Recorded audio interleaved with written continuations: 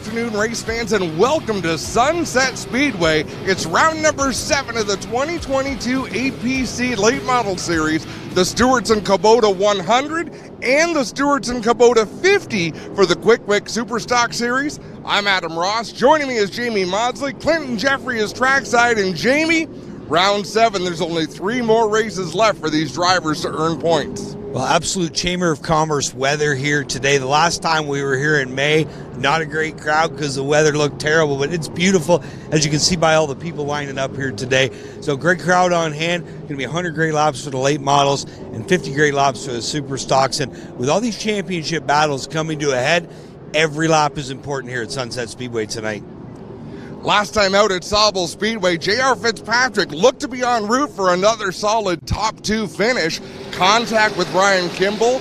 They sent J.R. Fitzpatrick to the back of the field. It cost him a ton of points. He comes in here with a 5-point lead over Kyle Steckley. Is tonight the night he rights the ship, or is tonight the night Kyle Steckley tries to make his run? Also, Josh Stoddy and Andrew Gressel are still in the picture. They're not too far out to make a late season charge. With a 5-point lead now with J.R. Fitzpatrick over Kyle Steckley, it's almost head-to-head with 2 races left. And again, Josh Stoddy's big win at Sauble put him right back in the championship contention. Not sure if Gressel can pass enough guys in the last 3 races to get there, but either way, definitely 3 guys looking to be in championship contention here with 3 to go. As always, Clinton Jeffrey will be chasing the action. Let's see who he's caught up with in the pits. Well, guys, we're here with Josh Stoddy. Josh, the most recent winner on the tour, a big win for you at home. You know, we'll talk about what the last 2 weeks have been like since you picked up the win here on the tour. Something you've been trying at for a while. You've been fast, finally got it done. Yeah, I mean, it was huge. I mean, you look at this field of cars, like we got 26 cars today, and there's probably 20 that could win any race. So to go head-to-head against the best of the best in Ontario, as far as I'm concerned, it was a win-win for us. I mean, it was a huge confidence boost, huge momentum boost with 3 races left in the series, and we're still living the high. But we're going to take it race by race and hopefully find some speed and get her done again tonight. How do you feel at Sunset? Is it a place you're comfortable and feel you can put some speed down? Yeah, I'm fairly comfortable as long as you got the car underneath you. I mean, like I said, we don't come here to finish second, so there's always stuff you're second guessing yourself. Do I make this adjustment? Is it going to make the car better or worse? But I have a lot of confidence here. I won opening night here on the regular night stuff, and I've been running here a few nights throughout the summer, so hopefully we can get it done. I mean, I led a bunch of laps last year and then broke the ball joint. Obviously, everyone knows about that one, and hopefully we got the speed in her. We see 2 different cars in your arsenal, Josh. What's the difference and what's the plan? Yeah, they're both McCall Racing chassis. Just marketing partners more than anything. I got a lot of great support, so I've been running some specials with the yellow car. I won the Beat the Heat at Sauble as well with it, and I got Canadian Flat Roof Systems on this car, and he's a big advocate for sponsoring us over in Barrie, so we wanted to show his colors over here and hopefully bring it home for him. Josh Stoddy, guys, most recent winner here on the tour. He's got it done in both his cars at Sauble. Watch for the 17 to be fast here tonight. He almost got one last year. A mechanical gremlin took it away. It's going to be an exciting night of racing, and you'll be able to catch it all right here on GeForce TV when we come back.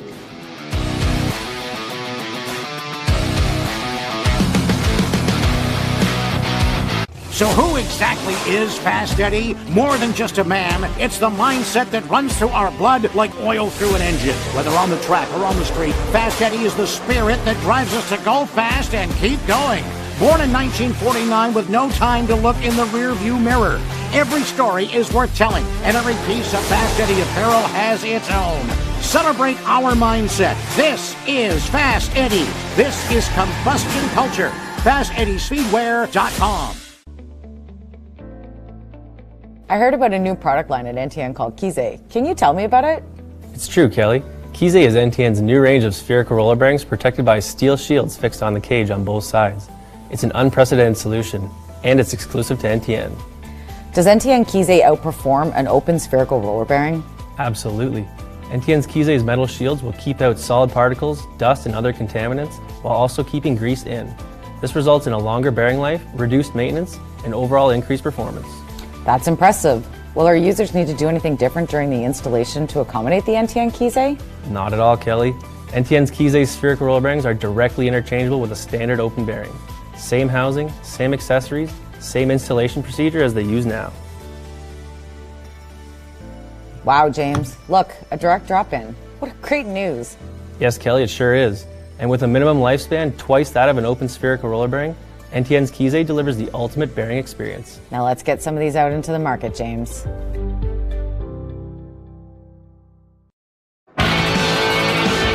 Well, good evening, everybody. Welcome to our weekly race chat.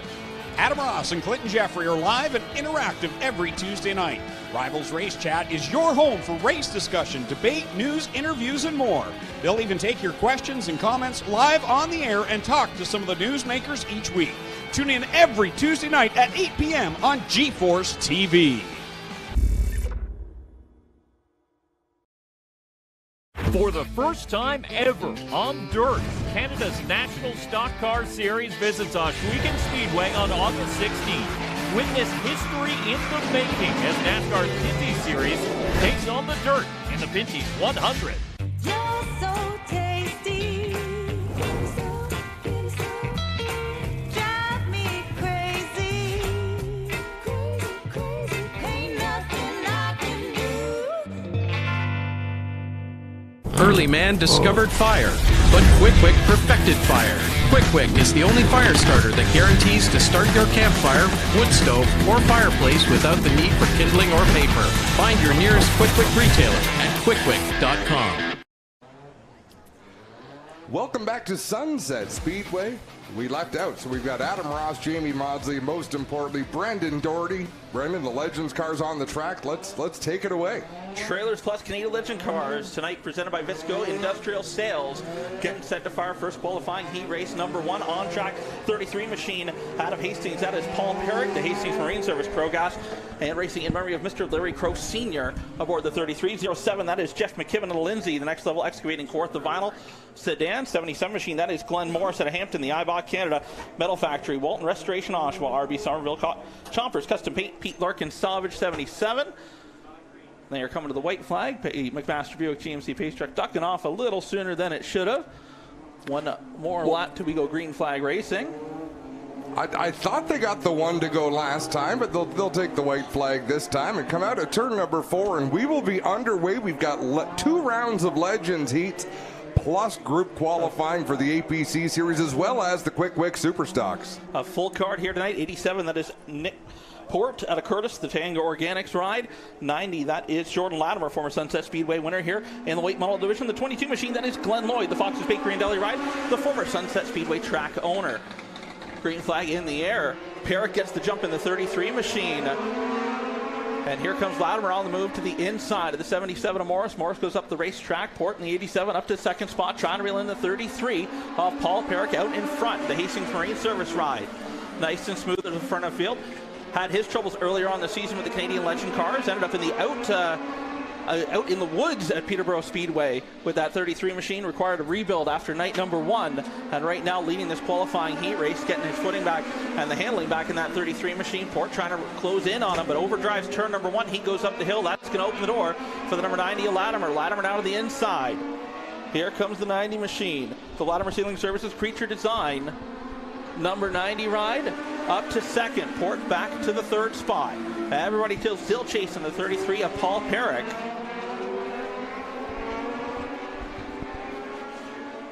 Got off to again, I think we got a front brake issue on Port there in the 3rd spot. Yeah, might have a little bit too much brake. That left front locking up as he gets down the corner, and again locks it up down at turn number 1. So driver might be trying to make an adjustment on the fly here, or just getting that wheel turned a little too early. Nice and smooth that time. No, locks it up again, and that's going to allow Glenn Morris to close in as the battle for the 3rd spot.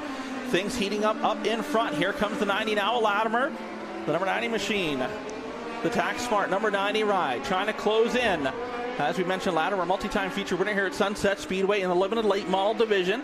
Now taking on the Legend cars. He'll look to the inside of Perrick down the front straightaway. Perrick going to slam the door shut down in turn number 1. Perrick, though, going to slide up the hill after he makes the short entry into turn number 1. That's going to open the door off a 2 and down the back straightaway. Here comes Jordan Latimer now, the number 90 machine. The Latimer Sealing Services. Creature Designs. Tax Smart.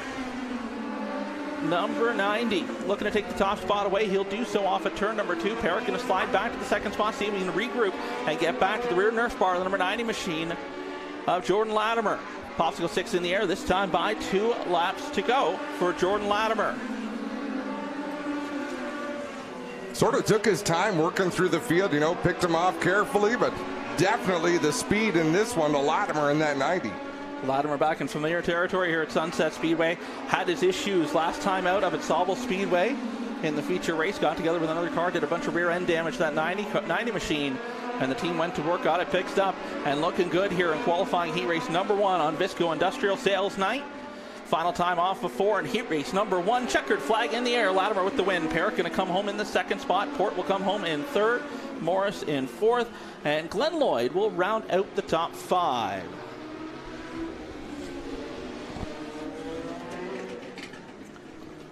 Yeah, I don't know if it was too much front brake, but also had the wheels just cranked to the left going into the turn. That Legend car did not want to turn left. Yeah, Nick Port having some handling issues, some brake issues, pretty much everything but engine at that point in time. Did a good job to hold on to a top 5 position there. Trying to lock himself in, see what adjustments they make for the next round of qualifying. Down to victory lane though. Out of Coldwater, driving the number 90 machine. The Latimer Sailing Services, Creature Designs, Tax Smart, ICI Heavy Haulage number 90 machine. Ladies and gentlemen, put your hands together for Jordan Latimer.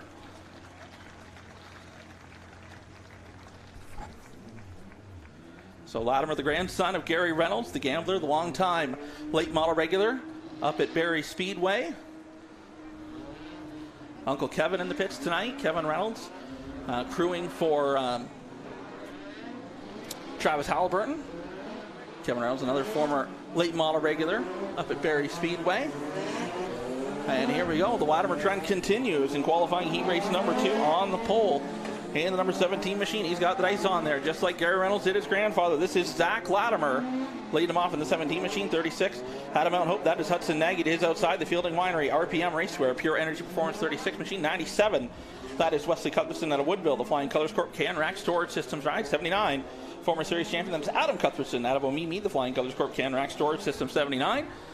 The 66 machine, that is Dawson Germany, has a feature win this year out of Peterborough Speedway. The KOD Disposal, Met Carpentry, Clark Carpentry, number 66 ride, and rounding out the field, the other driver who has won every other race with the Canadian Legend cars this year, out of Gravenhurst, the Peter Nicolai Concrete Finishing TM Autobody Canadian Legend cars and Diva Motorsports ride. That is Parker Traves aboard the 60, as well as all his feature wins here in Ontario. Has a top 10 finish with the Summer Shootout Series down at Charlotte, North Carolina, down at the Charlotte Motor Speedway this year.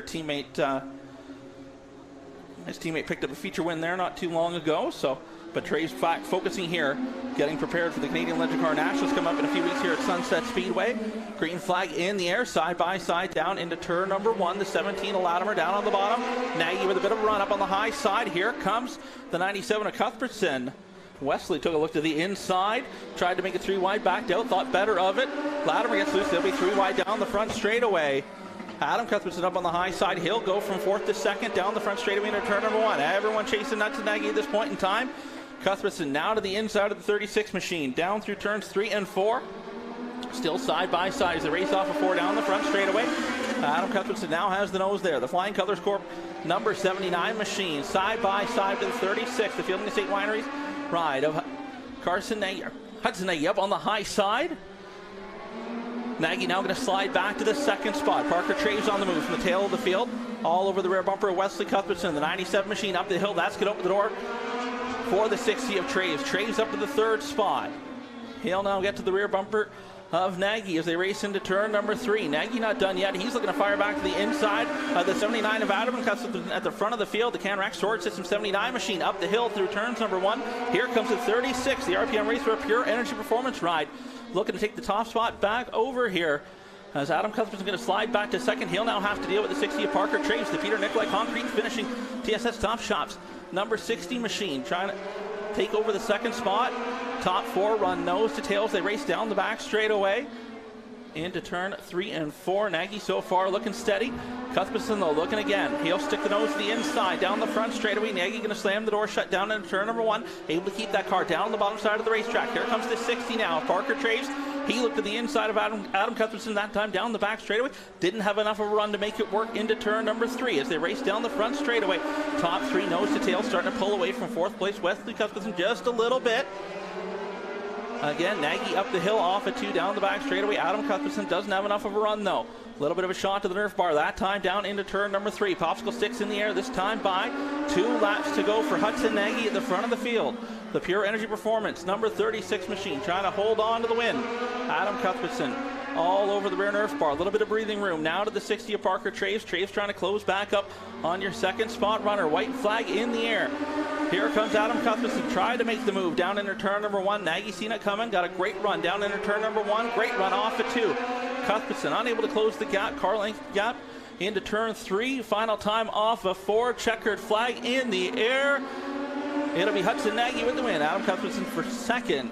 Parker Traves in third. Wesley Cuthbertson fourth. And Dawson Jeremy going to round out the top 5. So great racing with the Trailers Plus Canadian Legend cars on Visco Industrial Sales Night. Some competitive cars, particularly that second heat, the Cuthbertsons, Nagy, Parker Traves. That's going to be fun later on. We've got another round of heat races, and then, of course, their feature later on. Nagy not even going to take the, not going to stop for the picture of victory lane, going to head right back to the work area and get that car turned around for the second round of qualifying. He was fast, but knows he needs to be a little bit faster. Wasn't able to pull away from Adam Cuthbertson there, and would like to have a little bit more breathing room, I'm sure, in the next round of qualifying. So for those watching on GeForce TV, we're going to take a quick break. When we come back, we've got 10 minutes to go until Super Stock qualifying for the Quick Wick Super Stock Series. The excitement of that series, Jamie Maudsley, welcome back, is what a short schedule it is. I mean, every race is important. Only 1 point separates first and second. Trevor Culver in the points lead, Lane Zardo second. But we've got 7 cars within 9 points of each other. So to even go a step further than that, you got 9 guys within 12 points. Like, there's a lot of guys still in contention here. All it takes is one bad night over the next 2 and could knock you right out of championship contention. Let's take a quick break on GeForce. We'll be right back. For the first time ever on dirt, Canada's National Stock Car Series visits Ohsweken Speedway on August 16th. Witness history in the making as NASCAR's Pinty Series takes on the dirt in the Pinty's 100. You're so tasty. Drive me crazy.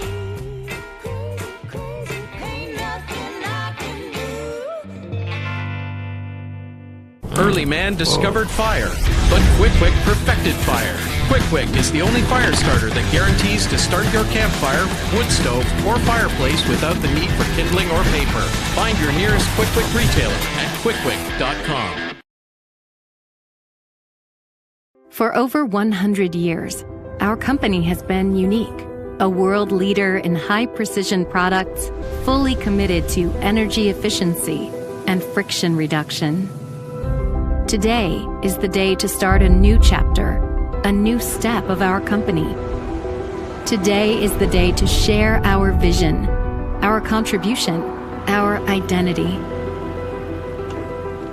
At the heart of our DNA, there is a name: Namerica. We are NTN, and we make the world Namerica. We are all together. We design precision engineering. We believe in a fluid, mobile, and harmonious society. We build positive mobility. We are NTN, and with willingness, conviction, and humility, we make the world Namerica. On the scene since 1949, Fast Eddie was born with a lead foot and a burning need for speed. His passion for speed and sport has been captured in this authentic collection of vintage-themed gear. Created for gearheads, riders, and racers, Fast Eddie truly encompasses the great Canadian racing culture we have from coast to coast. Drive hard, get dirty, and look good doing it. Fast Eddie Speedwear. Get geared up. Welcome back to Sunset Speedway. It is nearly time to go qualifying for the Quick Wick Superstock Series. At the beginning of the year, we had a media day where we were able to ask these drivers a lot of different questions. One of the things we asked them was, who do you look up to? Here's what they had to say.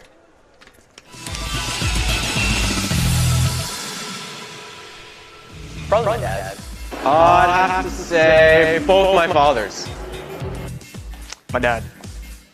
Dan McCaddy. My dad. Either one of my grandparents for coming over from Europe after the war was over, or my father. My dad. Role model? I look up to my dad quite a bit.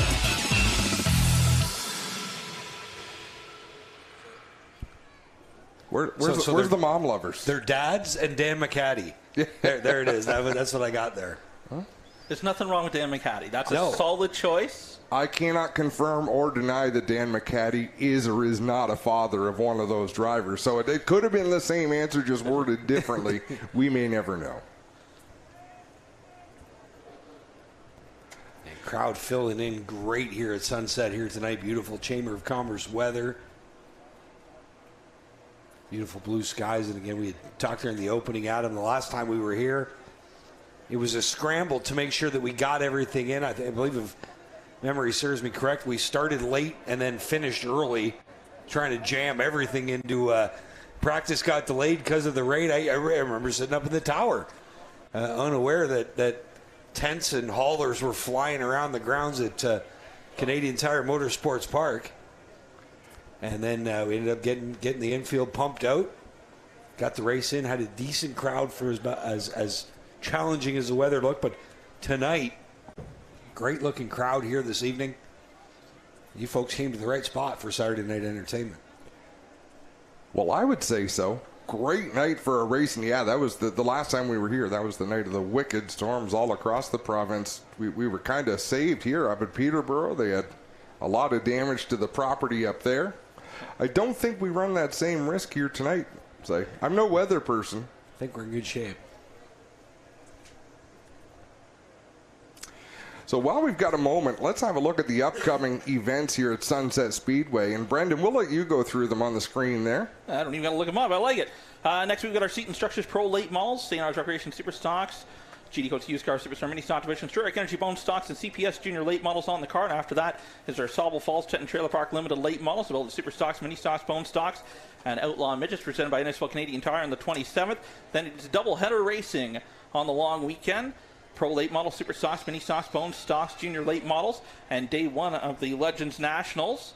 And then on the Sunday, September 4th, it is championship night for our Sauble Falls Tent and Trailer Park Limited late models, as well as Mini Stocks, Bone Stocks, and day two of the Legends Nationals on the card there. So that'll be good to see. Legends Nationals, always great to have them here.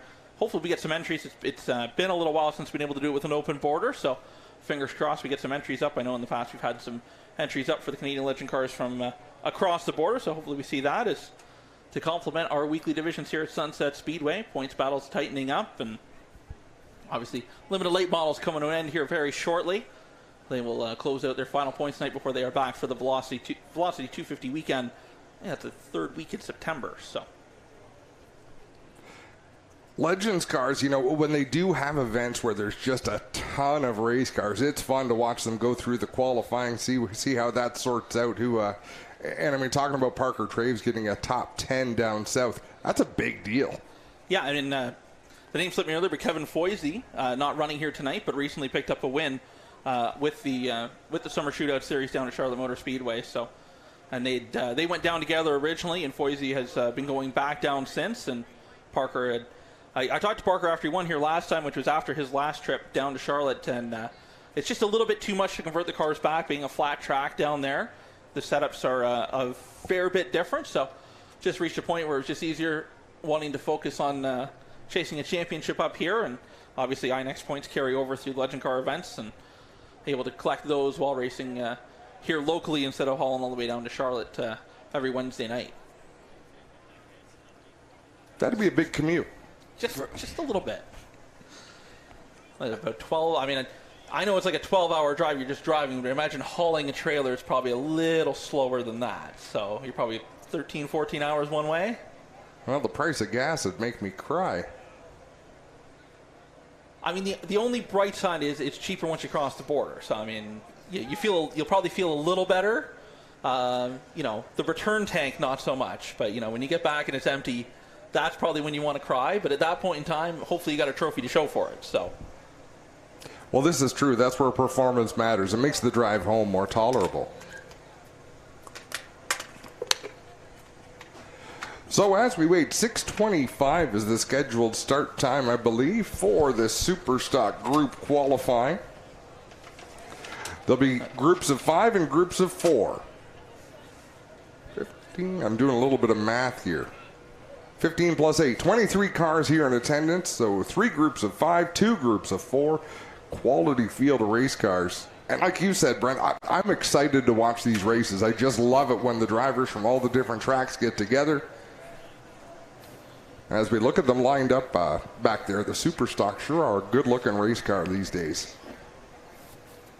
I mean, they've come a long way. I'm still an old school fan at heart. You give me an old school Monte Carlo, we can do that. You give me a Camaro, but some of these new bodies, we're getting away from what was dubbed an electric shaver. Where they're all rounded. They don't really look like a Camaro, but they all have the same shape to them.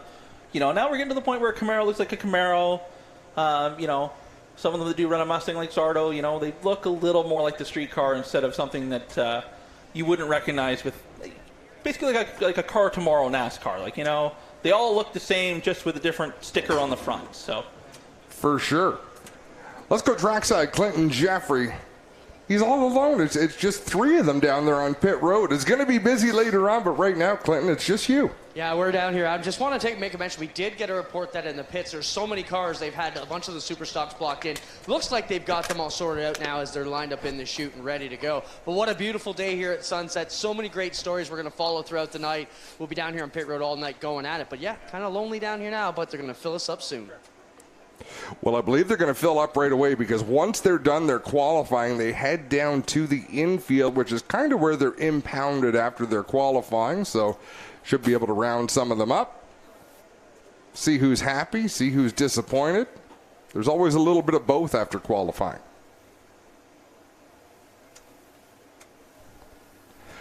So we talked a bit about the points a moment ago and how close they are. It's Trevor Culver out in front by 1 point over Lane Zardo, and then Pete Vanderwees, the veteran, 4 points back. Carson Nagy, the young racer, 6 point back. Ryan Dyson recently celebrated his first win. Jamie, you talked about that, 8 points behind. And then we get into a little bit of experience. Sean Chenoweth is 9 points back, tied with Rick Verburn, who I don't believe is here with us tonight, but Jason Parker is. So is Garrett Teemers, who's really looking to make a comeback. Well, and the ironic thing, we've had 3 races so far this year. Jason Parker's not going to be a championship contender because he hasn't raced weekly anywhere. So he's not going to get those bonus points added to his championship total. When we were at Delaware July 1st, Andrew Ferreira won. He's a local Delaware driver. He hasn't run any of the Travel Quick Series races. So, of course, the only winner that we have here tonight who's a championship contender is Lane Zardo. Obviously chasing Trevor Culver by a point here coming into tonight. Lane a winner earlier on this year. I believe it was here at Sunset Speedway he got it done. Who, Lane? Yeah. No, we wouldn't have had it. Flamborough, right. First Flamborough race of the year was Lane Zardo. The other fun thing about the series is they don't visit anywhere twice. You get one chance per year to go out and make your mark. Otherwise, you got to wait for the next season. I think that they do race Delaware twice this year because they were there July 1st and return. That's where the finale is. But, every other place once. The Peterborough show was dynamic.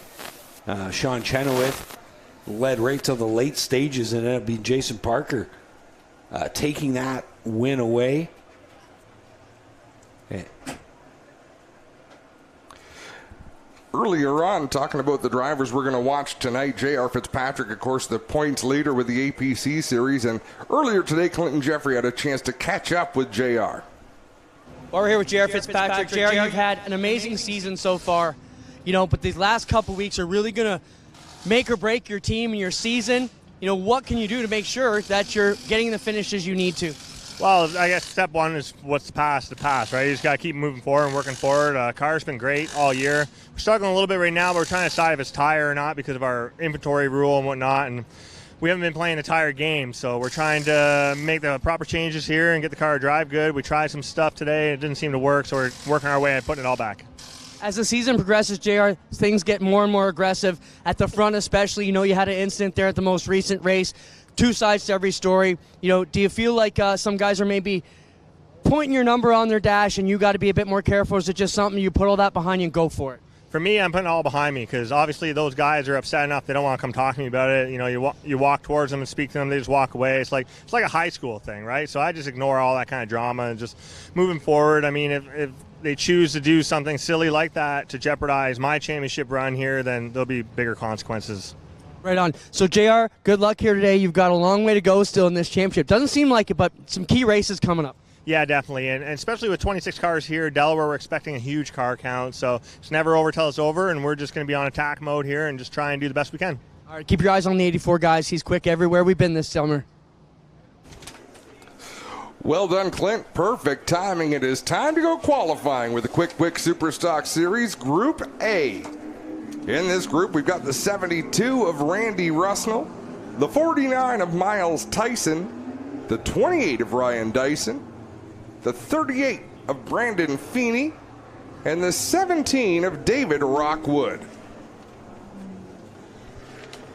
So it'll be interesting to see the 49 of Tyson, that a brand new Streamline Race Products car. First time on track this afternoon in practice number 1. Tyson, though, a multi-time feature winner this year with the Sawville Falls Tent and Trailer Park Limited Late Models here at Sunset Speedway. So there's a driver who knows his way around very well. It'll be Miles Tyson in that 49 machine. 5 laps the distance in these qualifying sessions. Only the fastest lap counts, and Randy Russell's got to be careful as he rolls up to speed. He's probably much faster than the cars at the back in this first group. It's always where we have the biggest variation of speed of any of the groups out there. So he doesn't want to roll up on the tail end and ruin his qualifying effort. And Russell making his first Sunset Speedway start in quite a while. The 3-time Superstock Track champion here at Sunset Speedway. Focusing his efforts with the Quick Series as well as out at Flamborough Speedway. The Bunzl Safety Heavy Equipment Solutions Short Edge Contracting 72 machine. First one on the clock. He'll go second on the board. 15.949 for Miles Tyson. 15.938 now for Ryan Dyson. Dyson jumps top of the board. 15.557, the record set back last September by Lane Zardo. Tyson now 15.774 to the top of the board. See if anyone's able to close in. Brandon Feeney, the 38, runs in the third spot, 15.995. His quick time so far, that last lap by. The Liquid Moly Bounty Roofing Pioneer Plumbing 38 machine. That car knows its way around Sunset Speedway, formerly campaigned here by Stompin' Tom Walters. Feeney now racing that car regularly out of Peterborough Speedway. White flag in the air for group number 1. I think we're going to have some drama as qualifying moves on. If you look to the west of the Speedway where the sun's starting to go down, there's some clouds out there, and they are going to come into play before the end of qualifying. That'll change the track for sure. That might help some of those drivers with a later draw. A cooler racetrack is a faster racetrack, that's for sure. And all it takes is half a degree, and it can give you more grip and a little bit more power, and it can tilt your advantage on the stopwatch. 15.732 for Miles Tyson. So we're less than 2/10 off a track record, and that was the quote slow group. Next up to fire in group number 2, the 71. That's Corey McCallish, the Sierra Energy Systems, Junk Dog, Caldecom, Millwright, Coming Clean, Epic Raceware, Elevator Workplace Safety 71 machine. That's the 07. That is Nick Ramsey out of St. Thomas, the APC, Radar Auto Parts, Mitchell Cycle, Robson Scrap Metal Ride. The 1 is Trevor Coleman out of Lucan, the Inventory Express, Lubricants, Carter Trucking, Lux Homes, DK Equipment, Hodgson Custom Systems, number 1 machine. Then it's the 93 of Carson Nagy to Mount Hope, the Queenston Chevrolet, Pure Energy Performance, Fielding Estate Wineries, Limitless Designs, GMS Graphics, and Marketing Solutions aboard that machine. And then the 73 is Nick Trobeck, the Alexander Glass and Door 73 machine, the former Flamborough Speedway regular. He'd actually been running weekly down in Delaware this year, Brandon. Really? And probably, I'm going to say we're 7 races, 8 races into our super stock schedule. He probably made the first 5. Okay. We haven't seen him since, but it was good to see Nick Trobeck come out and run weekly. And then we've got that treat. Carson Nagy's come to run weekly with us and has been a great part of our show, mixing it up with guys like Pete Vanderwist and Nick Ramsey, as well as Trevor Culver, a couple guys in this group. And here we go, green flag for group number 2. Collison, the first one to take the green flag, so it'll be the first one when we come back around to set a time on the Epic Race Rich scoreboard. Got to make sure you keep yourself in an invert spot here. Again, that sun just got bright again, so it's going to be tough to rip a lap here. And it's going to make it tough, too, because it's still hitting the drivers right in the middle of 1 and 2. Going to make it hard for them to hit their mark. It's getting down into turn number 1. Right now, Ramsey jumps to 4th on the board. He'll go 2nd this time by 15.908 for Ramsey. He'll go 2nd quick now. Again, this is an invert from practice time, so we go from slowest to fastest based on practice times as we move through. So Ramsey picks it up again, 15.894, but still not enough to knock off Miles Tyson. That's also why we try not to get too loud and excited at this point in qualifying, because by the time we get to Group E, we'd be out of range. Right out of wind. White flag out now. Everybody putting their last laps in. Ramsey ran a quicker one on lap 4. Still P2 at a 15.893. Culver sits 4th. Miles Tyson at the top of the board.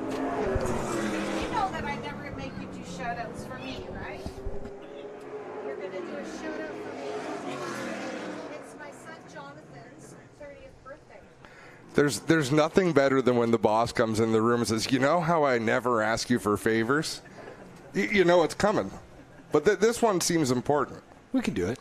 Why don't you do the shout out? No, because he wants it done by you guys. Oh.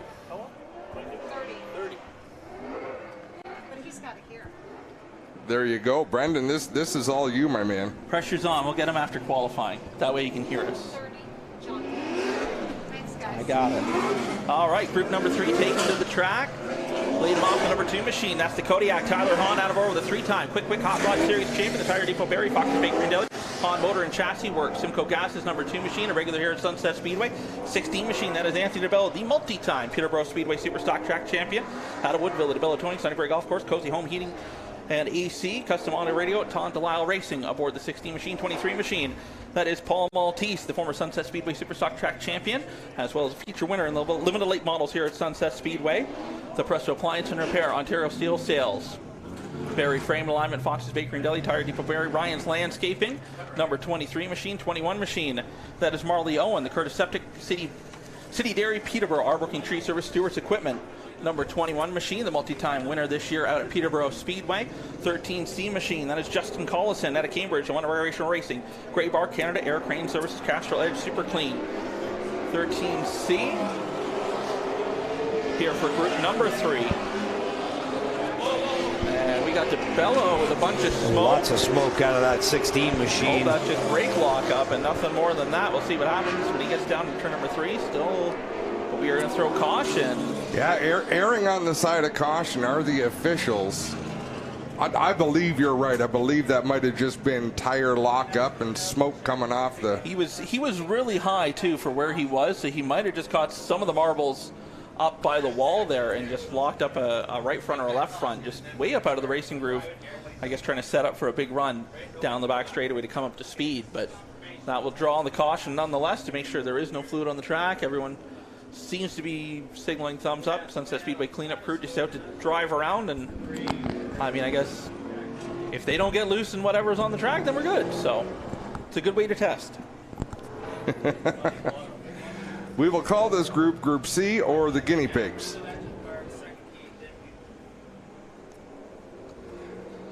Sunset Speedway safety crew is on the scene. I don't think they're going to find anything. Pavement and some paint. That might be about it, but I mean, even from up here, it's very hard to see. The track has a lot of rubber on it still.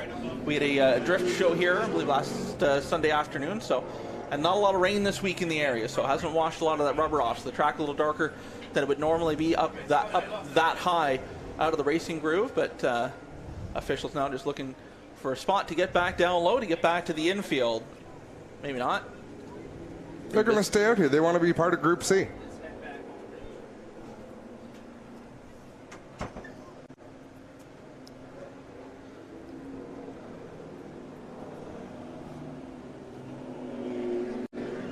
First time we've seen that Hahn car on tour with the Quick Super Stocks. He did a nice piece on that, nice job on that two-piece.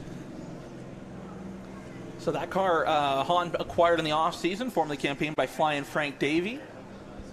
Championship car here at Sunset Speedway. Hahn has had his struggles adjusting to the Super Stock, making the jump from the Quick Hot Rods, formerly campaigned a super late model before that, then limited late model. So this is a division that Hahn had skipped as he graduated up. Originally started in the mini stock division up at Barrie Speedway, and jumped right from there into the late model once Dad Don Hahn retired, and then eventually moved on to super late model competition, and then over to the hot rod for 3 years with 3 championships, and now found a new challenge running weekly here at Sunset Speedway. And he's had moments, he's led at times, just hasn't quite had the finishes to show for the car he brings to the racetrack, but a beautifully prepared Chevrolet Camaro. Brian McDonald Fabrication doing a lot of work to help out Hahn this year. The Tire Depot Barrie, Fox's Bakery and Deli number 2 machine, green flag back in the air.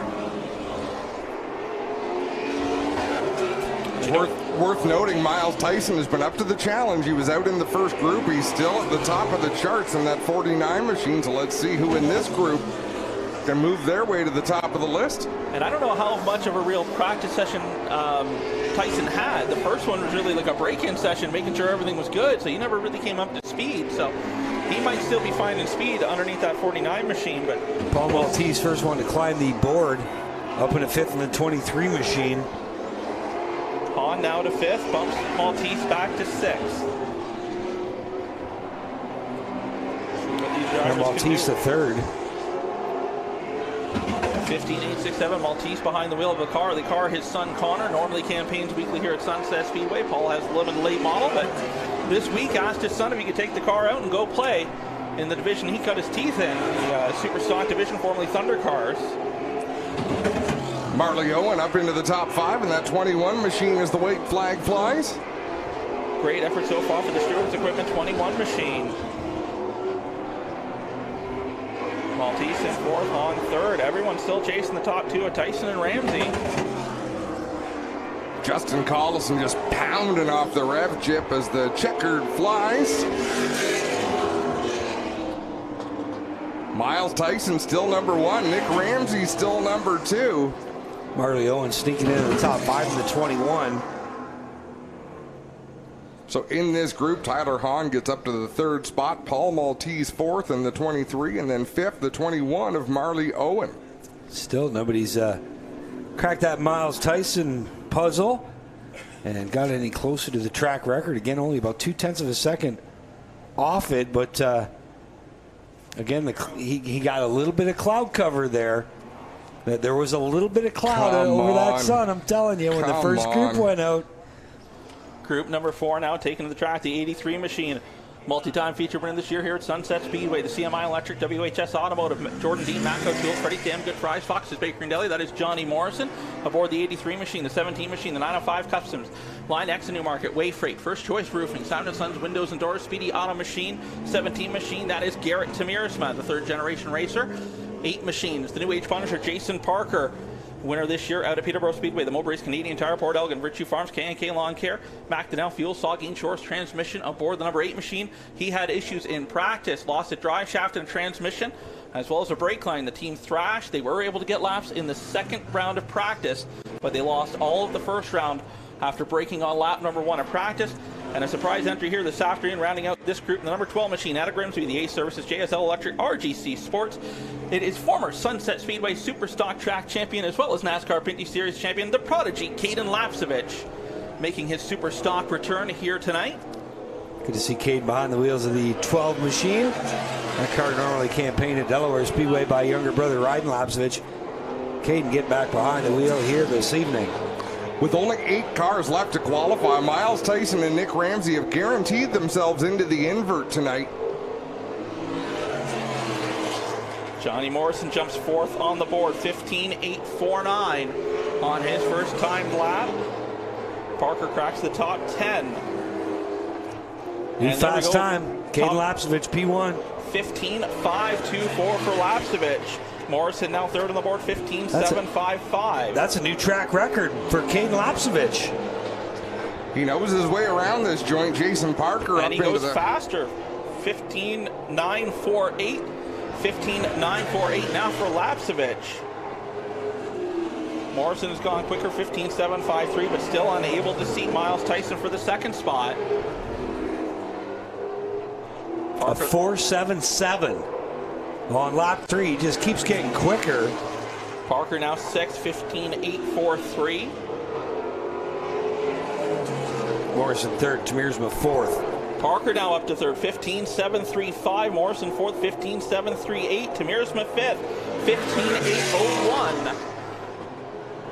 Final time for Tamiersma, not able to better his best time. Parker's final time, he slows down as well.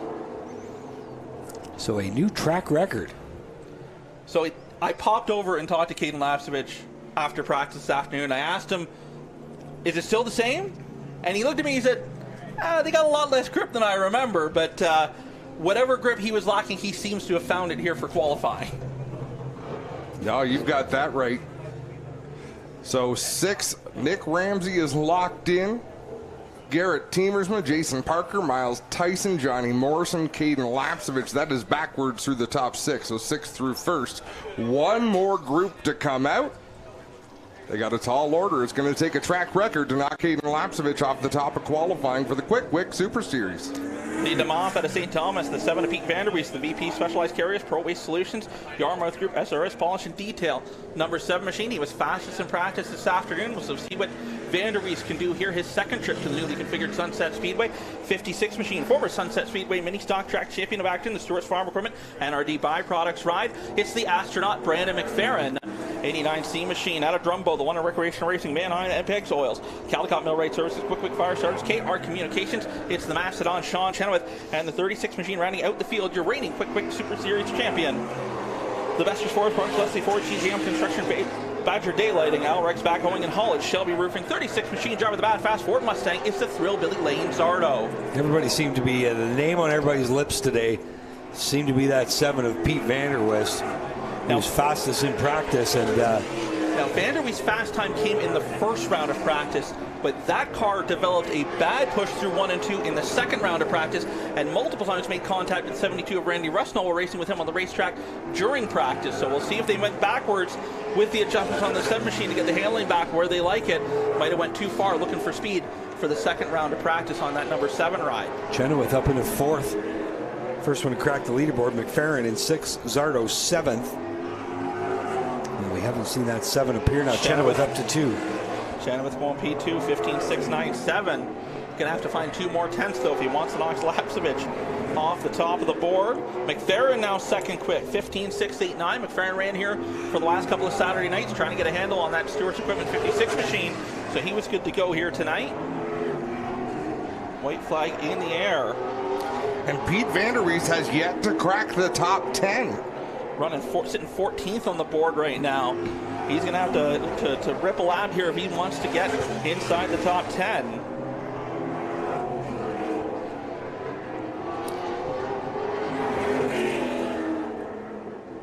Mcferrin tried to make the run off the wall down the track. Didn't pick up any speed there. So unfortunate for Pete Vanderwees not breaking into the top 10, but that is great news if you're Tyler Hahn. He made it into the invert. Let's run you through the results of Superstock. Sorry, let me try that again because I messed it up last time too. Quick Wick Superstock Series qualifying. Caden Lapsevich P1 with the track record 15.477. Second was the 56 of Brandon Mcferrin. Third, the 89C of Sean Chenoweth. Fourth, the 83 Johnny Morrison. And fifth, the 49 of Miles Tyson. 6th place, Jason Parker in the 8th. Then 7th was Lane Zardo. Garrett Tamiersma timed it in the 8th. Nick Ramsey wound up 9th. And Tyler Henn rounded out the top 20. We'll call him 10th for now. 11th through 15th, we got Paul Maltese. In the 23, the 21 of Marley Owen. 28, Ryan Dyson. The 7 of Pete Vanderwees. And I think this is a huge story. The 1 of Trevor Culver, who's going to have his work cut out for him. Well, the names continue, the big names down the list. Carson Nagy could only muster a 6th place run. Brendan Feeney, 17th. Anthony DeBello, 18th. Justin Collison, 19th. And Corey McAllister, 20th. And then rounding out the field behind McAllister, we got Nick Troback 21st, Randy Rusnell 22nd, and David Rockwood 23rd. So we will wait for the scoring team to adjust the top 10, and then we'll give you, when we have it, the starting lineup for the Super Stocks. But for now, let's get the starting lineup for these Legends cars.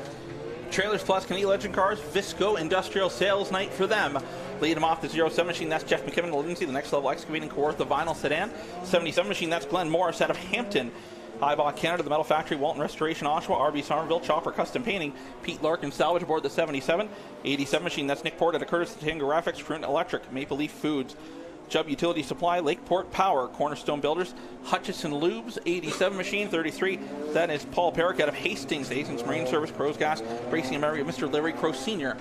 is the 33 machine. Then we have the number 9. He picked up the win in the first round of qualifying. That's Jordan Latimer. The ICI Heavy Haulage, Latimer Sealing Service, Creature Designs, Tax Smart, number 90 machine, and the 22 machine. That is Glenn Lloyd out of Oro, the Fox's Bakery and Deli Performance Signs Ride. And while we have the chance, I'm going to take a moment. I'm going to wait for them to clear the beer garden area so they can hear it. Want to give a birthday shout out. Happy 30th birthday to Jonathan Todish. Jonathan Todish, son of Brian and Sandra, out here working every week at Sunset Speedway. So happy birthday, Jonathan. I'm pretty sure you're up in turns 3 and 4 tonight. Hopefully mom and dad gave you the night off. You're not behind the bar. You're on the correct side of it for your birthday. So fingers crossed. And happy birthday, Jonathan. All lights are extinguished on the McMaster Buick GMC Pace Truck. Going to make the hard left to pit road. Qualifying heat race number 3. Trailers Plus Canadian Legend Cars presented by Visco Industrial Sales. Getting set to fire off of turn number 4. Green flag in the air. Qualifying heat race number 3. As they race off at 2 and down the back straightaway, Glenn Morris jumps to the lead.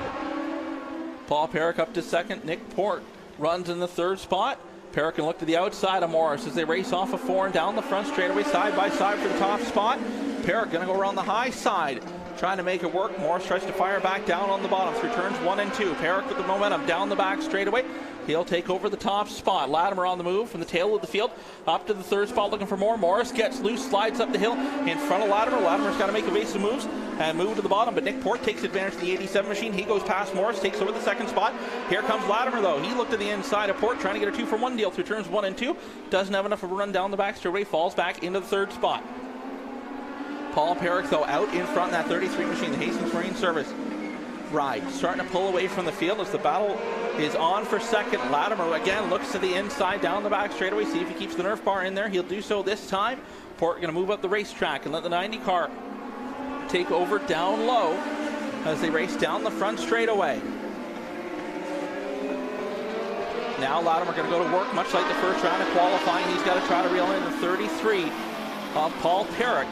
Cross lines though, a little later in the race for this one. 5 laps in, 5 laps to go at the front of the field for Paul Perrick. Latimer trying to close in on him. Port trying to hang with the rear Nerf bar of the number 90 machine of Latimer, unable to do so. The ICI Heavy Haulage number 90 machine of Latimer trying to close in on Perrick out in front. The Crow's Gas number 33 machine starting to lose ground little by little as they race down the back straightaway. Perrick just hoping to run this one out, but Latimer is closing and closing fast now. Starting to take a bit of a late entry into turn 1 and 2 and get the arc through the middle and the run down the back straightaway. Perrick running the defensive line, trying to keep that car low down around the racetrack. He gets loose that time off of 4, trying to keep it down low. And now Latimer is there all over the rear Nerf bar. Is the 90 Latimer. He'll look to the high side as they race off at 2 and down the back straightaway. Perrick going to move down to the bottom, going to run the low line. Really trying to protect the bottom. White flag in the air. Perrick says if you're going to do it, you're going to go up high. I'm not giving you the bottom. And with these Legend cars being momentum based, it's very hard to do. Final time into 3 off of 4. Latimer going to try to make the run. Does he have enough? He does not. Paul Perrick going to pick up the win. Latimer for 2nd. Port going to come home in the 3rd spot. Morris in 4th. And Lloyd will round out the top 5.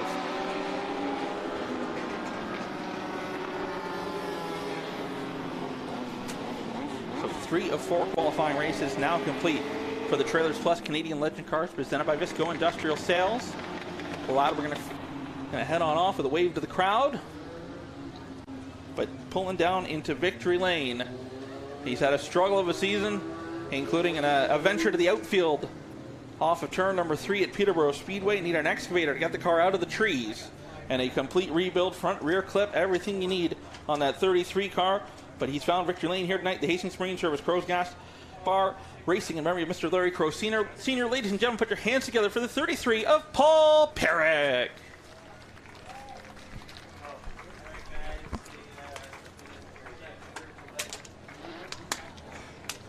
One more heat race to go for these Legends cars, and if it is anything like their first round, that was a fun race to watch. Legend cars always put on a show when they come to Sunset Speedway. Excited for the Weapon Car Nationals a few weeks from now. Great 2 days of racing for the Legends. I believe it's about the second or third time we've done it. They've had the Nationals at Peterborough Speedway as well as Kawartha Speedway at one point, but Sunset Speedway has kind of become the de facto home more recently for it. Fourth and final qualifying heat race now set to fire for the Trailers Plus Canadian Legend cars presented by Visco Industrial Sales, 17 machine, the ICI Heavy Haulage, Tax Smart. Latimer Ceiling Ride. That is Zach Latimer. Not Gary Reynolds, 17 with the dice behind it. Representing his grandfather, 66 machine. That is Dawson Germany out of Peterborough, the KOD Disposal, Met Carpentry, Clark Carpentry Ride. Feature winner this year out at Peterborough Speedway, 97 machine. That is Wesley Cuthbertson out of Woodville, the Flying Colors Corp Can Rack Storage Systems Ride. 60 machine. That is Parker Traves out of Gravenhurst, the Peter Nicolai Concrete Finishing TM Auto Body, Canadian Legend Cars, and Devo Motorsports aboard the 60. 79 machine. That is Adam Cuthbertson out of Omimi, the Flying Colors Corp Can Rack Metal Systems Ride, and the 36 machine picked up the win the first round of qualifying. Out of Mount Hope, the Fielding Winery RPM Racewear Pure Energy Performance Ride of Hudson Nagy. Hudson Nagy, a good opening qualifying heat, held off the Cuthbertsons, held off Parker Traves. He's got his work cut out for him. He'll come from the back of this one, or at least try to, Brendan, as we're going to go green off of turn number 4. Green flag in the air. Final qualifying heat race of the night. Side by side down to turn number 1. Latimer with a bit of an advantage. That sedan going to slide out in front. Side by side for second now. Jeremy on the high side. Wesley Cuthbertson down on the bottom. Latimer with a little bit of breathing room. Gets a little bit of a wiggle off of turn number 4. See if he can pull away. Nice and smooth out in front. So far, Cuthbertson trying to clear the 66 of Jeremy. He'll do so off of 2 and down the back straight away. Adam Cuthbertson, Wesley's brother, looking to follow him through in the 79 machine. And he's got Parker Traves and Hudson Nagy all over his rear Nerf bar. Jeremy trying to close the door and get back in line, unable to do so. Still trapped up on the high side of the racetrack. Everyone chasing Zach Latimer, the ICI Heavy Haulage 17 machine. Out in front so far, the Cuthbertson brothers trying to reel him in. Wesley Cuthbertson, though, going on the defense, trying to hold off brother Adam for the second spot. That might be something Latimer wants to see in his rearview mirror as those two drivers duke it out, but Wesley has caught to the rear Nerf bar of Zach Latimer. Latimer up the hill just a little bit off of 4. That'll open the door. Wesley Cuthbertson, the Flying Colors Corp. 97 machine going to stick the nose in, down in 1 and 2 as they race down the back straight away. Side by side for the top spot. Caution is out. And Jordan Sims in the 47 machine missed the make ready shoot and almost came out right onto the racetrack. And that would have been very bad. Oops, my bad. They don't normally go up that way. Normally they just come straight on, so I could see where the confusion is, but that will draw a caution nonetheless. Mercifully, Sims got stopped in time. Yeah, these things happen. No harm, no foul. That's the important part. And that might have been what Latimer wanted to see, because we will go back to the last completed lap, so that will give him lane choice on the restart. Down on the bottom, the preferred line. The only problem is he's going to now have to deal with Adam Cuthbertson all over his rear Nerf bar instead of Wesley. But we'll see if he has the ability to get that car wound up on the bottom. It is a struggle with these Legend cars here at Sunset to get them wound up on the high side, being that they are spec cars, for lack of a better term, all with sealed engines and such. So there's no horsepower advantage. It's got to be driver advantage to be able to get that car up and moving on the high side of the racetrack to be able to get a run down the straightaways to try to clear. So, and the challenge, when you can go so fast like they do on the inside, the shorter distance, you know, there's some tracks where you have to slow down a lot more to run the bottom. These cars, you can really get on the throttle on the bottom, so it's just that much harder to go the long way around. Yeah, but the banking really holds them, especially down low. They're just able to get right next to the curb and use that banking. It is progressively banked here at Sunset, but when it comes to spec racing, it doesn't really matter too much. It's not going to help you. A couple of degrees of banking is not going to make a world of difference. And here we go, green flag back in the air. Side by side down in turn number 1. Latimer down on the bottom side of the racetrack. He gets the run. Adam Cuthbertson going to push him down the back straightaway into turn number 3. Latimer gets the car turned down to the bottom of the racetrack, but he slides up the hill off of turn number 4. That's going to open the door. Here comes Adam Cuthbertson. And he's got Parker Traves with him in that number 60 machine.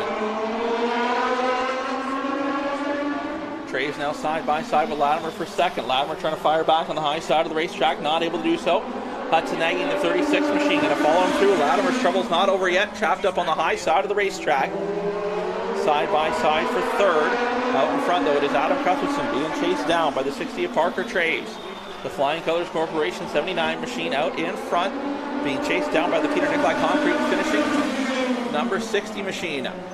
There he is, knocking on the back door with that Nerf bar is Parker Traves, that time through turns 1 and 2. Trying to see what he make happen. Popsicle sticks at the line, this time by for Adam Cuthbertson. So 2 laps to go here.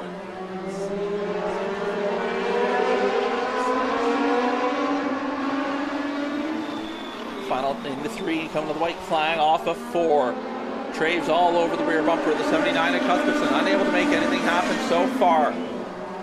Traves with a little bit of a later entry, trying to set the run up off of 2, not able to do so. Down the back straightaway into 3. Traves not able to get there. Adam Cuthbertson's going to pick up the win. Traves for second, Nagy fourth.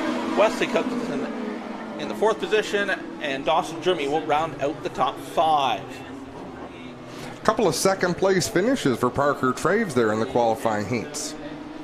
Very uncharacteristic of that 60 machine, especially here at Sunset Speedway. So, but moral of the story, heats don't pay. Feature time is when it counts, so might just be trying to conserve some tire in the heat of the day, or let that car come to him once it cools down a little later on. The sun finally sets over turn number 4, but down in victory lane driving the 79 machine.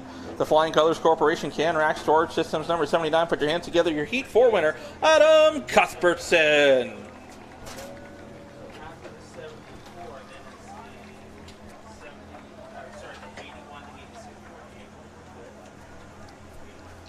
Cuthbertson getting his picture taken down there in victory lane. They'll head back to the pits and get ready for feature action a little bit later on. Right now, let's take another quick break on G-Force. And when we come back, it's going to be time to go qualifying with the APC series for tonight's Stewart's and Kubota 100.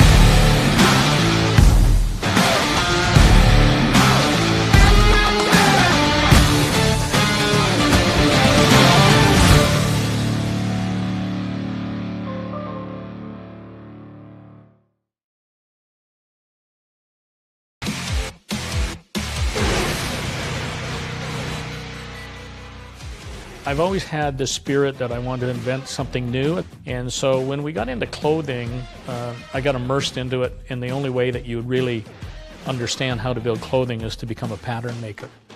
That pattern maker concept started becoming very interesting to me because I went, I can make this better. Love it. Absolutely love designing. Doesn't matter whether it's a garment or an engine or a car, decals on our race cars. I love doing that. That's my forte. For the first time ever on dirt, Canada's National Stock Car Series visits Ohsweken Speedway on August 16th. Witness history in the making as NASCAR's Pinty Series takes on the dirt in the Pinty 100. I heard about a new product line at NTN called Kize. Can you tell me about it? It's true, Kelly. Kize is NTN's new range of spherical roller bearings protected by steel shields fixed on the cage on both sides. It's an unprecedented solution, and it's exclusive to NTN. Does NTN Kize outperform an open spherical roller bearing? Absolutely. NTN's Kize's metal shields will keep out solid particles, dust, and other contaminants, while also keeping grease in. This results in a longer bearing life, reduced maintenance, and overall increased performance. That's impressive. Will our users need to do anything different during the installation to accommodate the NTN Kize? Not at all, Kelly. NTN's Kize spherical roller bearings are directly interchangeable with a standard open bearing. Same housing, same accessories, same installation procedure as they use now. Wow, James. Look, a direct drop-in. What great news. Yes, Kelly, it sure is. And with a minimum lifespan twice that of an open spherical roller bearing, NTN's Kize delivers the ultimate bearing experience. Now let's get some of these out into the market, James.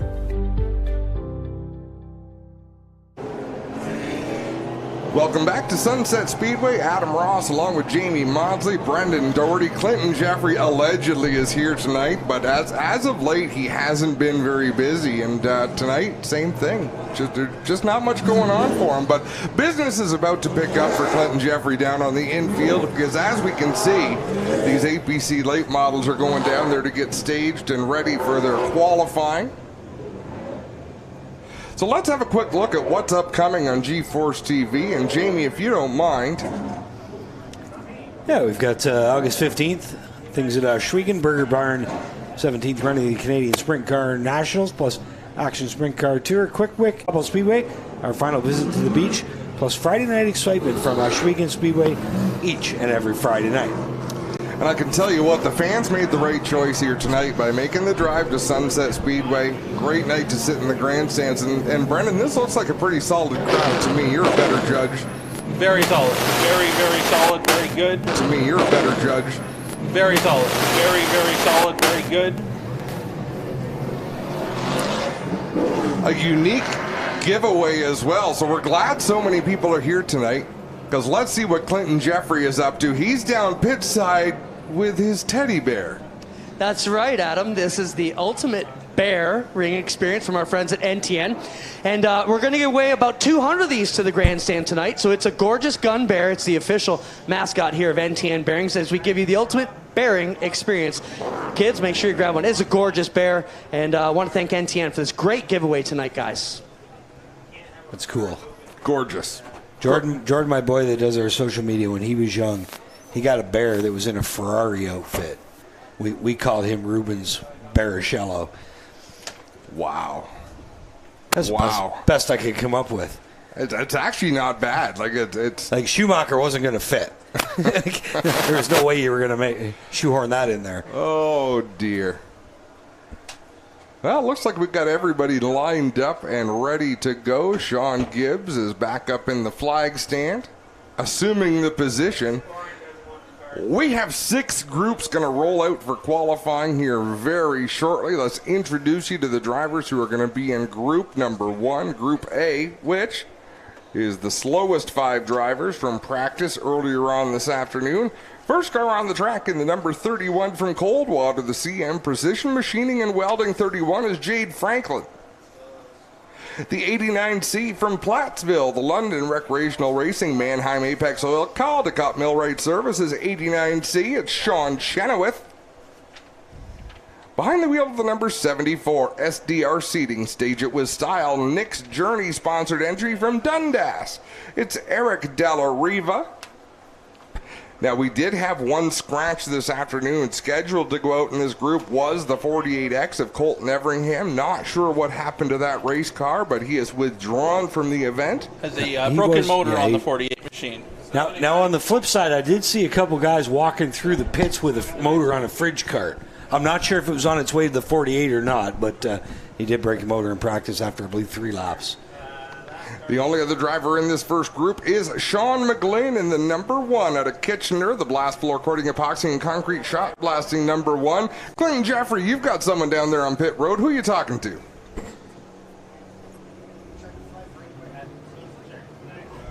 Yeah, Adam, I'm down here with Rick Spencer-Walt. Rick, you know, you got some knee problems. We didn't think you'd be here. What's the story on your body tonight? I'm just hoping we can just get a solid run together today. I got a torn ACL, dislocated kneecap. It hasn't been a very good week. Got to thank my wife and kids for taking care of me all week long and icing it up today. So see what we can do. All right, guys, we'll watch Rick tonight as he tries to get it done. Tough hombre. Rick Spencer-Walt trying to tough it out behind the wheel at a track where he does very, very well. I saw his knee today. It is swollen. There's no doubt he's in some pain. But I'm sure if he can drive her up into the top 5 and have a real good day, that's probably about the best recipe to take it away. It's pretty good medicine. I talked to Rick, and he pretty much said as long as he finishes tonight, it's a story that he's going to carry with him. So it's impressive. The real problem is getting in and out of the car. He uses that right leg to propel himself up, so he's been having some troubles getting in and out of the car. That's where the major issue is. He's comfortable when he's in there, and he's able to work the gas pedal the way he needs to, so that's all right, and he's icing it between. He's got a cool kit that pumps ice water around the knee and helps get the swelling down. So group number 1, though, on track. And it's worth mentioning he's got Ray Morneau on hand. Should he need a backup driver, Ray Morneau is here in the house, helping work on that grill, but if he's needed to go into service, he can reach the pedals.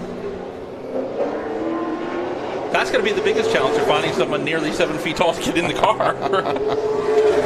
So the track record here is 14.037 seconds. That was set by Brandon Watson back in 2018. Now, unless my system is down, no, there is only 3 cars. James Horner also withdrew from the event in the 79. Chenoweth with a 14.2. Jeez, they make these smaller numbers. 14.293. Now upset by the 14.228 of Eric Della Riva. He'll go top of the board. Chenoweth had a good run here back in the spring, Adam. Started deep in the field. It was him and Danny Benedict who sliced their way forward for most of the day. Chenoweth, I believe, came home 6th that Saturday night. You know, believe it or not, what Sean Chenoweth is struggling with right now is confidence behind the wheel. I mean, he knows he's a good race car driver. He jokes about it on social media, but I really believe it's affecting him, the amount he talks about it. Well, and he would have told you even before, you know, he had that good run in the spring. He has a tough time at this place. He's always had a tough time finding speed here. And it doesn't matter, late model, super stock, super late model. He's run about everything you run here, and he's had his struggles every time he comes to Sunset Speedway. So Sean McGlynn, another driver we didn't see, who was supposed to be in that first group. So group number 2 now on track. Leading him off, it's the number 81 machine, former series champion out of Salva Falls, Salva State Trailer Park, Canadian Union of Skilled Workers, Service Equipment, El Grande, High Grade Steel Roofing. 81 machine of Andrew Gressel. Next in line will be the number 86 machine. That is Billy Schwarzenberg, the Spire Fire Protection, High Grade Steel Roofing. Lucas Oil, Nuco, Blue Triton, Broker Link, Elma Steel, Arctic Glacier. 86 machine, 48 machine. Former track champion here at Sunset Speedway. It's the bully, Dwayne Baker out of Stainer. The Disco National Leasing, Clearview Heating, Four Valleys Excavating, GD Coats, Used Cars, Superstore, Holdway Motorsports entry.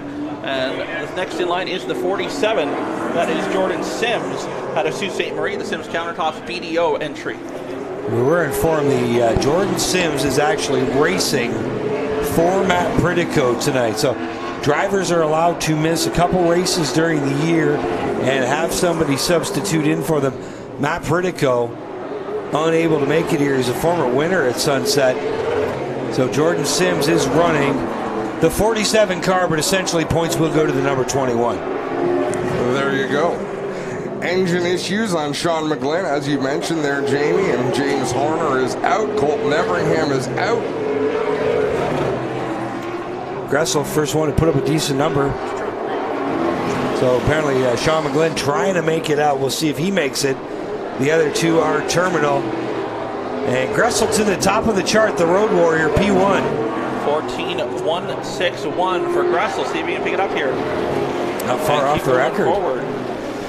Yeah, just a 1/10.5 of a second off of the track record as he takes the white flag. A little bit slower that time. But still down that 14-1 range, so still knocking on the door. These tires get a little bit quicker as they get going. It's usually not the first or second lap that they set quick time. So let's see what he's got here on his final lap.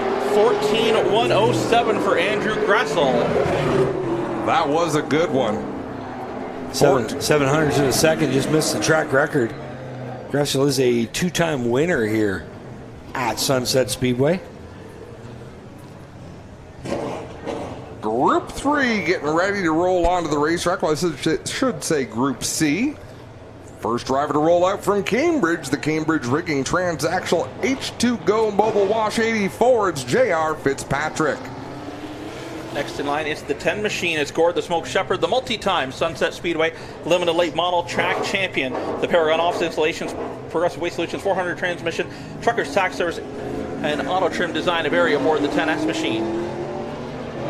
The 31W is heading out there. We talked to him just a few minutes ago. He's in a lot of pain, but he knows how to get it done from Oro Madani. The Caldecott Millwright Services 31W is Rick Spencer-Walt. Then we have the 39 machine, a former Autumn Colors Classic champion, our multi-time feature winner here at Sunset Speedway out of Hillsdale, the Hillsdale Service Center, Seat Instructors for Cycle Canada, Northern Department Solutions, Spread Lines, Steins, and Apparel. Number 39 machine, it is Travis 50 Cal Halliburton. So that'll be Group C for qualifying here. Halliburton was in action last night. Brandon had the Super Late out at Delaware Speedway playing. Brother Thane did, yes. Yep. Travis, I believe, was at home for prepping the car, but it was great to see the Hillsdale Hurricane, Thane Halliburton, out at Delaware Speedway last night. Tuned for that one on Rogers TV. Yeah, good show. John Cadman Jr., big win. So here we go as we work our way through Group C. Hypothetically should be quicker than the group before them, but everyone chasing a 14:107, which, as we mentioned, down near the track record, so that's going to be a tough one to beat.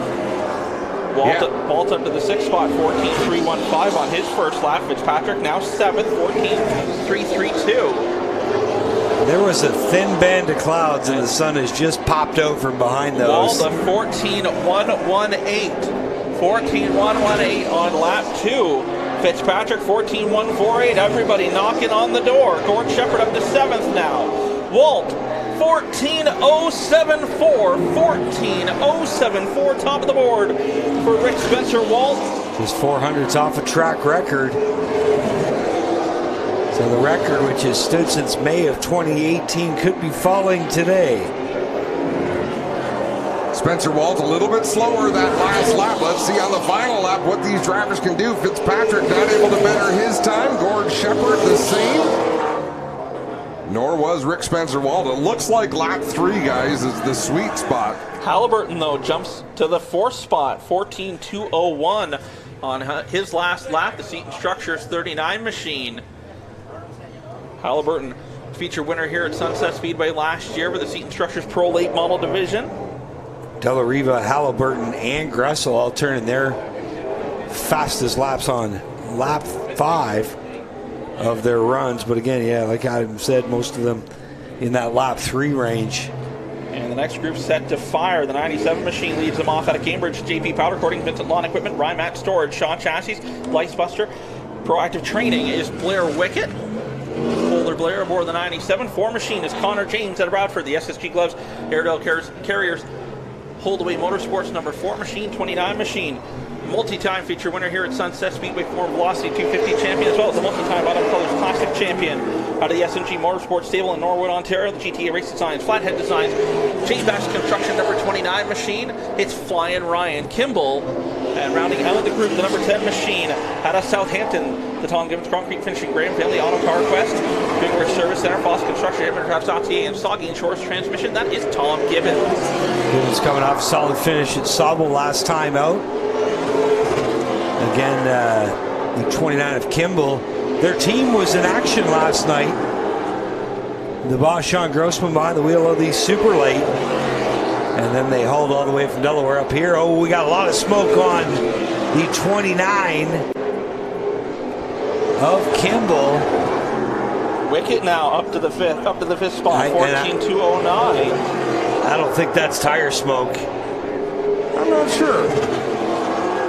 Tom Gibbons up to the 4th spot, 14-1-83. Watch the 29. Here's where it really gets bad down into 1. Looks all right that time, so it might have been something burning off or just something on the brakes every time he got on them.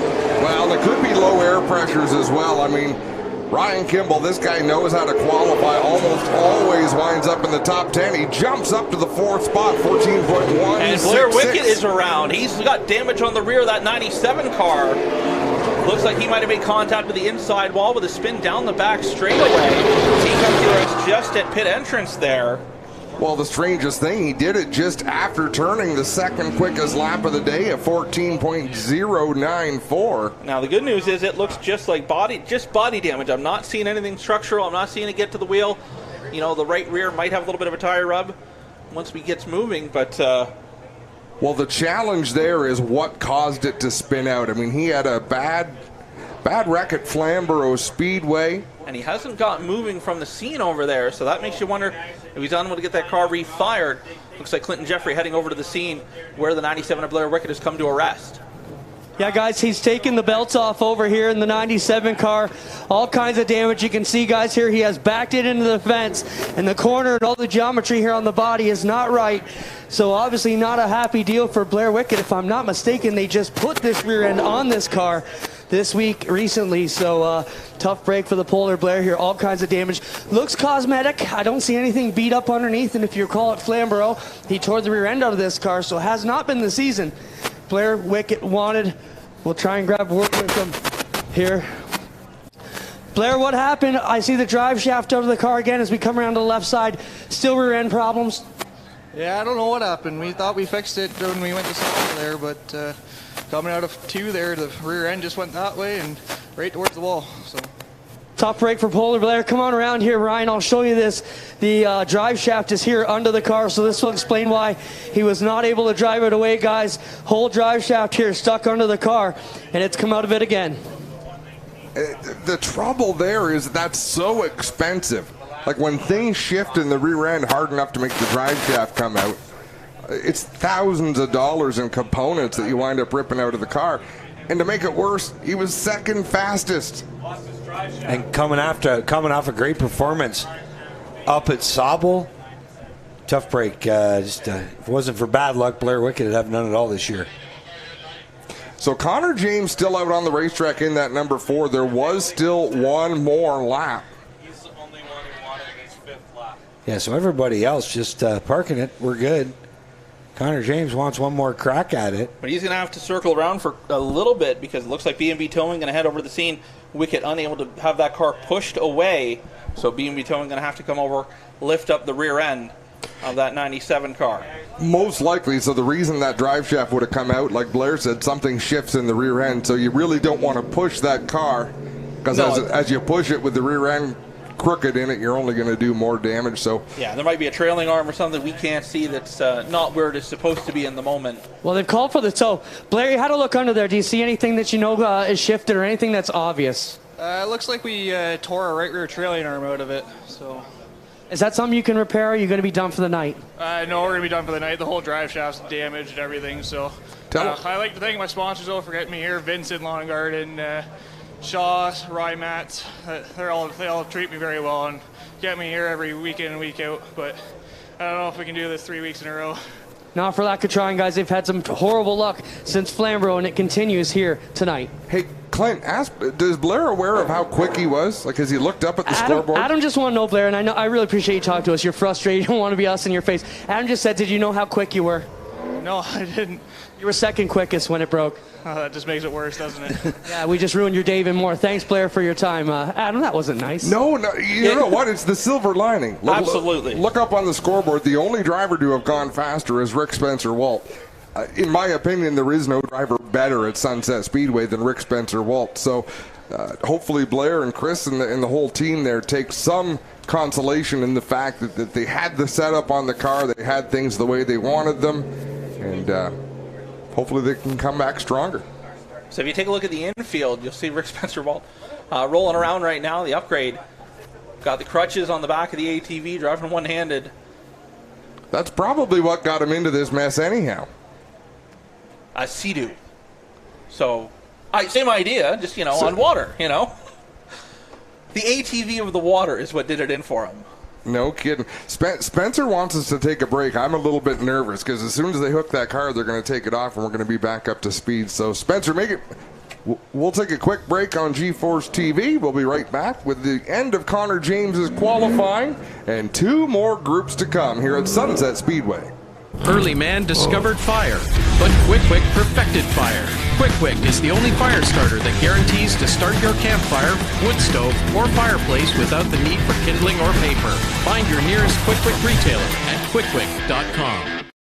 For the first time ever on dirt, Canada's National Stock Car Series visits Ohsweken Speedway on August 16th. Witness history in the making as NASCAR's Pinty Series takes on the dirt in the Pinty 100. Well, good evening, everybody. Welcome to our weekly race chat. Adam Ross and Clinton Jeffrey are live and interactive every Tuesday night. Rivals Race Chat is your home for race discussion, debate, news, interviews, and more. They'll even take your questions and comments live on the air and talk to some of the newsmakers each week. Tune in every Tuesday night at 8 p.m. on G-Force TV.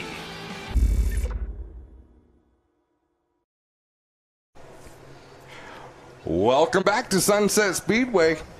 Blair Wickett's car on the hook, and someone's chasing down the tow truck.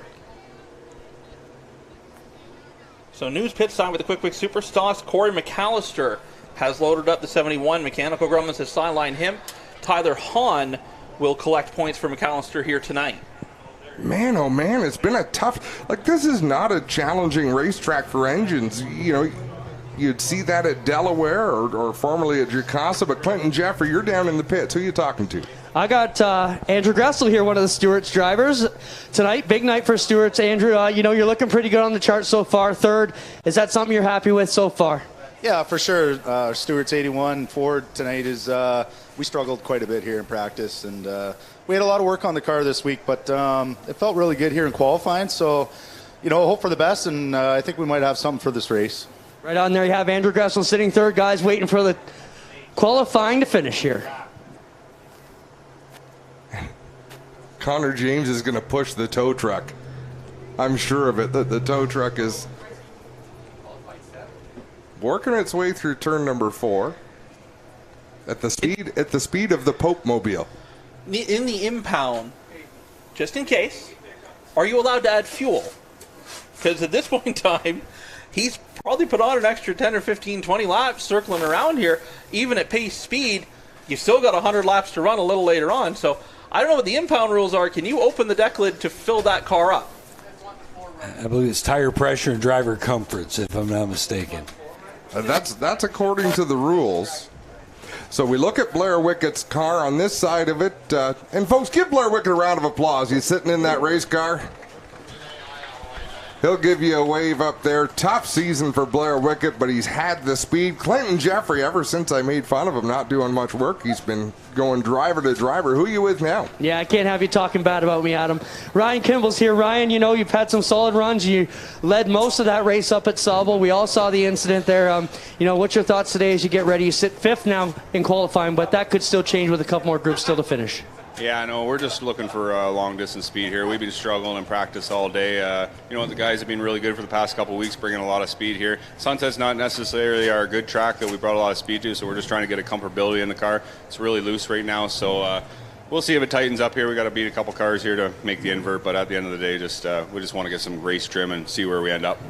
They have got Ryan Kimball, number 29, sits fifth on the board right now. Still got a bunch of good cars to come. We'll see how he fares. So I think Connor James was listening to you, Brendan, about fuel mileage and not being able to fill up with fuel because he had killed the car. He's going to bring it up to speed.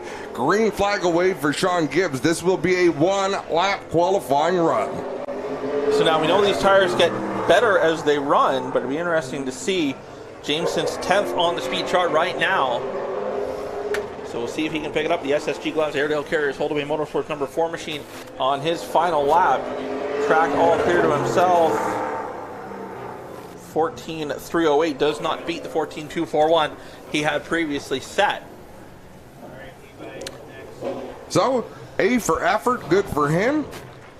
Didn't help. Connor James still back in that 10th spot, and now we're down to 8. So, interestingly, Andrew Gressel is locked in because Blair Wickett would have been locked into the invert with his time, but with him being withdrawn, that locks in Rick Spencer-Walt and Andrew Gressel. It may put J.R. Fitzpatrick on the outside looking in if all of these 8 cars can back up the times they laid down and practiced. And here we go, the next group rolling off. The number 8 machine, feature winner here at Sunset Speedway last Saturday night. He is also your reigning Sunset Speedway Seaton Structures Pro Late Model Track Champion out of Hillsburg. The BW Towing, Master Buick GMC, BBTS Markdale, Ideas Spline App Auto Parts, Foodland Hillsburg, Cooper Equipment Rentals, Paul House & Associates, the 8 machine, and it's Jordan House. Next in line we have the number 32 of Trayton Lasridge out of Grimsby, the Tricorp Transportation RGC Sports Academy Construction Ace Services ride, the former Sunset Speedway Mighty Mini Track Champion. Then we have the 52 machine, that is Jake Sheridan out of Mount Bridges, the Pride Seed, Vibrant Farms, Camera, Crane, and Riggers. L82 Construction 52 machine, and rounding out the field, the 22 machine out of Milverton, that's Kyle Steck, the APC Auto Parts Total, Lubricants, Quick Quick Fire Starters, and AEW Millwrights ride. Can you just remind people to refrain from smoking in the grandstand?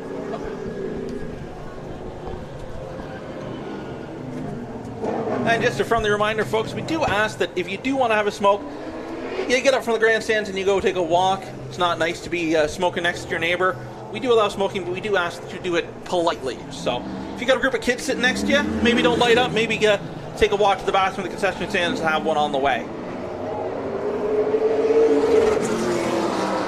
Unless you're on fire, then you're okay to be smoking in the grandstand. That is acceptable. We can let that one go. So we'll see what goes on here with our penultimate group in qualifying. And again, we've slipped into a little bit of a cloud cover. I'm sure the temperature has dropped a tad. We'll see if these guys can respond with some quick laps. I'm going to make the call. The track record's going down here shortly. Yeah, I've got to back you up on that one, Jamie. I think the same thing. So House right now the quickest, was the quickest at 15th. Now everyone moving up the board. Sheridan goes 10th. 2/10 off. Kyle Stackley, that 22 machine looked a little evil down in 1 and 2 the last time by. So Lapsovich 15th. Sheridan up to 7th. White flag out. Jordan House a winner here at Sunset Speedway. Lapsovich jumps to the 10th spot, 14.219 for Trayton Lapsovich. Kyle Stackley up to 9th. I can't believe how slowly these drivers have been getting up to speed. Jordan House not going to make it into the top 10. Kyle Stackley up to 6th. Jake Sheridan 8th, but boy, oh boy. Trayton Lapsovich and Jordan House did not make the top 10. That's surprising, especially for Trayton. He's such a good qualifier. And you see our final group heading out on the speedway right now. Lead them on the 54 machine out of Verona, the Mobile 1 GTA Race Designs, BW Enterprises, Dan McCarty Race Cars, after race for Annie's Quilt Service, number 54 machine. It's the big ticket, Danny Benedict. Multi-time feature winner here at Sunset Speedway, multi-time Velocity 250 champion. That'll be the number 3 machine. That is Shea Gemmel out of Dorchester, the APC Auto Parts, Canusa Automotive Warehousing, Miami Muscle, number 3. 17 machine. Feature winner last time out in the APC series up at Sauble Speedway, as well as the Beat the Heat 150 up at Sauble. That is prime time Josh Stoddy out of Chesley, the Canadian Flat Roof Systems, Nickel Insurance, APC Bruce Services, Rona, Tire Master, Ridgeline Lubricants, Vinnie's Masonry, Sierra Enterprises, Ryan Enright Cooperators aboard the 17 machine, and rounding out the field, it'll be the number 83 machine, fastest in practice this afternoon, and a feature winner here at Sunset Speedway this year, driving the NTN bearings, Wellington Systems, 83 out of Guelph. That is Dale Shaw. Shaw, former winner here at Sunset. Former winners in the past. We've been here a bunch of times. Brendan Watson's got 3. Rick Spencer, Walt, Andrew Gressel 2 each. Single individual wins to Dwayne Baker, Dale Shaw, Jordan Sims, Matt Pritico, Joe Lawrence, Jordan House, and J.R. Fitzpatrick.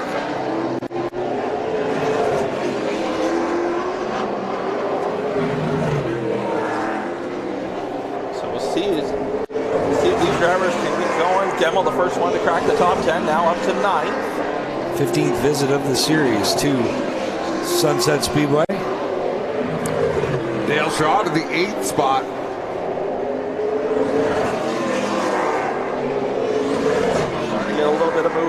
Stoddy goes to fourth, 14.122. Haven't seen Danny Benedict up into the top 10 just yet. Shea Gemmel jumps up to 8th with 1 lap to go. Stoddy goes a little bit slower.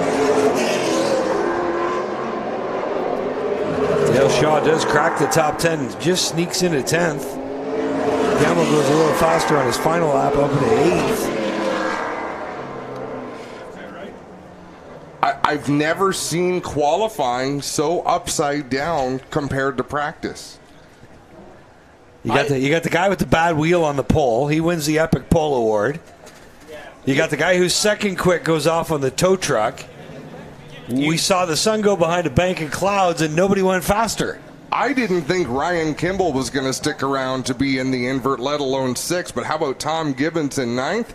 But let's go down to Clinton Jeffrey, who is with Hopalong, Rick Spencer-Walt, who has set the fast time here tonight. Rick, what a story. You know, you're not even supposed to be in the car. You come out, you best everybody in qualifying. First off, how is the leg? Are you going to make it for 100 tonight?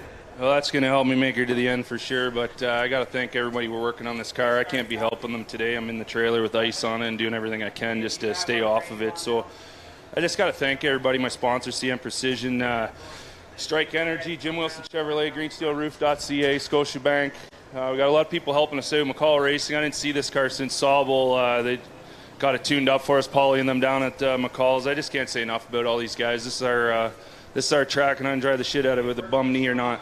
There you have it from one of your hometown guys, Rick Spencer-Walt. Let's hear for your pole sitter here, Rick Spencer-Walt, guys. Driver of the 31.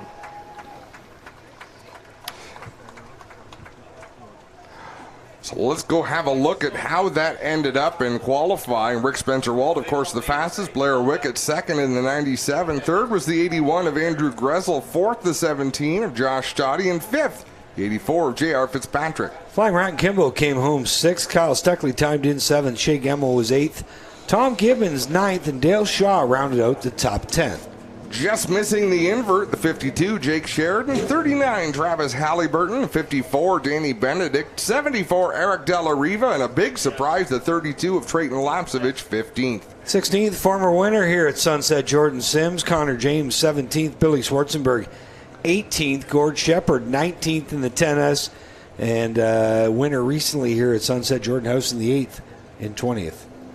21st, it's Sean Chenoweth in the 89C. 22nd is Jade Franklin in the 31. And rounding out the qualifying order with a time of 14.4. So he was only 0.3 of a second off the fastest time.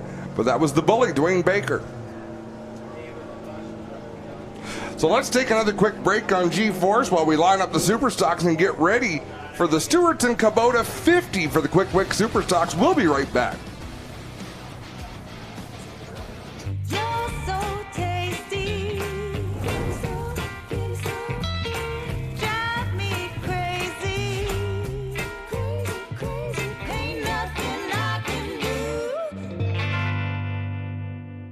So who exactly is Fast Eddie? More than just a man, it's the mindset that runs through our blood like oil through an engine. Whether on the track or on the street, Fast Eddie is the spirit that drives us to go fast and keep going.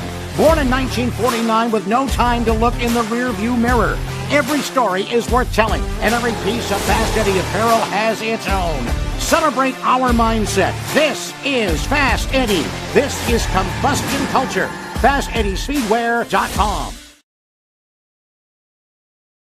For over 100 years, our company has been unique, a world leader in high-precision products, fully committed to energy efficiency and friction reduction.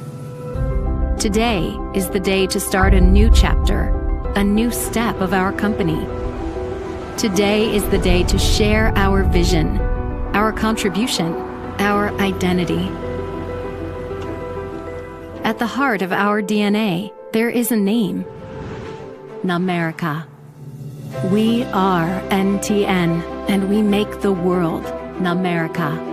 We are all together. We design precision engineering. We believe in a fluid, mobile, and harmonious society. We build positive mobility. We are NTN, and with willingness, conviction, and humility, We make the world. Namerica. On the scene since 1949, Fast Eddie was born with a lead foot and a burning need for speed. His passion for speed and sport has been captured in this authentic collection of vintage-themed gear. Created for gearheads, riders, and racers, Fast Eddie truly encompasses the great Canadian racing culture we have from coast to coast. Drive hard, get dirty, and look good doing it. Fast Eddie Speedwear. Get geared up. Welcome back to Sunset Speedway. Adam Ross with Brendan Doherty. Jamie Maudsley has stepped out for just a minute, and it's almost time to go racing here, Brendan. A great field of super stocks lined up. And as I mentioned earlier, the weekly racing here with the super stock division at Sunset Speedway is incredible. Throw in the Quick Series, throw in extended distance.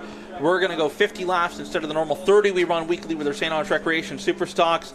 And it's got a recipe for a great race to play out here. Big story in my mind. Trevor Culver, our points leader, is starting deep in this field. He's got his work cut out for him. It's not easy to pass here at Sunset Speedway for one thing. For another thing, there's a lot of fast race car drivers out there. You got to wonder, whatever was on that one machine, were they able to find it? Were they able to fix it from qualifying? It was an impound. They kept the car in line, so they must think that they've got some good long run speed in that one machine, because they kept their spot in line and did not make any adjustments.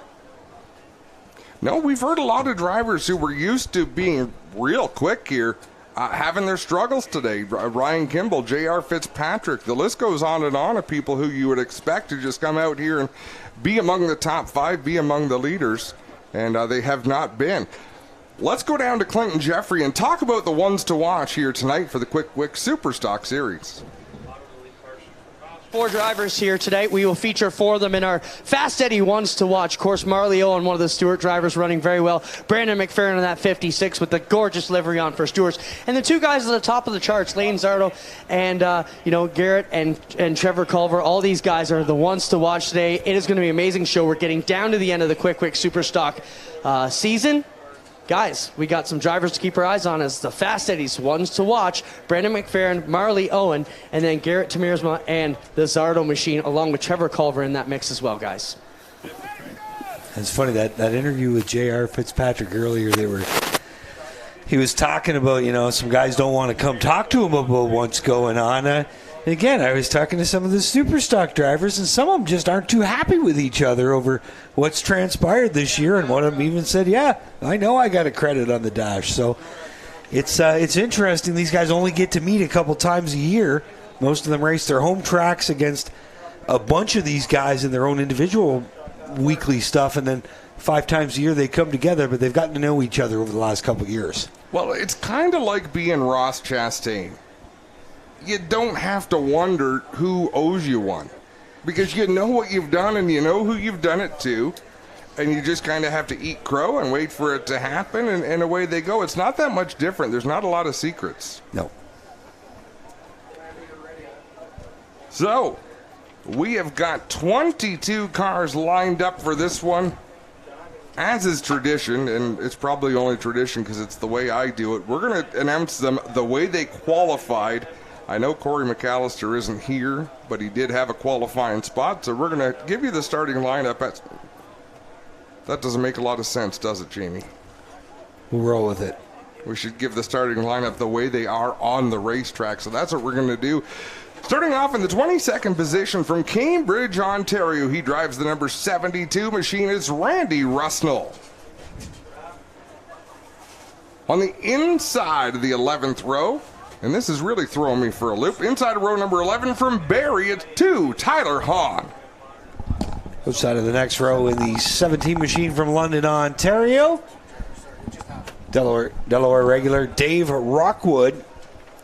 And alongside him inside of that row from Hamilton, Ontario, the Alexander Glass and Door Incorporated 73, Nick Trobeck. On the outside of row number 9 from Cambridge, the London Recreational Racing number 13C is Justin Collison. And to his inside out of Woodville, the number 16 DeBello sponsored entry, it's Anthony DeBello.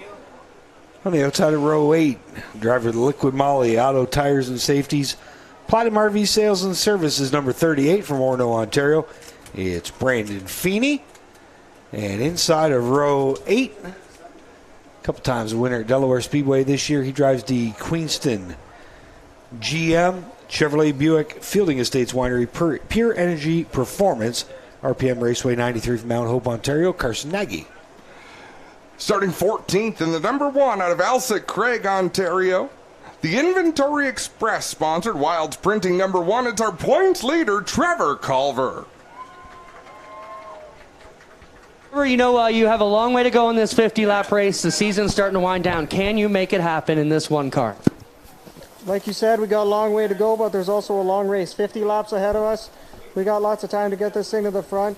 If you ask anyone in this series something about our team, it's that we don't give up, and we're not going to give up tonight. We're going to fight. Yeah, from the Culver number 1, guys. Well, to his inside, also in the points chase from St. Thomas, the VP Specialized Carriers, ProWay Solutions, Yarmouth Group, number 7, it's Pete Vanderweest. Outside of row 6 from Melbourne, Ontario, he drives the Douglas Windows and Doors APC Auto Parts Dockstader Property Maintenance Epic Racewear 28, Ryan Dyson. And inside of row 6, driver of the number 21 machine, sponsored by City Dairy and Stewart's Equipment, Peterborough regular Marley Owen. Now, race fans, let's go to your top 10. Behind the wheel of the number 23 from Innisfil, the Ryan's Landscape. Tom's Bakery and Deli, number 23, it's Paul Maltese. And to his inside from Grimsby, Ontario, former track champion in the Superstock division, former NASCAR Pinty Series champion, it's the prodigy, Caden Lapsevich.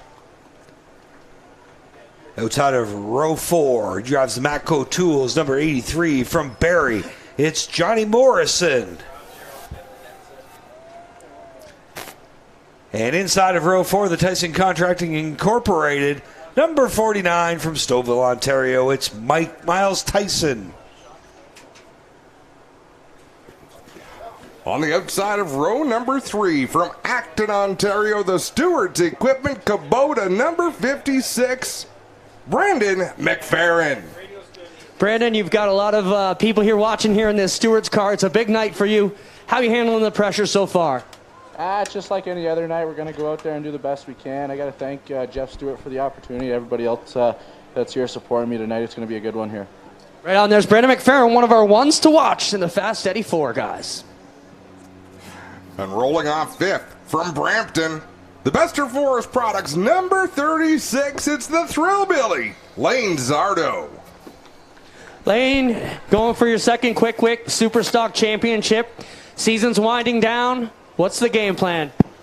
Yeah, man, we got a few fast cars out here like Mcferrin, Lapsevich, and they got a little bit of a different tire program than us. They can run a little bit newer tires. So the guys around me on points, they're starting a little bit further back. So we're just going to try to cruise and hopefully come out of here clean with our fenders on and see if we can get a little bit lucky. But I don't think we're going to be racing too hard at the start of this. And unfortunately, we got a points race. I hate doing that. I hate being mature. I'd much rather just send it as hard as I can, but all my guys have worked very hard to get us to this point, so I got to make sure we bring a good car with a good point system to Delaware in a few months. Right on there you have from Lane Zardo, guys, ready to go for his second Quick Superstock Championship. Brings us to the outside of row 2, the London Recreational Racing's Mannheim Apex Oil, Caldecott Millwright Services, Quick Fire Starter number 89C from Plattsville, it's Sean Chenoweth. And on the inside of row 2 from Paisley, Ontario, in the Mowbray's Canadian Tire, Virtue Farms, number 8, winner Peterborough Speedway earlier on this year from Paisley, it's Jason Parker. Now, race fans, your front row, starting on the outside of row number 1 from Stouffville, the Way Freight Services, 905 Customs, Line X New Market, number 17, Garrett Temersma. And on the pole from Mitchell, the APC Auto Parts Center's Radar Auto Parts Mitchell Cycle Robson scrap metal number 07, Nick Ramsey. Well, we got him here, guys. Nick, 50 laps here in the Stewart's Equipment, 50 lap for the Super Stocks. What's your plan, buddy? We're pretty happy with the car and race trim. I know it's a long race, a lot can change, and there's a lot of fast cars behind us, but we're going to see if we can hold on. And there you have from Nick Ramsey, your pulser. How about it, ladies and gentlemen, for your Quick Super Stock field for the Stewart's Equipment 50 coming up. Make some noise while they can still hear ya. Race fans on G-Force TV, we're going to take a quick break and we'll be right back for the start of the Stewart's Equipment Kubota 50 for the Quick Superstock Series.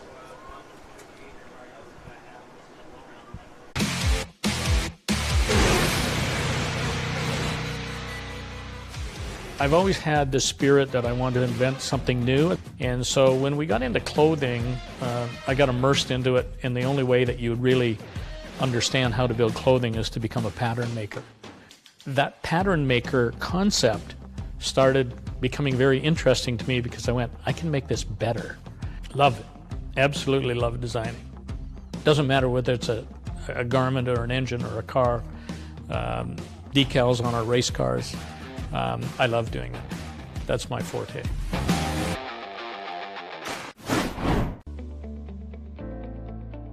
I heard about a new product line at NTN called Kize. Can you tell me about it? It's true, Kelly. Kize is NTN's new range of spherical roller bearings protected by steel shields fixed on the cage on both sides. It's an unprecedented solution, and it's exclusive to NTN. Does NTN Kize outperform an open spherical roller bearing? Absolutely. NTN's Kize's metal shields will keep out solid particles, dust, and other contaminants while also keeping grease in. This results in a longer bearing life, reduced maintenance, and overall increased performance. That's impressive. Will our users need to do anything different during the installation to accommodate the NTN Kize? Not at all, Kelly. NTN's Kize's spherical roller bearings are directly interchangeable with a standard open bearing. Same housing, same accessories, same installation procedure as they use now. Wow, James. Look, a direct drop-in. What great news. Yes, Kelly, it sure is. And with a minimum lifespan twice that of an open spherical roller bearing, NTN's Kize delivers the ultimate bearing experience. Now let's get some of these out into the market, James. Early man discovered fire, but Quick perfected fire. Quick is the only fire starter that guarantees to start your campfire, wood stove, or fireplace without the need for kindling or paper. Find your nearest Quick retailer at quickquick.com. For the first time ever on dirt, Canada's National Stock Car Series visits Ohsweken Speedway on August 16th. Witness history in the making as NASCAR's Pinty Series takes on the dirt in the Pinty 100. You're so tasty. Drive me crazy. Crazy. Ain't nothing I can do. Welcome back, race fans, to Sunset Speedway. Let's send it trackside to Clinton Jeffrey to get things underway. Thanks, Adam. I've got Bill Weir here. Bill was Ed Stewart's crew chief back when he raced. Bill, you ready to give her? We need those famous words, loud and proud. Go for it. On behalf of the Stewart family and Stewart's Equipment, gentlemen, start your engines. Excellent job, Bill. Thank you, sir. We're ready to go down trackside, guys. Up to you to get us rolling. I do hope Marley started hers as well. You always got to check to see if you got a female in the field before you give those words, but it is tradition. What fantastic supporters of racing Stewart's Equipment is. You see their name on race cars, you see their name on races, events, at speedways, on billboards. Huge supporters of motorsports. Yeah, thrilled to have them as part of the series. They've been one of our longtime sponsors. And there's a lot of them over in turn number 3 tonight. Where's the Stewart's folks over in turn number 3? Give us a wave. Make some noise over there. So we got the Stewart's folks in turn 3. We got half a Lucan in front of us cheering on Trevor Culver. And how about this? Look at our quote championship contenders. You've got 5 of them at the front, and then you got 4 more, 12th, 13th, 14th, 15th. So like I said, probably the only one that not really a quote championship contender. Jason Parker, because he hasn't run those weekly shows, isn't going to get that weekly show bonus. But the other drivers up front, the 36 of Zardo, he's been running full-time at Flamborough. You've got the 17 of Tamirsma, who's been running full-time here. Chenoweth's been running most of the races in Delaware. Ramsey's full-time at Delaware. And then again, you've got Dyson Vanderwist, Culver, and the 93 of Nagy, all full-time drivers at Delaware. And those are your championship contenders here. Going to be interested to see that 12, Caden Lapsevich. Victorious here before in Pinty's action. Former Super Stocker Thunderstock champ here at Sunset Speedway. So now here's your fun fact for the evening. The car Caden originally started his Super Stock career in is racing against Caden tonight. That chassis, what remains of it, is the 23 of Paul Maltese. Ah, very cool. It knows his way around this racetrack. Another interesting fact, I got it from Scott Wiley. The winner of this race here tonight has a guaranteed starting spot in the Rick Wiley Classic at Holland Speedway in New York, August 27th. There you go. That's cool. Go down around some New York street stocks. They are they're fun to watch. Anytime I've got a chance to see them online, love to go down and check them out in person. Hopefully, maybe I'll check my calendar, see if we get down to Lancaster one night and check that out. We also need to welcome Ken Robinson up into the flag stand. Ken Robinson going to be waving the green flag tonight as the honorary starter. Randy Rusnell on pit road here early. So just a quick stop and he rolls again now. So hopefully nothing serious on that 72 machine. I don't know what's been going on with Randy Russell. And folks, get up on your feet, give these drivers a wave, folks. They're going to be waving back to you. Something white, something bright, hot seat cushion, your neighbor if they're light enough. Give these drivers a wave. There's Chenoweth waving back. Oh, they've all got a wave. It's bad juju if you don't. Like, it's undeniable bad karma. One step away from peanuts in your green race car. You got it. So we should also mention Corey McAllister not racing tonight. The reason the 2 of Tyler Hahn goes to the back is because he is taking the place of Corey McAllister and earning points for that 71. He's actually renumbered the car. So they have actually got the blue painter's tape out, changed the 2 into a 71. Very sportsmanlike move from 2 drivers who race regularly here in the weekly Super Stock division at Sunset Speedway. There's some grade 3 art student who'll be very proud of that tape job on the 2. Oh boy. It's going to serve its purpose and not hurt the vinyl that's already on there. So for the start of this race, we're going to go quick fire it up as we do once or twice every night at the races, where you get to enjoy the sights and sounds of these race cars without having to put up with us filling your eardrums. What a crowd all the way around Sunset Speedway. One of the things I love about coming here, and there's lots of things to love about coming here. Make some noise, folks. Wave your arms if you want one of those NTN bears. Cute little things they are, but I love the fact that the fans are all the way from turn 3 all the way around to turn number 2. 1 to go signal being given. And a great crowd here at Sunset. 15 laps to the distance. Lights are extinguished on the McMaster Buick GMC Pace Truck.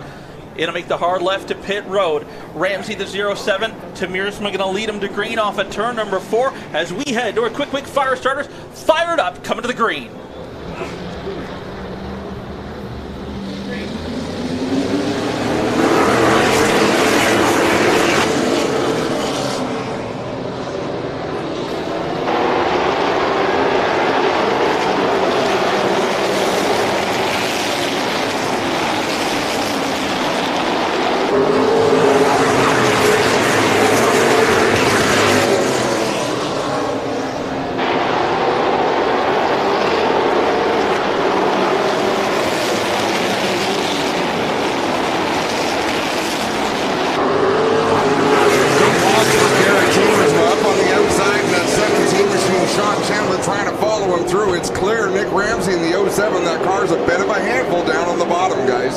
He's falling like he's got an albatross around his neck.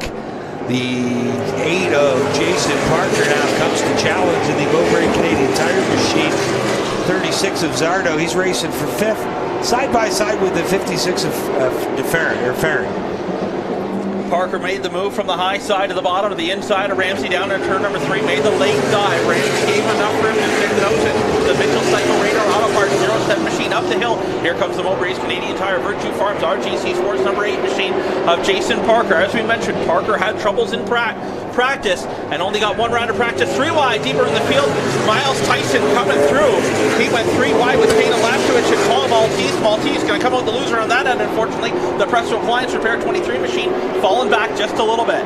Yeah, Caden Lapsovich made it 3 wide to the inside. I don't think Miles Tyson liked that at all. He's going to cross Caden over after a little bit of bump and drive it down deep into turns 1 and 2. The Streamline Race Products 49 machine, a brand new race car here from Miles Tyson, the multi-time feature winner this year in the limited late model division here at Sunset.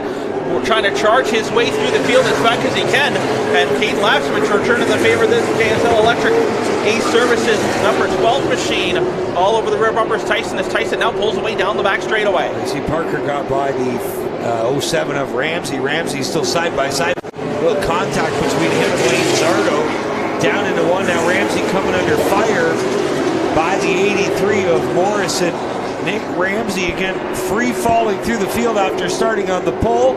He's got Mcferrin lined up behind him, as well as the 49 Miles Tyson right there, and Caden Lapsovich. And Lapsovich still tickling the back bumper of Tyson, Brendan. He is not done with Miles Tyson. He's got that one in the memory bank, and as long as he's behind that 49 car, it might be a rough ride for Tyson for just a little while. Morrison now, the 83 machine, trying to charge forward and close in on the 36. The Vestas Forest Products ride of Lane Zardo, the WHS Automotive CMI Electric 83 machine of Morrison. Knows how to get it done in extended distance races, has an extended distance win as part of the undercard for the NASCAR 50 Series early this year here at Sunset Speedway. But right now it is all Garrett Tamir's battle. Textbook driving out in front for the weight freight. 905 Custom Simon & Sons Windows and Doors 17 machine. Last lap in turns 3 and 4, there was some significant contact between Lapsovich in the right front and Miles Tyson in the left rear. Lapsovich actually backed off about a car length, but now he looks to be charging back up on the tail end as Tyson sends it down into the outside of 3 and 4 to make a pass on Brandon Mcferrin. Ramsey just ran his quickest lap of the night, but he's got the 49 of Tyson all over the outside of him. He's got Mcferrin chewing away at the left rear, and here comes Caden Lapsovich in the 12. Gets Mcferrin up off the bottom. He's going to squeeze to the inside now. Ramsey runs the 56 high, and now the 56 of Mcferrin's going to get a good run on Ramsey off turn 2. Out front, though, it looks like Chenoweth starting to close in little by little on the 17 of Tamir's from the 100 Recreational Racing KR Communications 89C machine. Biding his time as we work our way towards halfway. 15 laps now complete, 16 at the line this time by. Caden Lapsovich makes it 3 wide to the inside of Nick Ramsey and Brandon Mcferrin. I don't know that Nick Ramsey was too thrilled with that move. That's twice tonight. Caden Lapsovich has made it 3 wide, so he's not been too shy out there behind the wheel of that number 12. He's going to have some trouble, though. He's got the body pushed in on that right front, the nose tucked in a little bit. I don't see any tire smoke, so he might be lucky and it might not be rubbing right now, but he's got a little bit of damage on the right front. Andrews just bounced off the door of Ramsey as well. Again, Ramsey free falling through the field in that 07. More contact between those two down the back straight away. Both drivers able to keep it going straight. Ramsey looking for the crossover move off of 4. Doesn't have enough to run to get back beside Vanderweest in the number 7 machine. Vanderweest already picked up 4 spots since we started this one. Miles Tyson on the move to the outside of Johnny Morrison, and they have caught Lane Zardo in a hurry. Here comes the Tyson Contracting number 49 machine. A brand new build out of the Mount Forest shop of Streamline Race Products by Sean McWhorter. And Miles Tyson giving it a run here tonight. He'll go to the outside of the Schoolbilly Lane Zardo. That's for the 4th spot. The Badger Daylighting 36 machine trying to hold on down on the bottom, but Miles Tyson so strong so far. The only problem he's got, he's a straightaway behind our leader Garrett Tamirsma. As Tamirsma now comes up on David Rockwood, put him a lap down. Now working his way through lap traffic. Randy the Rocket Russell, the next driver in line for the 17 of Tamiersma. Tamiersma has been winless in weekly competition here at Sunset Speedway and would love nothing more to find victory lanes for the first time this season here tonight. Talking to Kenny Grube earlier tonight, they were real disappointed. They just couldn't find speed in that 36 machine. But I'll tell you, another driver struggling with speed, and he's falling backwards through this field, is their points leader, Trevor Culver. This is going to be an absolute point shake-up here tonight. Right now, your leader is Garrett Tamiersma. He's 9th in points. Then you've got a bunch of guys who aren't really factors because they haven't raced full-time anywhere. Chenoweth is 6th in points, but he's not going to get the bonus. Parker's 8th in points. He's not going to get the bonus. You have to go all the way back to Zardo there. So Garrett Tamiersma doing what he has to do here if he wants a shot at this title. It's all he can do is go out and win races and lead laps and not hope for others to have problems, but that's what it's going to take. So Miles Tyson right now, the fastest car on the racetrack, still down in the 15-second time range, turning laps. That was the first lap, down in the 16s as he comes into lap traffic. That's going to hinder him as he tries to close in on the leaders, hoping lap traffic slows them up. Chenoweth side by side with Randy Russell, losing ground to Garrett Tamiersma. He's going to try to get clear of Russell quick because the next car in line for him is Nick Trebek in the 73, and Trebek is running down along the bottom side of the racetrack. Okay, lap switch now getting it done to the inside of Lane Zardo. Now here comes Mcferrin as well. That's the battle for 6th spot. Zardo now back to 8th with Vanderwist in his back pocket. So a couple of your points contenders have got together down deep in the deep top 10. Looking for our race leader as Trevor Culver gets a little bit of contact with Brandon Feeney down between turns 1 and 2. And they are just ahead of Garrett Teamers, who was about to put a lap on Nagy.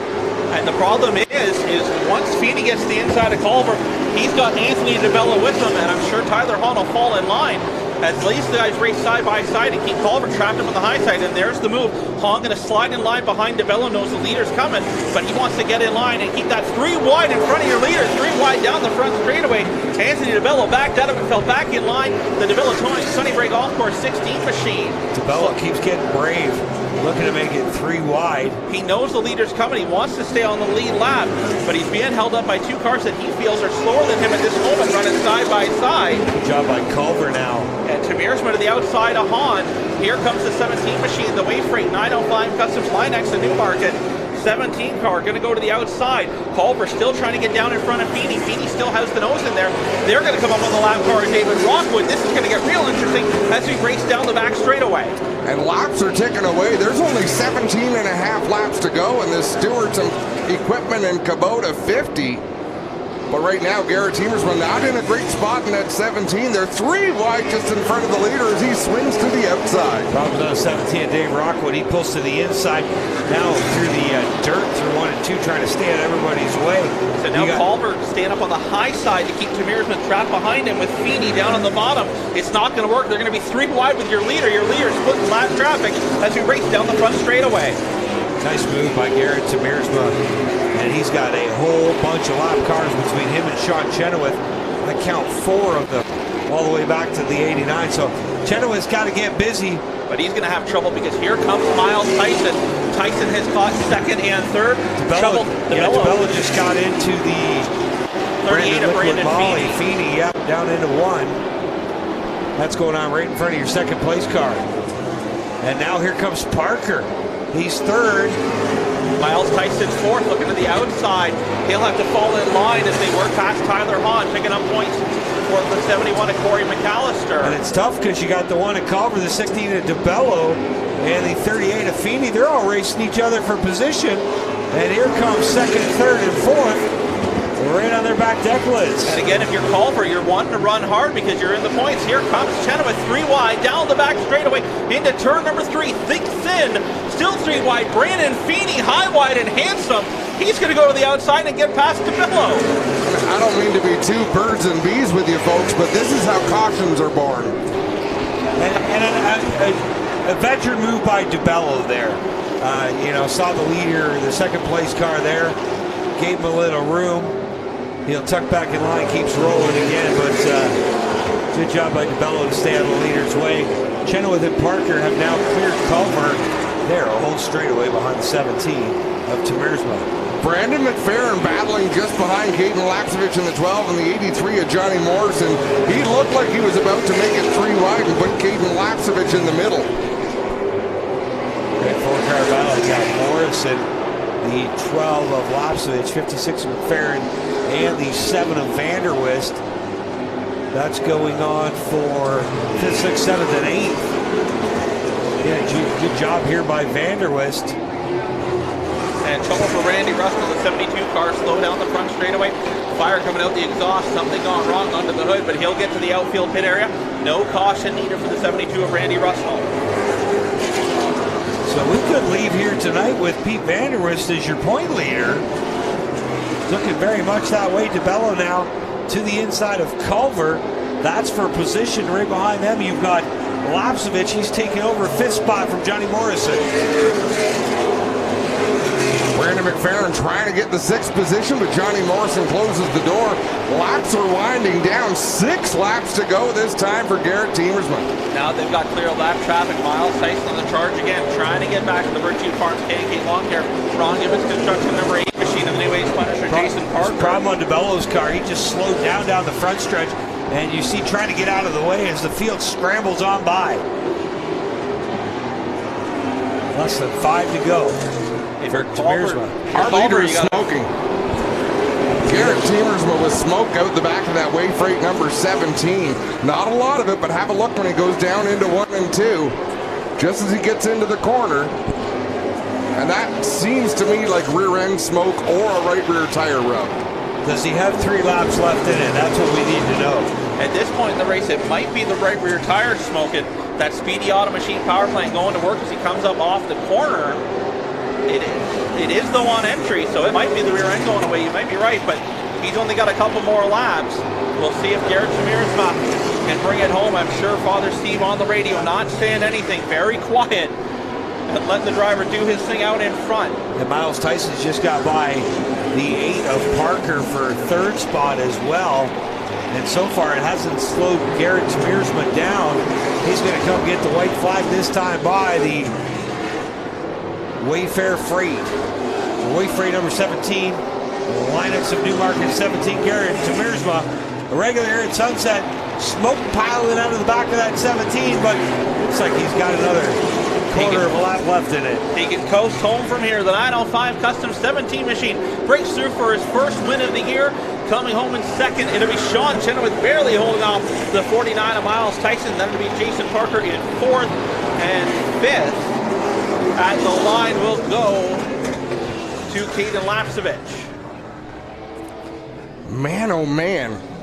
How many of these races have we seen go wire to wire, green flag? That was a fantastic display of race car driving. That's 2 this year. And they weren't taking it easy. I mean, they were beating the hell out of each other deep in the field. And the way the leaders worked lap traffic, the lap cars racing for position, points on the line. It was a lot of give and take, but they were able to get through it without tearing anything up. That is impressive. Well, and I'm sure he will agree that this has been a long time coming. It has not been a good fortune year for the driver of that number 17, but things went his way tonight. He took advantage of a great starting spot, and he laid a whooping on them. Well, won by a whole straightaway, so definitely. And that adds to the history of the Tamirsma family here. I see a lot of them headed down. The patriarch grandfather, Steve Tamirsma, feature winner here at Sunset Speedway. Uncle Derek headed down as well, a former track champion. And Garrett's father, Steve, as well, a multi-time track champion, as well as an all-star late model Super Series champion. Garrett Tamirsma looking to add to that Tamirsma family history, and he'll do so with his first win of the 2022 season. He's going to take a victory lap in that Way Freight Line X905 Custom Simon & Sons Windows and Doors number 17 machine. And Clint, when he gets down there, I want you to have a look at that right rear. See if there's any rear end grease out the axle cap on that right side, or you'll be able to smell it if it's rear end. Because that car was smoking pretty good for the last few laps. Many thanks to Nathan up here in the booth for writing me a note. Yeah, good run by Sean Chenoweth in that 89C. And what a job by Miles Tyson in the 49, brand new car for the Stouffville driver, and he parks it on the podium here tonight.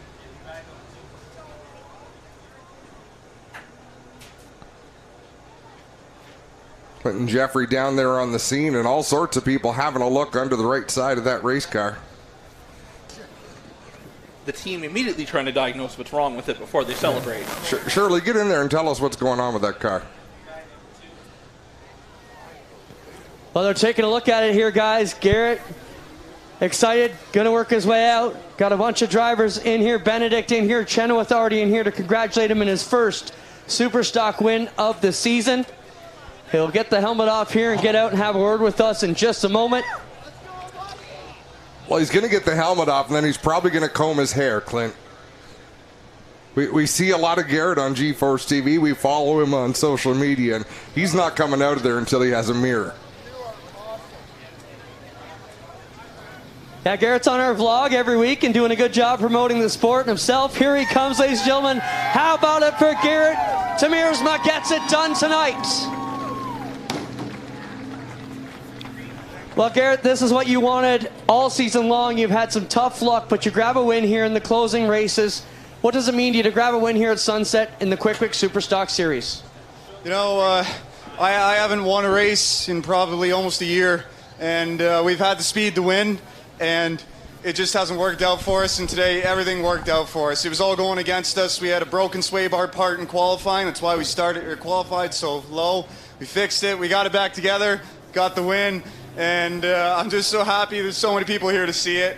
We needed this. The team needed this. I needed this. I needed the confidence in myself, and the night went perfect. We made up a big chunk of points on the leaders, and you know what? We're not out of this.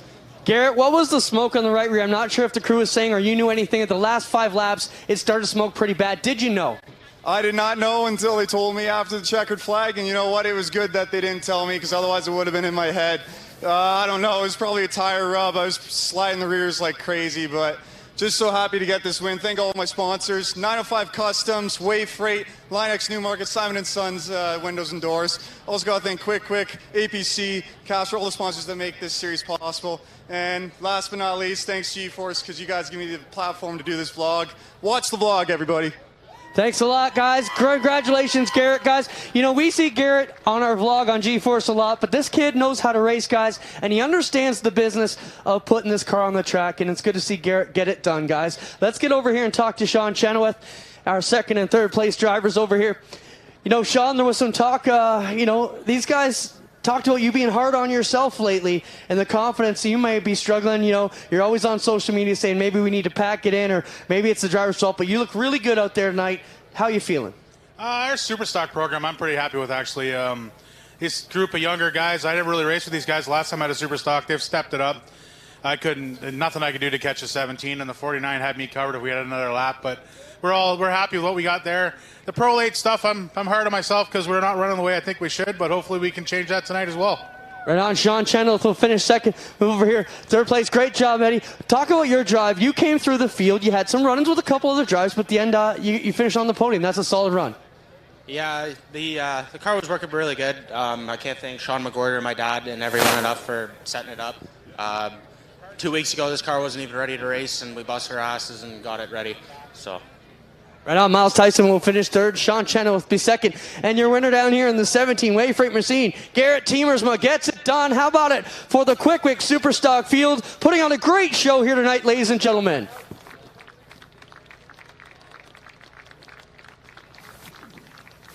We know who was in the top 3. Jason Parker finishes 4th. Caden Lapsevich in 5th.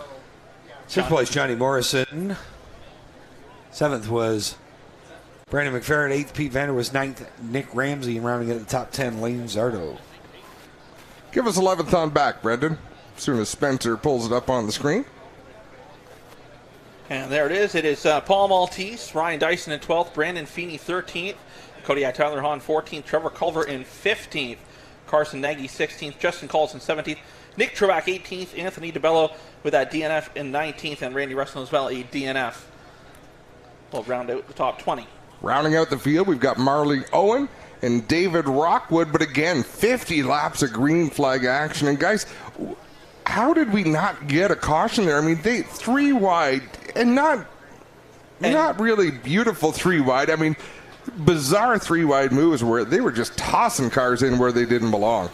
And I mean, I thought for sure early the way some of these drivers were getting aggressive, the way Tyson was coming through the field, the way him and Caden Lapsich were exchanging shots with the bumper. At some point in time, I figured someone was going to have to give, and someone was going to be facing the wrong way. And but everybody kept it the right direction, and they got their point across, but they didn't draw caution in doing it. Fun to watch, great show for the fans. We're going to have more right after this break on GeForce TV. Up next, Legends.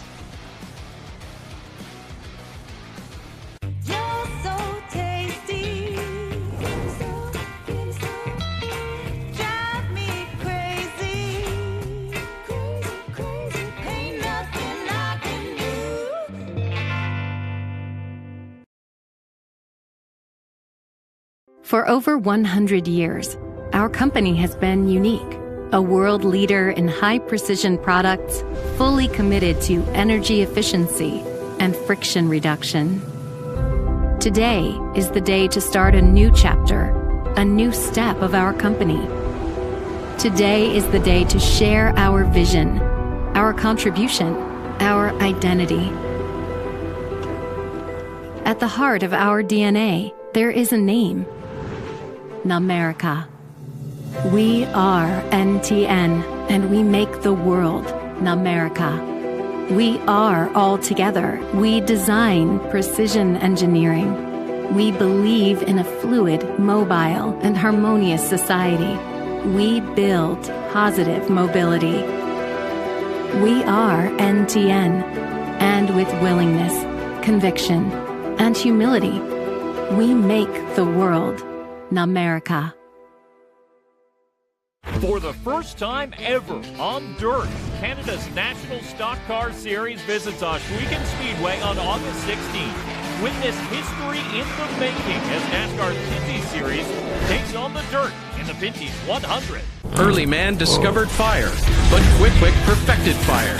Quick Quick is the only fire starter that guarantees to start your campfire, wood stove, or fireplace without the need for kindling or paper. Find your nearest Quick Quick retailer at quickquick.com. Well, good evening, everybody. Welcome to our weekly race chat. Adam Ross and Clinton Jeffrey are live and interactive every Tuesday night. Rivals Race Chat is your home for race discussion, debate, news, interviews, and more. They'll even take your questions and comments live on the air and talk to some of the newsmakers each week. Tune in every Tuesday night at 8 p.m. on GeForce TV.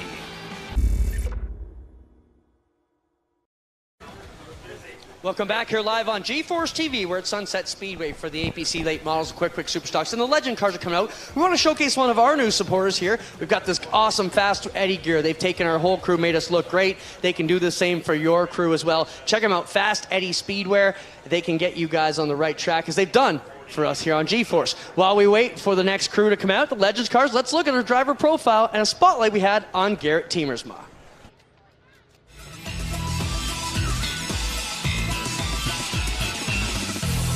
You know what? That rivalry was probably the best thing that ever happened to me. I have come out way better on and off the track because of it.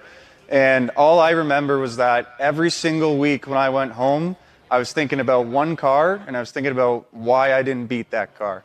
And whenever we were working in the garage trying to make our car better throughout this entire vlog series this year, we've been thinking we want to beat this one car, because I know that's the only car that could beat me out there.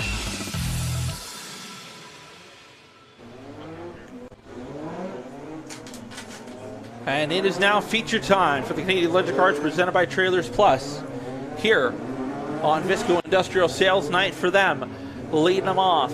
That is the number 36 machine. Out of Mount Hope, the Fielding Winery RPM Racewear Pure Energy Performance Ride of Hudson Nagy is outside of the 33 machine of Paul Perrick out of Hastings. Hastings Marine Service, Pro Gas Service. In memory of Mr. Larry Crow Sr. is the 33. The number 90 machine, the ICI Heavy Haulage, Latimer Sealing Service, Green Science, Tax Smart. Number 90 machine, it's the little gambler Jordan Latimer out of Coldwater. 79 machine is Adam Cuthbertson out of Wamimi, the Flying Colors Corp Can Rack Storage Systems ride. Then it is his brother, Wesley Cuthbertson out of Woodville, driving the Flying Colors Corp Can Rack Storage Systems entry. to Wesley's outside. It will be the number 77, that is Glenn Morris, the second most famous driver out of Hampton, Ontario. The Ibach Canada Metal Factory, Walton Restoration, Oshawa, RB Somerville, Chopper Custom Painting, Pete Larkin Salvage, number 77 ride. Next in line is the 87 of Nick Port out of Curtis the Tango Organics, Croon Electric, Maple Leaf Foods, Judd Utility Supply, Lakeport, Cornerstone Builders, and Hutchison Lubes aboard the 87. The 60 machine is Parker Traves out of Gravenhurst, the Peter Nicolai Concrete Finishing. We've lost power.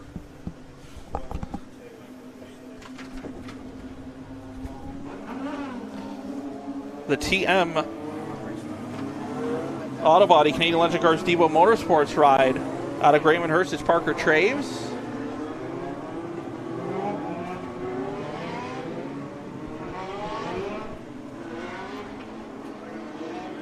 '66 is Dawson Jimmy out of Peterborough, the KOD Disposal Met Carpentry, Clark Carpentry ride.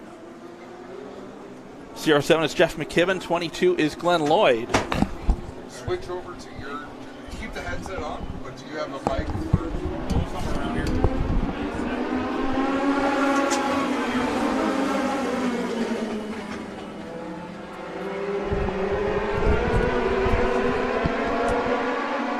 Check, check, check. And we are racing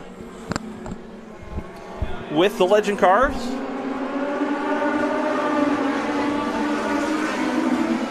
Out in front, the 36 is Hudson Nagy.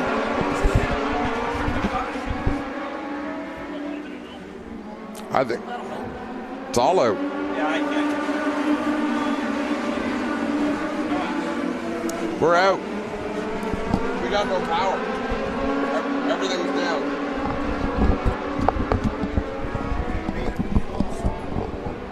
Okay, so out in front is the 36 of Hudson Nagy being chased down by the 90 of Jordan Latimer. The Latimer ceiling number 90 machine. Keep using the headset, it's working. So Latimer trying to close in on the 36 of Nagy. The 79 of Cuthbertson is there. Looking to his inside. Here comes the 79, the Flying Colors Corp Panrac Storage Systems ride of Adam Cuthbertson to the inside of Jordan Latimer. Side by side for second now. Wesley Cuthbertson looking to follow through.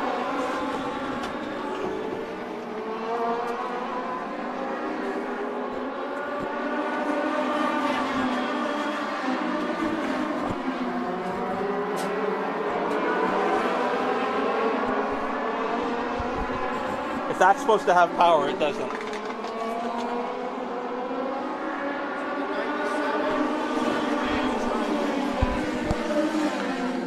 So Nagy out in front, that 36 machine. Trying to pull away. He's got a 3-car length advantage over the 79 of Cuthbertson. Adam Cuthbertson trying to reel in the former series champion. Wesley Cuthbertson runs in the third spot. Latimer runs in fourth. Parker Traves rounds out the top 5 as they run. Uncharacteristic run for Traves so far in that number 60 machine. The Peter Nicolai Concrete Finishing has only not found victory lane once this year with the Trailers Plus Canadian Legend cars. And he's looking to try to get back to victory lane, but he's going to have a ways to go. He's now looking to the inside of Latimer. That is for the 4th spot. They come past the 07 of McKibben and put him a lap down. Traves now able to get past the 90 of Latimer. He is up to the 4th spot.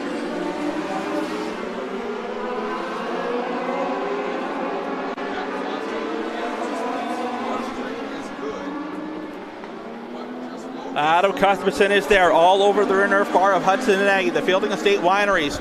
Number 36 machine trying to hold on to the top spot. But Adam Cuthbertson is there pressuring the 36 machine. Cross legs in the air this time by 13 laps in. 12 laps remain. Nagy pushes up the hill just a little that time through 1 and 2. That's going to open the door. The 79 of Nagy of the 79 of Cuthbertson. Now to the inside of Nagy, side by side for the top spot as they race down the front straightaway. Nagy holding tough on the high side of the racetrack, an impressive run with that 36 car up high, the Pure Energy Performance number 36 machine.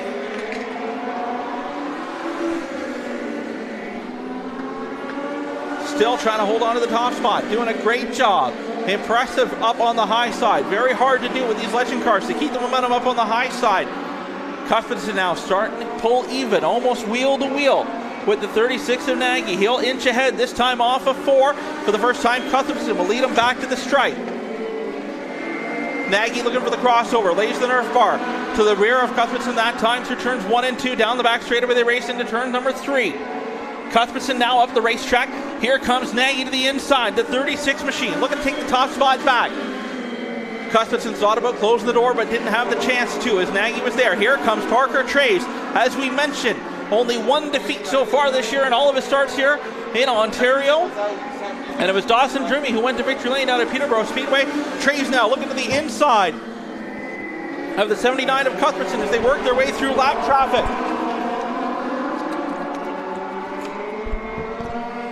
Heavy lap traffic. They'll put 3 cars, McKibben, Morris, and Lloyd, a lap down. That's going to give Nagy a little bit of breathing room for about a lap or so here as they get single file. Cuthbertson now trying to get the run back, trying to make the run down the back straightaway. He puts a shot to the Nerf bar, moves to the inside of Nagy down into turn number 3. Wheel to wheel. It's going to be 3 wide down the front straightaway. Here comes Parker Traves. Traves, the number 60 machine, a little bit of contact. Right front into the left rear of Cuthbertson. Cuthbertson gets sideways. Nagy back to the 3rd spot. Here comes Parker Traves.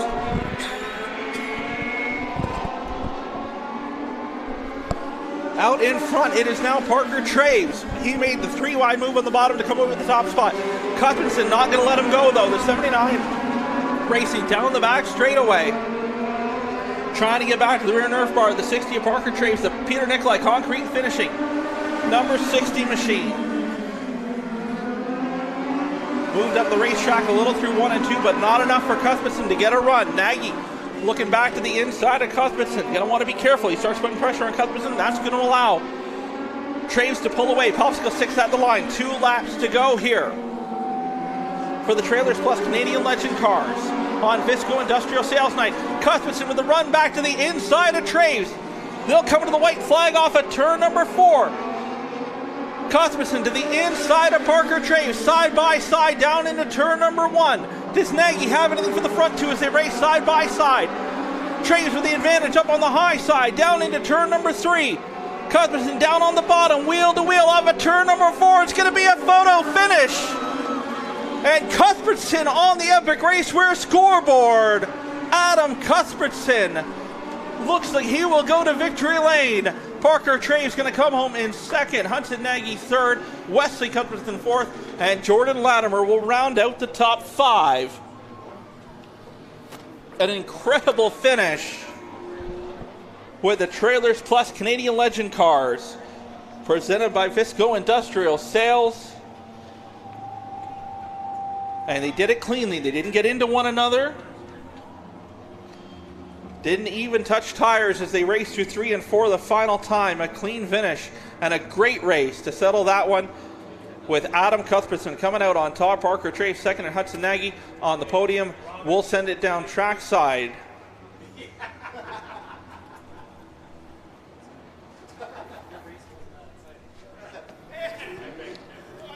Well, Adam Cuthbertson gets it done, guys. He's going to jump out here. What a race that was at the finish line. How about it, ladies and gentlemen, as Adam comes out of the car? Did you like that feature finish or what? Wow, we don't see him that close very often. Adam, what a drive tonight. You know, you had to work real hard those last couple laps, but you came around and stole one away from Parker at the end. What a finish that was. Oh, it was what a finish. We've had an up and down season for sure, and we've been working really hard for this win, and got to thank everybody on the car tonight. Flying Colors and who is this? Viso, they're on the car tonight. Man, I cannot express how grateful I am, and what a good group of drivers. Me and 36 race wheel to wheel, swapped the lead. Then Parker got up there, and we swapped the lead again. And oh man, what a night! Great job. I'm excited Adam Cuthbertson gets on. Parker, you almost got that one, but at the end he stole that one away from you. There's no other way to put it. Did you see how close he was at the finish? Yeah, definitely. We were door to door there. That's a feature I'm not going to forget. Car was really good. We just way too far back at the start. I don't know what happened there with the 77. He just missed a gear and put us in a bit of a hole, and we digged till the front, though. Car was really good. Definitely got to thank Visco for coming on board for the series, and all my sponsors, Peter Nicollet Concrete Finishing, Canadian Legend Cars, Kevin Ryan Automotive, all my family for coming, and yeah. Awesome job, Parker Trades. Grab second. Get over here and talk to Hudson Nagy. Hudson, not a bad drive for you. Third place any night. You can be on the podium as a solid finish. Yeah, not too bad. We developed a tight with 5 to go, and I couldn't keep them from going underneath me. These guys are so consistent, and they run so fast that once you screw up and the cars isn't feeling right, then you're pretty much done. Right on. Hudson Nagy will finish third. Parker Trades second. And Adam Cuthbertson, your feature winner here tonight in the Canadian Legend Car Series. How about it for the top three once again, ladies and gentlemen?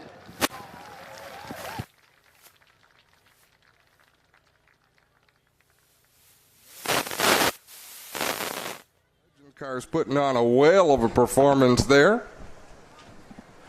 All that's left, race fans, the Stewart's Equipment and Kubota 100. We're going to go to a quick break, and when we come back, it'll be time to present you with the starting lineup for tonight's 100-lap APC Late Model Series race.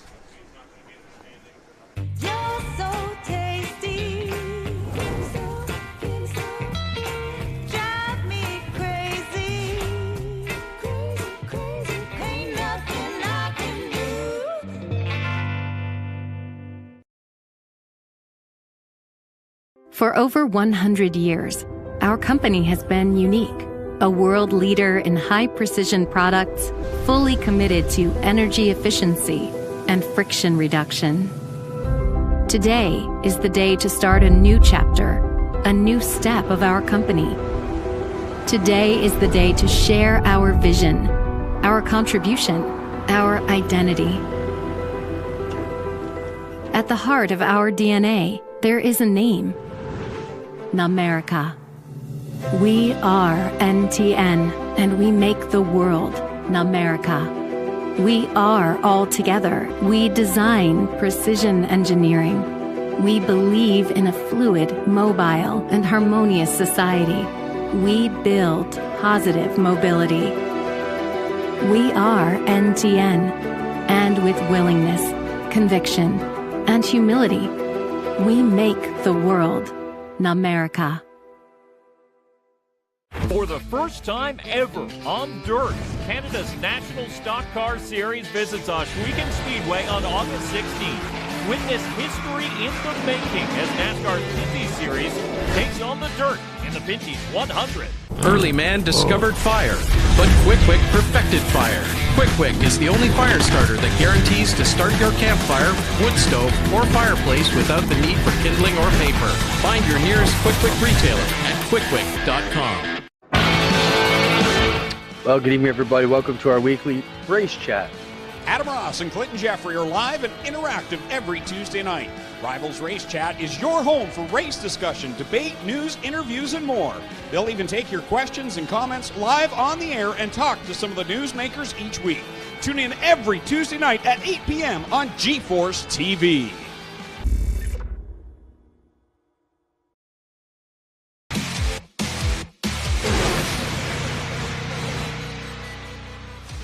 I've always had the spirit that I wanted to invent something new. And so when we got into clothing, I got immersed into it. And the only way that you would really understand how to build clothing is to become a pattern maker. That pattern maker concept started becoming very interesting to me because I went, I can make this better. Love it. Absolutely love designing. Doesn't matter whether it's a garment or an engine or a car, decals on our race cars. I love doing that. That's my forte.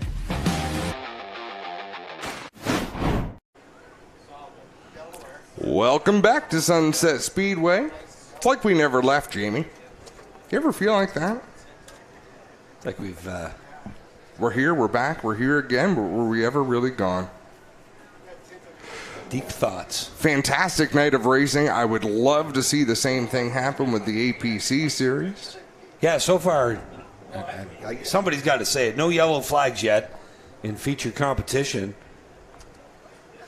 Could change, or we could see 100 laps of green flag action. This track not normally known for a lot of cautions when it comes to the APC series.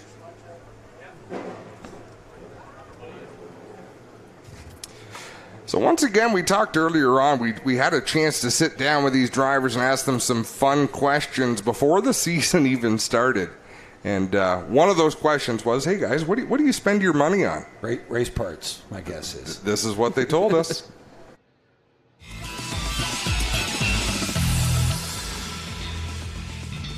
Out in the shop buying tools. On my 3 girls. What extra money? On the tool trucks at work. On my fiance. My daughter. I guess bettering my house for my family would be where I spend most of my money. Probably at the golf course. Most of my money? Besides racing? Ooh, probably fixing up my house. Buying useless stuff. That was a blast, the media day, and getting all those answers from those guys on, everything from what they do with their extra money that they don't dump into the race car to, what they put on their pizza. Well, what we learned is they're really not that much different than us, Jamie, except some of them were shocked to think that it's possible to spend money on something other than the race car. But otherwise, it was a lot of fun. They're just folks like you and like me. So you see the field now getting assembled. There is your fastest car in practice. NTN Bearings 83, Dale Shaw, former series champ. And good to see him pick up that sponsorship from NTN Bearings and for them to get involved again. They were giving out their bears here earlier on tonight. And they picked a fine organization to get involved with that Shaw Motorsports team. Oh, you're not kidding. Dale Shaw, working with his dad, Jake Shaw, generations of Shaws, cousins and uncles and aunts. And I remember having this conversation at Flamborough Speedway, you and I. We were going through with Dale, how many people in your family have raced? And then we got into the vintage modifieds and Phil Shaw and, So his cousin Phil Shaw has kids, and they are now kart racing at Flamborough Speedway. But what it's done, so they enlisted the help of the Murdoch family at Flamborough Speedway. They've come out to help the Shaws get used to go-karting. Well, the Murdoch family recently went Canadian vintage modified racing, so Phil Shaw has come out to help them get up to speed with the vintage modified, but he helped them too well because Quentin Murdoch, this kid is dynamite behind the wheel. It is amazing to watch the young talent that's out there jump into full-size cars and not even give a hiccup and are fast right away. Well, I know I do play a lot of softball, and I coach my kids or my stepkids' softball team on Tuesday nights, but now baseball's done. We've already made plans. Obviously, next Tuesday we're going to Ohsweken to check out the Pinty's race, but a week Tuesday we're going down to Little Middleton Speedway. We're going to watch the kids race in the karts and have some fun. It's been a few years since I've been down there, but the amount of guys that have come out of there. Just want to jump in quick. Blair Wickett, I believe, is right now making his way to the infield. He's talking to the officials. They are thrashing to get that car together. I just got the update from Samantha Shaw. They are pit side. The Wickett and Shaw Motorsports team is going to work to try to get that car fixed up. So Wickett up here, I believe, touching base with officials on when he needs to be on the grid with the car and where his spotter and when and where his spotter needs to be. The question is, he's scheduled to start on the pole. So no, we've already been told he's going to start to go to the back because he left the impound to obviously fix the car. I heard reports crews from 6 different teams down there trying to get the Polar Blair out here. It's hard not to like Blair Wickett. He's just an unassuming fella. Clinton Jeffrey, are you on the scene down there? I see our cameras down there, but I'm not sure if Clinton's on the scene with it as well. We're having a look at Jake Sheridan. Well, there's one of those youngsters that graduated from the Chesterman / Little Middleton program, and of course his brother Nick as well. Sorry, Clint, didn't mean to do that to you. Don't put your hands up. They were shooting inside the car. Like it was the shot that you give when you're about to do an interview. So I blame Ryan on that one. That's all, Ryan. So I just jumped off because Blair was in the tower here. They can't get the drive shaft centered, so they're not able to get that car fully repaired and out here, but they gave it all they had. What a bummer. Clinton Jeffrey, yay or nay? I was waiting. You want me to talk to Jake? Jake, how you feeling, buddy? You've had some up and down runs so far this year. How do you feel about Sunset Speedway? I've never been friends with Sunset Speedway before. I've never really done well here. I think our career best finish here is in a limited late model in a pro race, and I think we finished fourth. So I'm hoping to change that tonight. I thought we had a good car. We ran a couple extra laps and got some good practicing and stuff like that. So I think we're all right to have the qualifying effort we wanted, but I think there's a couple reasons for that. So I'm hoping we get her tuned in here and maybe shutting up all right for us. Right on, Jake. Good luck tonight, guys. Hey, Clint, do you mind asking Jake? Because I'm curious, if Blair Wickett withdrew from the event, why wouldn't they move Jake Sheridan up into the top 10 and get him in that invert? I would say they based the invert before they apply the... Come on. I'm just trying to come up with something here. I get it. I think they take the 10 cars in the invert, and if you don't go to the impound area, you're just removed, but they don't bump somebody up. They should bump somebody up. Well, let's say Alex Nike's right over there. No, I don't want to poke the bear. He's small, but he's mighty. And again, we saw Jake Sheridan. He's had some good runs this year. Been very competitive, and I'm interested to see how Danny Benedict comes flying through the field here. And, of course, Josh Stoddy, this place owes him one from last year. He was leading when they broke a ball joint. Got that first win. We'll see if he can get on a roll and make it 2 in a row. I think we're ready if you're ready. There's a lot of drivers out there who could get the W, and I have just been told that we are ready to go with the starting lineup for the Stewart's Equipment and Kubota 100.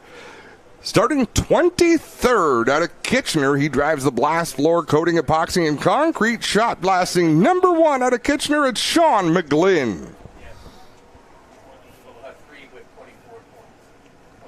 Starting 22nd from Stainer, the B&B Towing Nisco National Leasing. Number 48, it's the Bully, Dwayne Baker. To his inside in the 31 out of Coldwater, the CM Precision Machining and Welding 31, it's Jade Franklin. Outside of the next row from Plattsville, Ontario, on recreational racing's Manheim Apex Oil, Caldecott Millwright Services, Quick Fire starting 89C, Sean Chenoweth. Starting inside of Chenoweth from Hillsborough, Ontario, in the BW Towing McMaster GMC BBTS Markdale Ideal Supply Napa Auto Parts Barrie South. Number 8 former winner here on tour, Jordan House.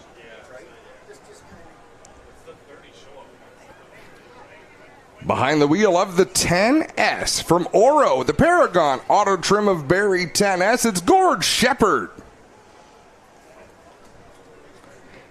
And to his inside in the 86, the Spira Fire Protection High-Grade Steel Roofing Systems 86 from Guelph, Billy Schwarzenberg. Starting 16th on the outside of row 8, the SSG Gloves Airedale Carriers. Holdaway Motorsports number 4 from Hamilton, it's Connor James.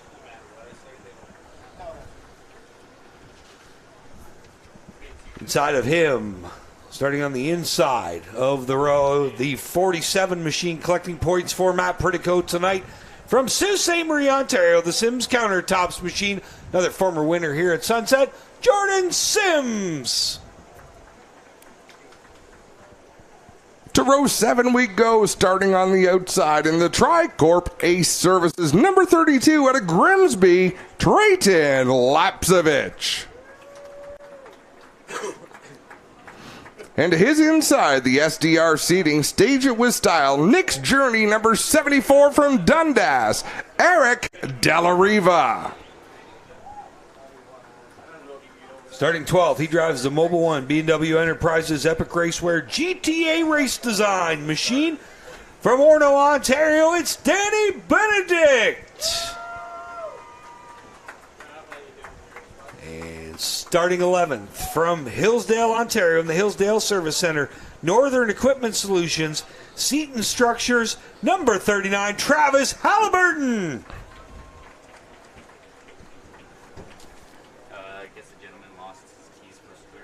And now, race fans, your top 10 on the outside of row number 5 from Mount Bridges, the Pride Seeds, Vibrant Farms, Cameron Crane, number 52, Jake Sheridan.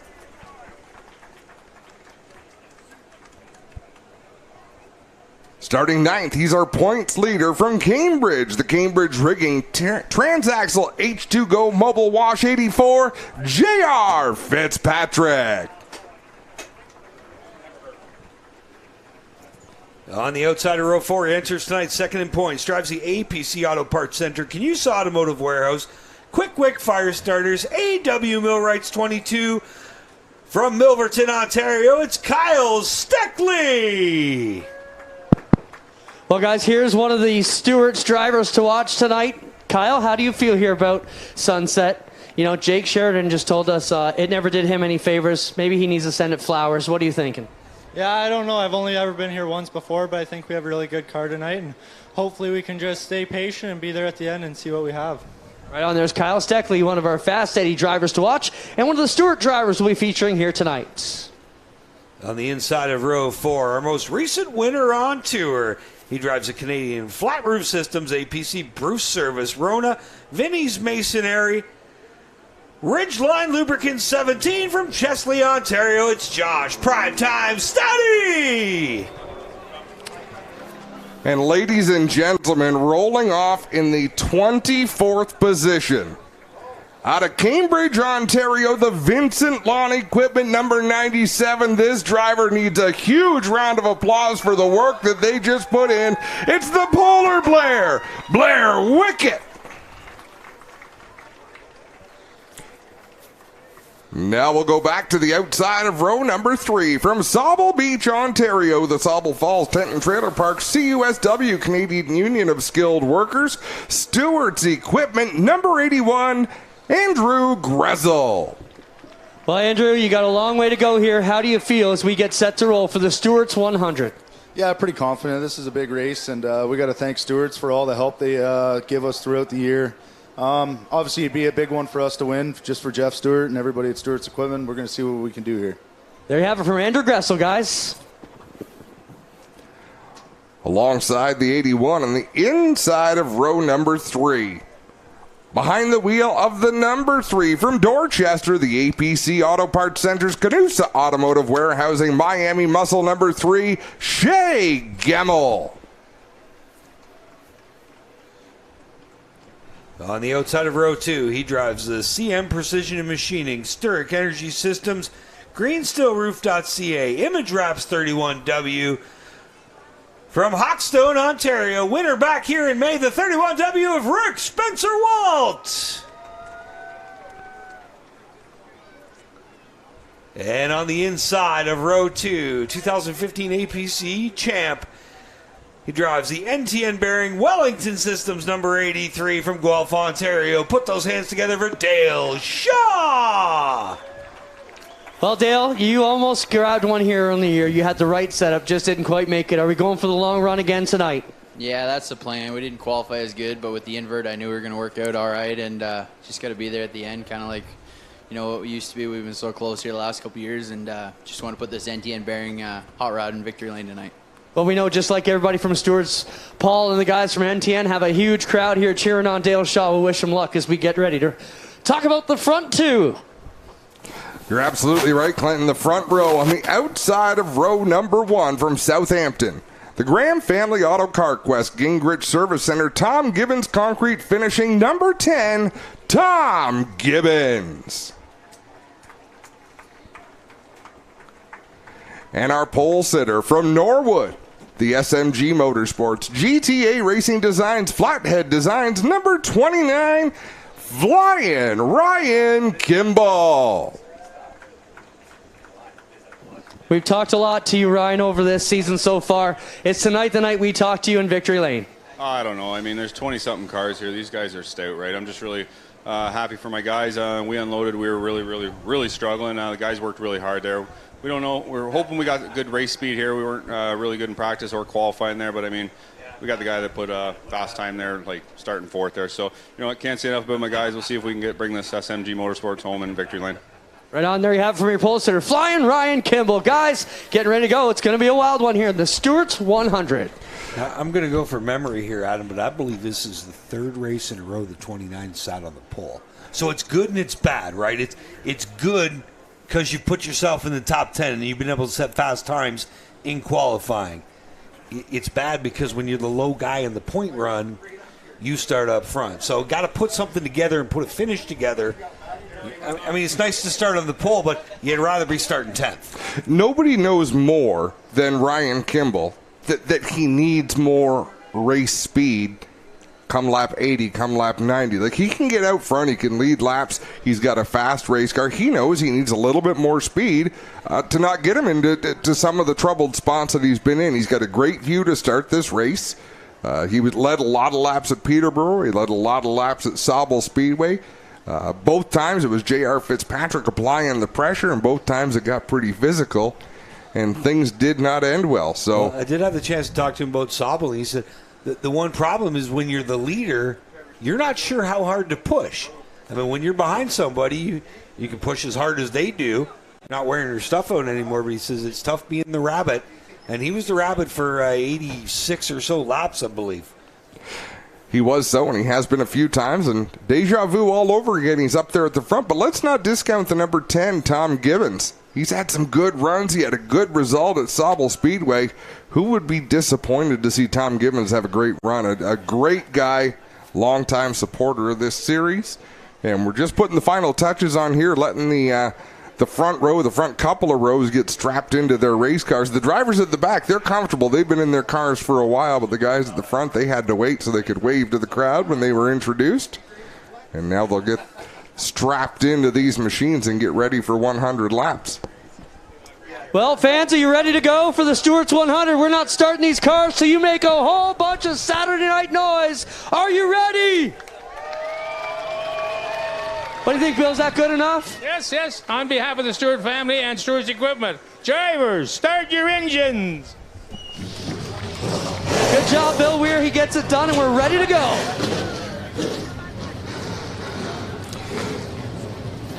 So many stories to talk about. The Points Championship. This is race 7 of 9 on the season. 3 opportunities left for these drivers to earn points. This is one of them. And I dare say, of all the races that are left, Sunset Speedway has the most operating room. We're going to go back to Sauble. It's a tough little bull ring. Then we're going to go to Delaware, which has torn up some equipment as well. That's elbows up style of racing. So how does that change tonight's story? Brendan, we'll start with you. I mean, there's a lot of room to work. If your car's not working on the bottom, you can move to the high side of the racetrack and make it work as well up there. So you've got options to play with here. 2 grooves of racing, which means 2 drivers are going to get side by side. Even if you've got a faster car, it's going to be hard to get through. If you're starting deep in traffic, hopefully you got your patience with you because you're going to need it coming through the field. You're going to have to wait for those opportunities to come, and hopefully they come for you quick. If not, it's going to eat up a whole pile of laps waiting for us to come through the field.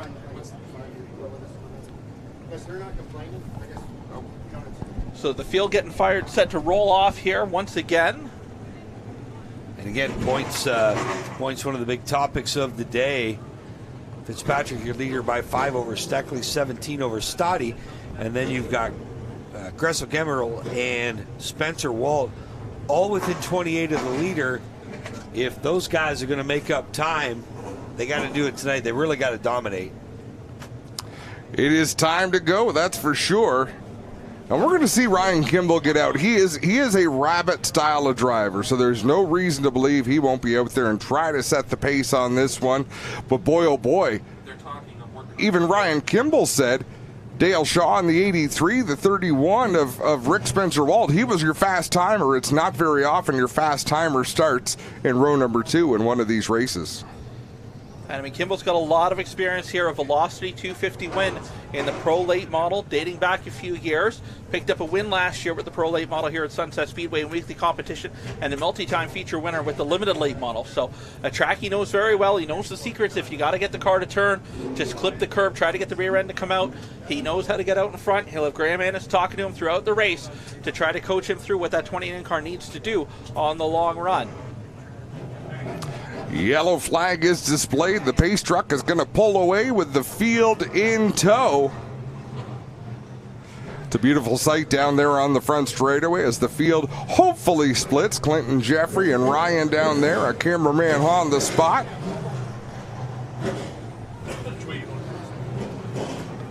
And it'll be time to set things loose. This APC series presented by Castrol.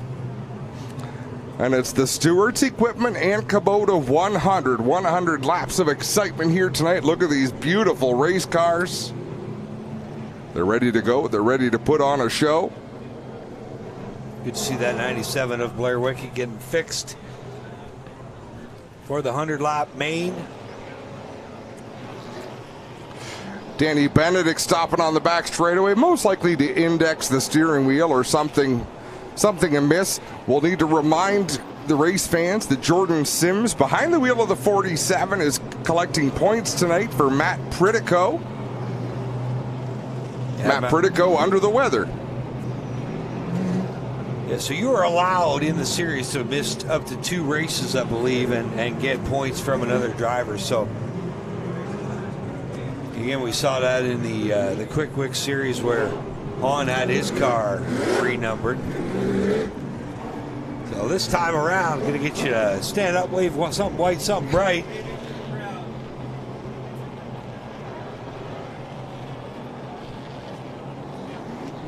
Do it with hand signals. Field lined up behind that McMaster GMC pickup truck. I really think that second row, the storyline the last couple of races has been J.R. Fitzpatrick catches the leader, makes some dynamic passes, then gets mired behind Ryan Kimball. In recent races, we didn't have Dale Shaw and Rick Spencer-Walt between him and the leaders. I don't think these drivers are just really fast. Shea Gemmell, I just think the storyline tonight is going to be a little bit different. Interesting to see again. It was a great race here back in May. Jordan House late pass on Dale Shaw to go to victory lane. Okay, whatever he just touched brought us to life.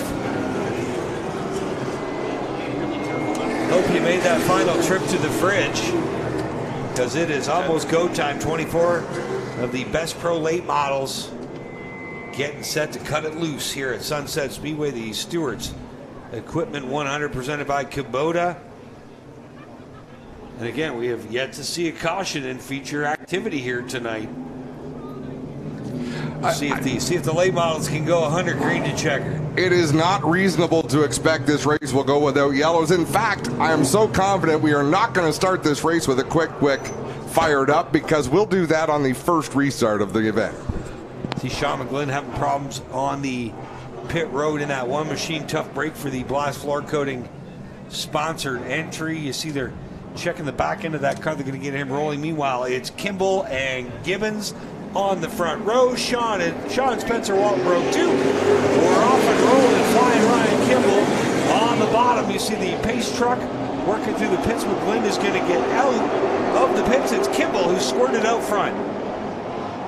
Officer number 4, Ryan Kimball, is single file. Everybody else is doubled up through the field. Dale Shaw trying to clear the 10 of Tom Gibbons, but Gibbons has that car rotating pretty well up on the high side. Brendan?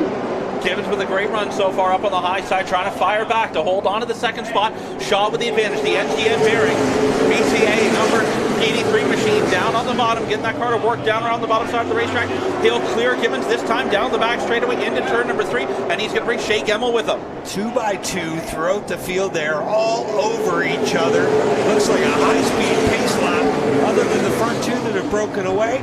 First side-by-side battle is going to be Gemmell. He's going to clear Gibbons. Gibbons will tuck in line.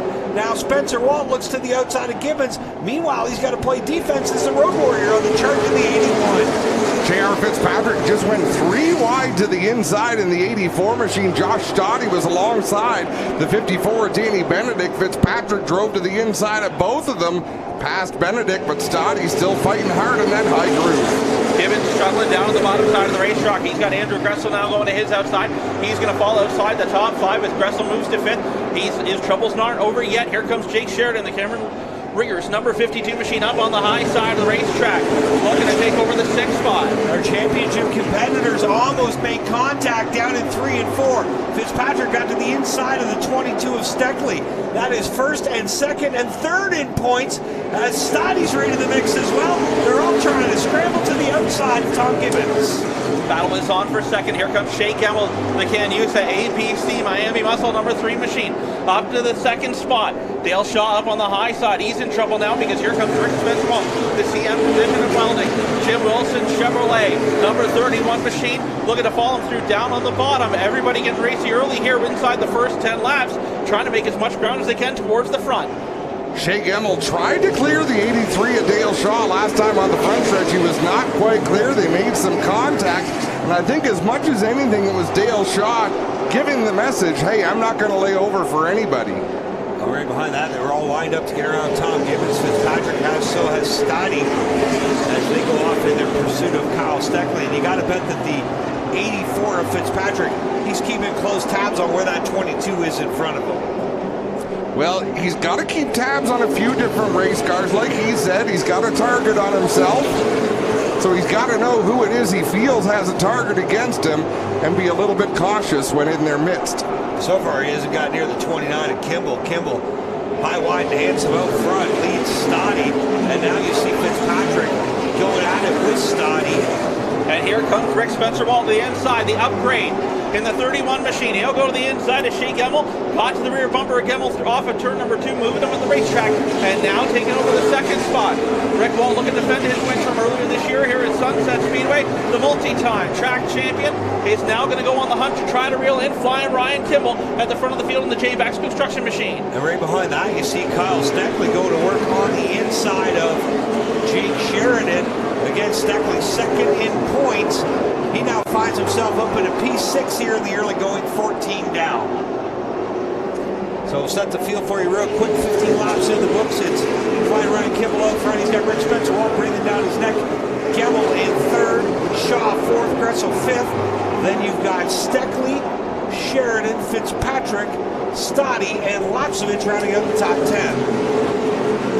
Shaw under pressure. Here comes Andrew Gressel, the Sauble Falls Trailer Park Canadian Union Skilled Workers Stewards Equipment 81 machine. He'll look to the inside of the NTM Bearings 83 machine. Dale Shaw in through 3 and 4, off of 4. He'll have the nose there down the front straightaway. Looking to take over the 4th spot is Andrew Gressel. Dale Shaw trying to save his stuff, and here comes Rick Spencer Wall in front of the field, the upgrade in the 31 machine. He'll go to the inside of flying Ryan Kimball, side by side for the lead off of 4. Walt will lead him back to the straight this time by. We got 3 guys trying to make moves in advance, and Rick Spencer Walt obviously has got the 29, kick to the high side for the lead. You got Gressel on the charge working Shaw, and right behind that, Fitzpatrick able to get around the 52 of Sheridan to pick that spot up. Now it's the 3 of Gemmel, and they're going to get Kimball kicked to the high side again, and Gemmel will mosey on by to 2nd. Good news for Kimball. No one behind him. Trouble! Oh, big trouble. Oh, my goodness. That was an oiled down racetrack. Jordan House in it. That had to be an oiled down racetrack. I just looked up to see Dwayne Baker sliding. From the trail of fluid, looks like the 31 of Jade Franklin. Jade Franklin might have lost a motor. We're getting reports coming from the 48. Franklin involved. He might just be an innocent bystander. That 31 car is torn up. Well, Baker's driving away from the rolling at least, so, and I don't see any fluid coming out from the 48 car. So he might have just had the right angle to be able to get away. Looks like House was able to get wound up before making contact with the wall. And you see the rear end damage to the GD Coats used car superstore Zancor Homes.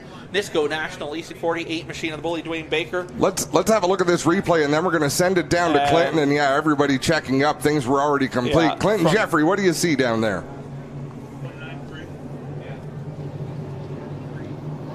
What we see, guys, is a whole bunch of oil running down the track here. I think Brennan and Jamie's assessment of the situation was correct. Looks like a lost motor here. You called the oil down, Adam, and 3 of them are into it. Ryan, come over here and look at this. Guys, this car is destroyed. All kinds of problems on the back here of the Jade Franklin 31. Tons of issues, but wait to get him out and have a word.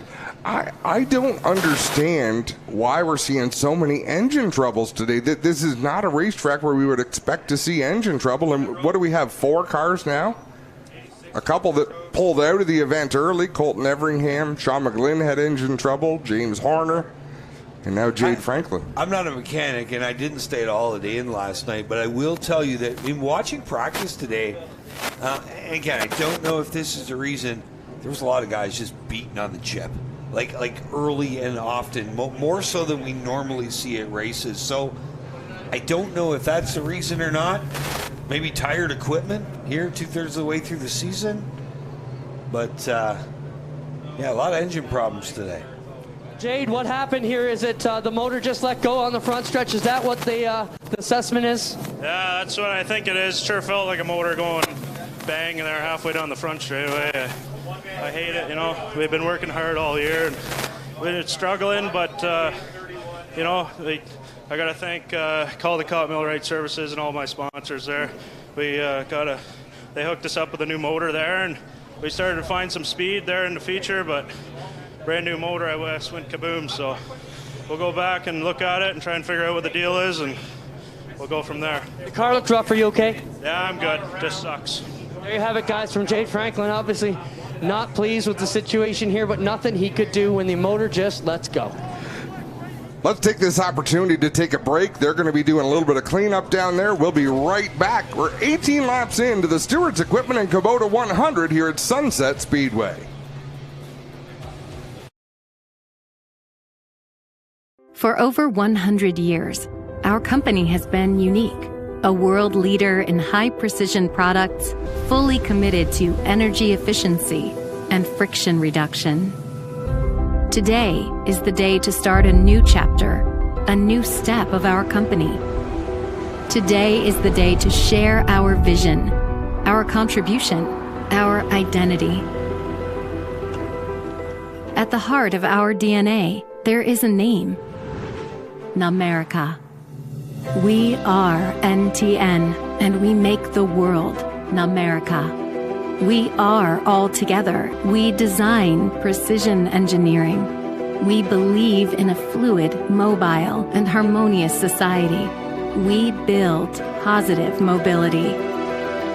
We are NTN, and with willingness, conviction, and humility, we make the world Namerica. For the first time ever on dirt, Canada's National Stock Car Series visits Ohsweken Speedway on August 16th. Witness history in the making as NASCAR's Pinty Series takes on the dirt in the Pinty's 100. Early man discovered fire, but Quick Quick perfected fire. Quick Quick is the only fire starter that guarantees to start your campfire, wood stove, or fireplace without the need for kindling or paper. Find your nearest Quick Quick retailer at quickquick.com.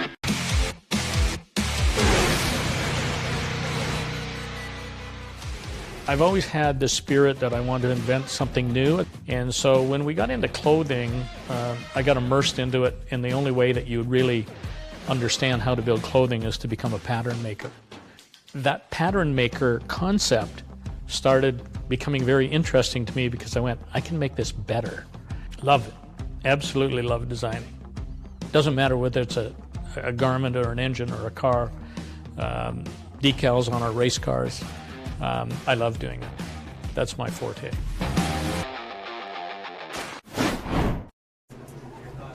Welcome back to Sunset Speedway Live here on G-Force TV. It's the Stewart's Equipment 100, part of the APC Late Model Series. We're looking at Jake Sheridan, who sits here on pit road. 2 crew members, including his younger brother, right up onto the rear end of that car. Guys, they're making adjustments early in this one, and you talked about right before the break, Adam. You know, must have been significant enough for them to come in and lose all the track position they have here to make this adjustment. There's so much fluid down the track. We just heard from race control. We are going to be a red flag here in a second. So it'll be interesting to see once that work stops on the 52. Well, it looks like they got it down off the jacks now. Now they're going to lift up the hood, guys, so obviously some serious problems on both sides of this machine here. And it may not be problems. If they're just making adjustments, they know they have time, Clinton, so you want to balance out your adjustments. They're taking a big swing at it.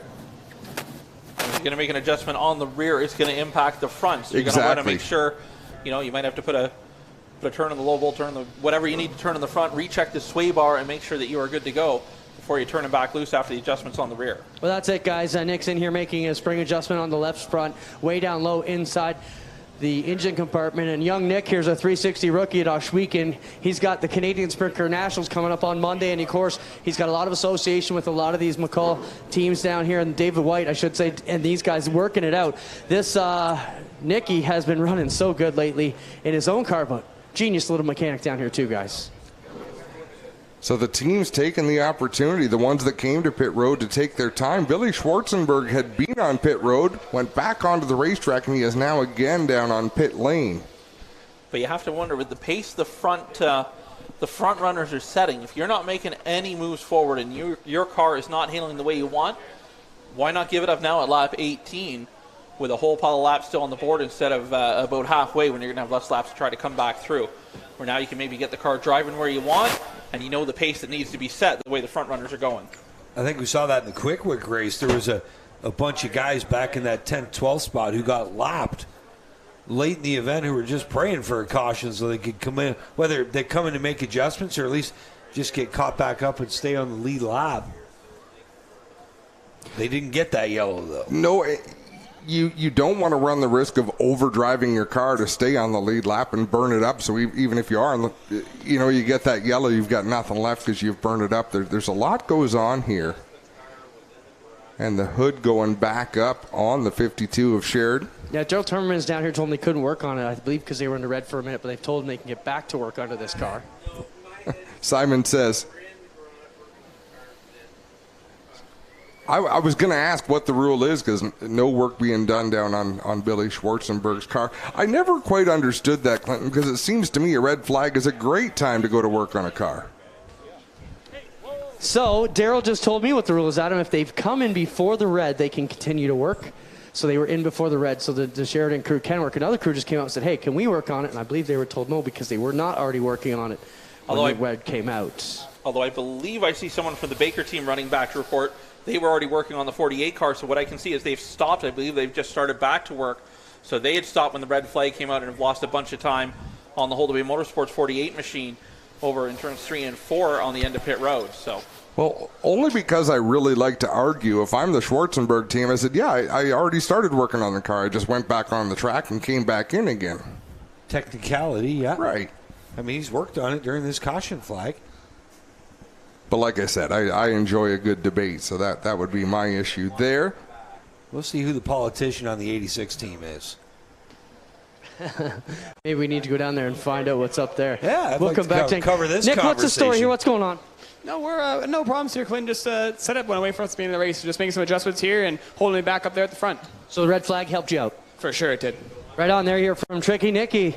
Working in, he's about 17 now, crewing for his brother, doing a great job. And Clinton, you'll know as well as anybody standing down there, like from the infield, races look a lot different from the infield than they do from up here where we sit. Sheridan gave up a top 10 spot. They were racing too wide all the way back through the field. They really show a lot of confidence in their driver to say, hey, if we make this car better, we know that you can drive it up through that mess and get us the finish we want. So hats off to them and showing some confidence to their driver, Jake Sheridan. Yeah, well, with 82 laps still to go, you've got that situation, right? And if your car isn't right after 18, it's not going to be right after 80. So I think it's a smart move to come in here and make this. Dad, Ron, Nick, and the crew doing a great job here for young Jake. Both these guys running fantastic here in 2022. And you can move your car on the racetrack to kind of fix handling problems, whether it be move up on the track, move down on the track, but there's some situations where it's just not, it's handling so poorly that you got to do something to it. And how often do you hear in Victory Lane the driver will say, I could put my car anywhere and it would work? So you're right, you can compensate, but when you really have the driver happy, is the driver that can go anywhere on the track and and have that kind of a run. So, and even then, how many happy drivers have you ever heard of the? How many guys have you ever heard get out of a car and say it was perfect today? Even the guy that wins complains about it not being perfect. Got to always be looking for a little bit more.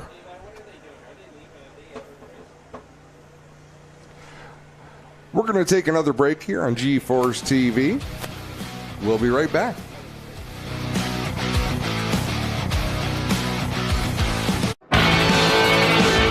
Well, good evening, everybody. Welcome to our weekly race chat.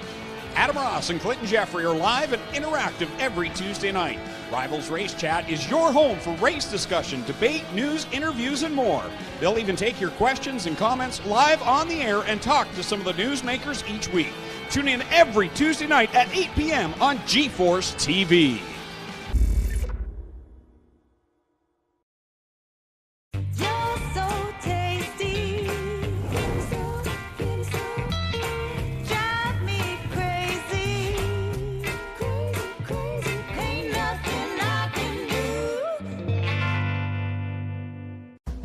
On the scene since 1949, Fast Eddie was born with a lead foot and a burning need for speed. His passion for speed and sport has been captured in this authentic collection of vintage-themed gear. Created for gearheads, riders, and racers, Fast Eddie truly encompasses the great Canadian racing culture we have from coast to coast. Drive hard, get dirty, and look good doing it. Fast Eddie Speedwear. Get geared up. For the first time ever on dirt, Canada's National Stock Car Series visits Ohsweken Speedway on August 16th. Witness history in the making as NASCAR's Pinty Series takes on the dirt in the Pinty's 100.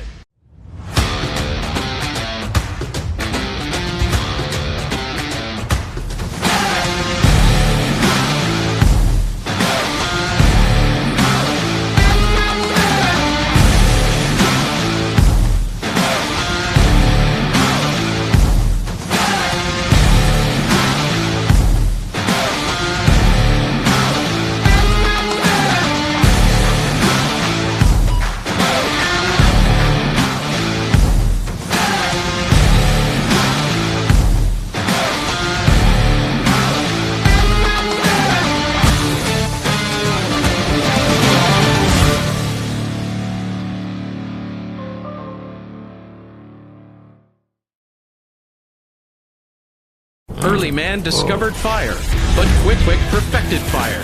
Quick is the only fire starter that guarantees to start your campfire, wood stove, or fireplace without the need for kindling or paper. Find your nearest Quick retailer at quickquick.com. Welcome back to Sunset Speedway. You can see the oil dry down there in turn number 1. The crew's working that into the pavement.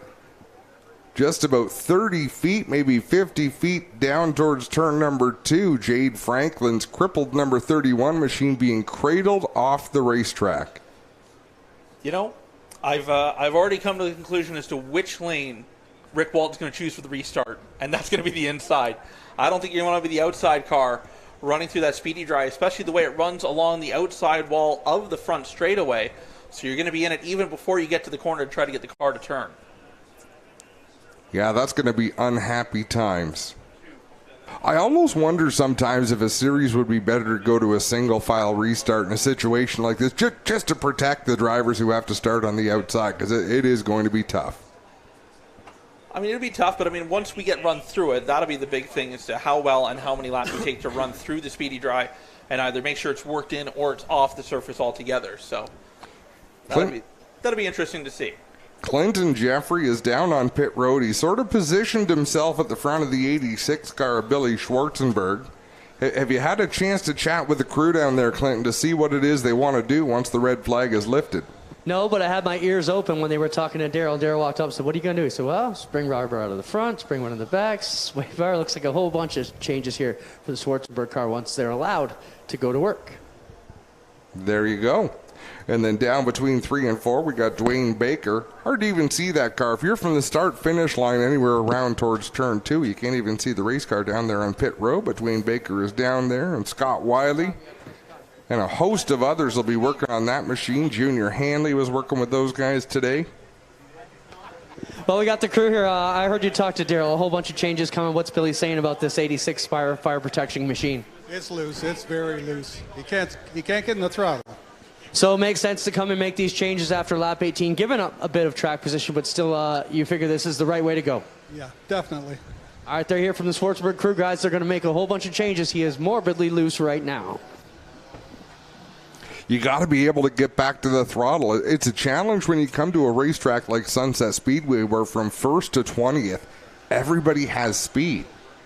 So if you're deficient out there, if you got a real bad push or you're real loose, you're just going to get swallowed up in a hurry. Right now they're blowing all the kitty litter onto Rick Spencer Walt's lower groove there. Well, you got to make it fair. Some on the inside, some on the outside. There's a lot down there. It's going to be a beach. Make a run through the grass, come back to turn number 1, and okay, now he's just having fun, which is entirely what I would do given that opportunity. We need 2 of them. Do laps. No Only kidding. if they're going to trade paint. I need one for my house in the fall. There is nothing I dislike more, I don't think, than raking leaves. Well, that thing you can probably blow them about 3 doors over, so you really don't got to worry about them at that point. Make them your neighbor's I problem. hope so, because I really like my neighbors on each side, but a couple doors down, I wouldn't mind leaving some leaves in their yard. Hope they're not watching. Don't tell them I said that. Are they race fans? No. No, you're okay then. They're probably not Adam fans either. No, I shouldn't say that. We've got great neighbors up and down the road. I just thought it'd be funny to say that. It's the trouble. You give someone a microphone, they're going to speak into it. And I ran out of thoughts in 2004. Well, it's at least at about halfway through the red flag tonight, It's just words now. That's the worst is when you get somebody come up to you, hey, remember what you said 3 weeks ago? It's like, buddy, I've done 15, 20 races since then. No. Refresh me. Do me a solid. Tell me what it was. Hey, but if they've done their homework, they can. Well, in 9 times out of 10, I can't dispute. I can't confirm or deny. I just have to think, does that sound like something I would say? And poor Clinton Jeffrey, he knows this as well as anybody, but after 10:30 at night, like all bets are off. There's like a switch goes off, and that we work every Friday night together at Ohsweken Speedway, and after 10:30 a switch goes off, and we just get a bad case of the stupids. You just inch closer to turning into a pumpkin, right? It gets dicey. I cannot be responsible for what falls out of my mouth at certain hours. You just reach a point. There's only so much you can do before you run out of. I don't want to use the term intelligible thoughts, but you do. Like, you just, especially if you're doing a show by yourself, it's very hard to carry an intelligent conversation with yourself after several hours of doing it, especially when there's not much there to start with.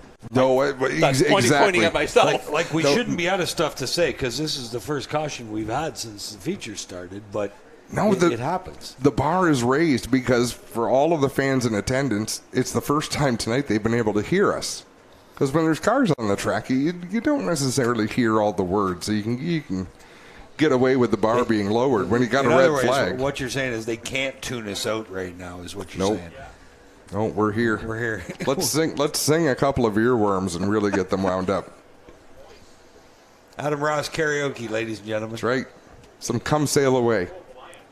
Just like Eric Cartman. Once you start singing it, you have to sing it all. Got to get to the end.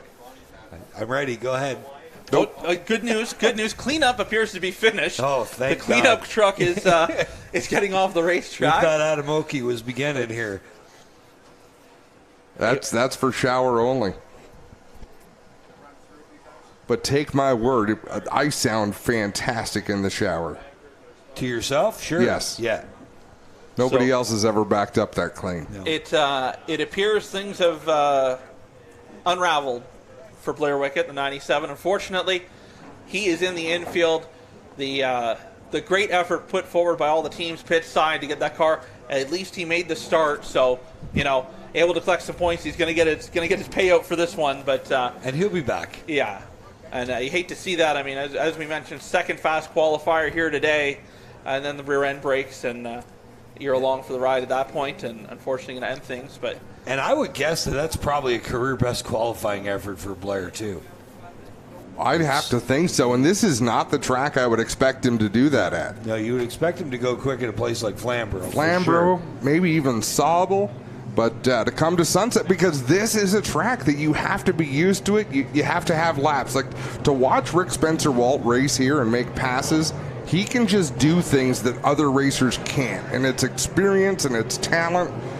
But he's got a lot of laps around this place. And we saw that from the 39. He had a great run here in the spring. Halliburton was quick.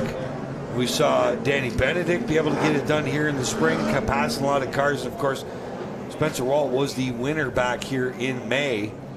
So the Holdaway Motorsports team able to utilize that red flag, and you will look at the 48 at Dwayne Baker pulling back onto the track, the Nisco National Leasing GD Cook's used car Superstar 48 machine, and from afar, it doesn't look like he backed into the wall at all. Closer up, a little bit of damage on the rear bumper cover, but the team doing great work. And as they finished one car, another came in. Connor James now on pit road. The SSG Gloves Airedale Carriers number 4 machine. Under the watchful eyes of Taylor Holdaway, the team going to work making some adjustments on the 4 machine. Billy Schwarzenberg has made his adjustments. It's almost F1 style, right? You got one crew with 2 cars. I was going to say the crew was busy working on Dwayne Baker's. Well, it's an amalgamation, mercifully, for them. I know Baker still brings his usual guys to the track, and I know they do work together, but the Holdaway Motorsports team as well down there. It's been quite the brain trust down this afternoon. Taylor Holdaway down there. Junior Hanley's been in that camp this afternoon, so a lot of brains coming together to work on the 4 and the 48 here. Maybe they've got one of those ticket machines like the deli down there. You pull a number and wait your line to get into your pit stall. Hey, that could work.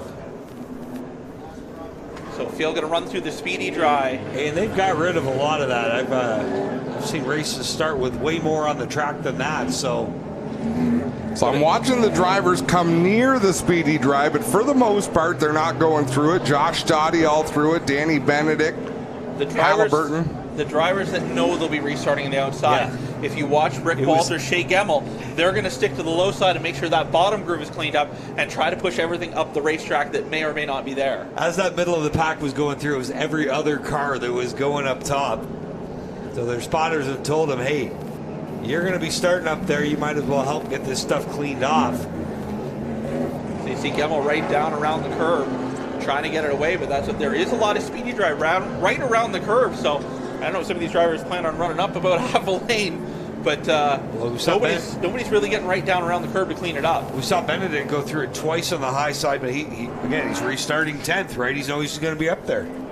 Losing grip on the inside, fellas, is not a problem on a restart because there's always a car on the outside of you that will catch your fall. 8 wheels always handle better than 4, for sure.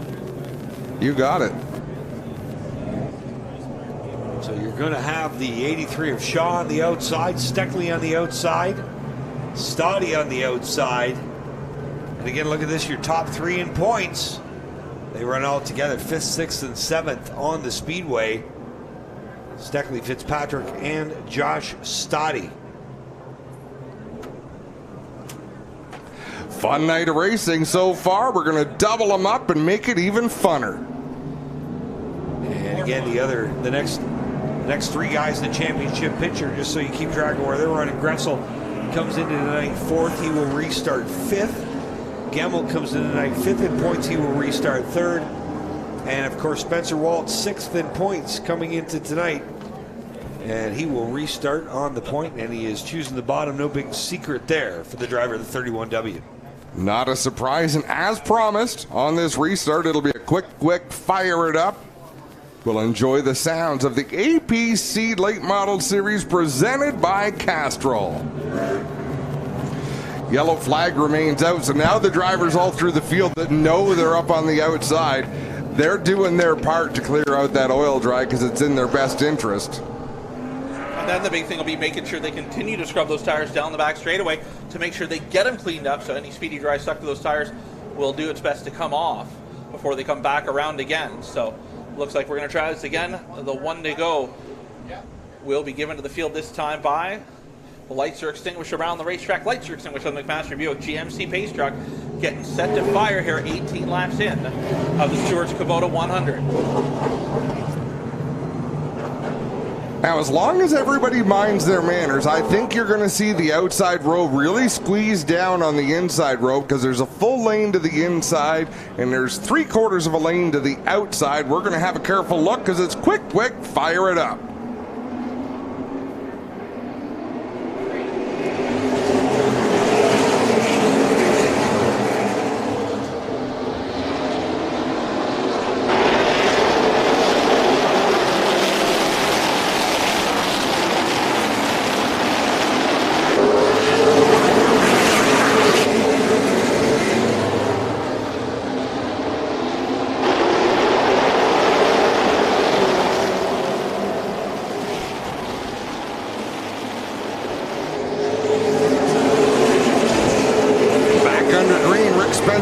Does a nice job gingerly getting around Ryan Kimball. Shea Gemmel going to try as well. Dale Shaw almost had the opportunity to come down in front of Andrew Gresley. Probably realized that wasn't the best idea. And J.R. Fitzpatrick alongside Kyle Steckley as they battle for position number 6.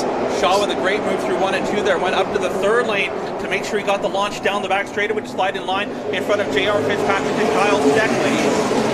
Well, they've got the 29 of Kimball caught the outside lane. Gressel will mosey on by now. Here comes Shaw. Steckley has got a line right behind Fitzpatrick. You see Stoddy work to his outside. That trio of cars, the 84, the 22, and the 17, your top 3 in the championship standings. Yeah, but 4th place in the points is Andrew Gressel in that 81. A couple of cars ahead as Dale Shaw drives to the inside of Ryan Kimball. Oh, Benedict goes around. And nowhere to go. Tom Gibbons, I believe, in that in the number 10. 47 of Sims, the 3rd car involved. I don't think much heavy damage to any of those 3. We'll see when they get rolling. I'm not sure how it started. By the time I saw it, Benedict was already sideways, and the 10 was piling in. So Benedict is driven away. Damage on the left front nose. He'll have to go to pit road. That car going to drag on the racetrack and cause handling issues for the BW Enterprises Mobile 1, the Andy's Quilt Shop number 54 machine. Sims' car looks good. The 10 of Gibbons, we'll see if he gives up that track position. Just looks like some cosmetic damage to the right front of the 10. Depends on how hard he hit the 54, but Gibbons going to at this point, going to the back is an involved car anyway, so you might as well come down pit road and get a look at the damage. And looked like that might have had some assistance, and you see the nose damage as he came by on Travis 50 Cal Halliburton. The seating structures on the hood has a little bit of a wave to it now where it didn't before. Clinton Jeffrey is heading over into position. Looks like he's heading towards Danny Benedict's pit. The 54 machine will give him a second to get set up, and Clinton, just jump on in whenever you're ready. Yeah, guys, they're checking the steering here. And I was just talking to Cowboy Dan about how they needed some luck today, and they don't have it here. Looks like the left front is laid down into the wheel well a little bit here, so possibly some left front suspension issues for the Benedict 54. We'll see if they pop the hood or if they just send him out. You see not a lot of clearance there under that left side, but they're going to send him down. Could be body, just push down on it. We'll see what happens. Dan, what's the story here? It looked like there's not much clearance in the left front. Is it just the body push down or suspension issue? That's just the body brace. We pulled it out. It's fine. It looks okay. Yeah, nothing looks like I hit too hard. We talked about you guys getting some luck. You don't have it again tonight. We could sure use some. We've been really close. Really close. But, man, we'll get it. They're coming. We're fast. They'll come. It'll come. Hopefully you get on the nice list and can ask Santa for it, because the summer ain't doing it for you. Thank you. There you have it from Cowboy Dan, guys. Crew in here for the Benedict 54. We'll move over here and check out the 10S of Shepherd. Or Gibbons, sorry. They're working here on this car. They've taped it down. You can see them taping down the hood here with a whole bunch of different kinds of tape just to try and keep it together so it doesn't come apart. But there is some fiberglass issues there on this car, and they're going to have to get to work on that. Now Daryl Timmerman's in there pointing out to some other issues, some body stuff dragging, and they just said, okay, they're going to have to work on the nose of that one to get it cleared up, to get Tom Gibbons back out here in the Gibbons Concrete, finishing number 10. I just saw probably he could be the happiest and the saddest guy in the pits right now. I just saw a post on the Morneau Facebook. Ray's there in his uniform, hanging out in the Rick Spencer Walt pit area. I mean, obviously wanted the opportunity to drive a race car today, but hey, Rick Spencer Walt's doing okay out front. I would guess he would be staying in the car right now, Clint. Don't think it's going to be too busy of a night for Ray Morneau. No, I think if things are still going good for Rick, as he said, he's going to drive the heck out of it here tonight. We'll try and get a word with Ray if we can in just a moment. Well, and a couple times that Dale Earnhardt raced injured, you know, he always said, you don't feel the pain near as much when you're out front. No, and you know, back in the day, driver replacements was a very common thing. There wasn't a race went by where there wasn't a relief driver. When someone would fall out of the race, they would stick around with their helmet, usually a younger driver wanting experience because someone was going to need a relief driver. Again, the car's no power steering, a lot tougher to drive at that point. Probably my favorite relief driver story, Ricky Rudd told about the time that he got into Janet Guthrie's car. And he said he had so much more respect for Janet Guthrie because every single person raced her as hard as they could race her, and it wasn't even her in the car, it was Ricky Rudd. So we see the, like I said, Ray Morneau down there, driver's suit on, at the ready, but Rick Spencer Walt got to be feeling pretty good out front. The field is doubled up. Rick Spencer Walt now choosing the outside lane for this restart. That puts Shea Gemmel down to the inside. Andrew Gressel in row number 2 on the inside in that 81. Then it's Ryan Kimball with J.R. Fitzpatrick right behind him on the outside of row number 3. Interesting to watch Shaw and Fitzpatrick in that third row. Great start out front for Rick Spencer Walt. He's going to shoot out to the lead. Gemmel runs second. Side by side for third. It's Gressel down the bottom and the 29 of Kimball up top. Then Shaw and Fitzpatrick right behind them. It's possible that was an arranged restart between Spencer Walt and the 3 of Shea Gemmel. I tell you what, that's twice. Fitzpatrick's closed the door on Shaw. That's twice that Shaw's got into the back of him. Dale Shaw cannot be happy right now. No, and Kyle Steckley took a little bit of damage there as well in the 22.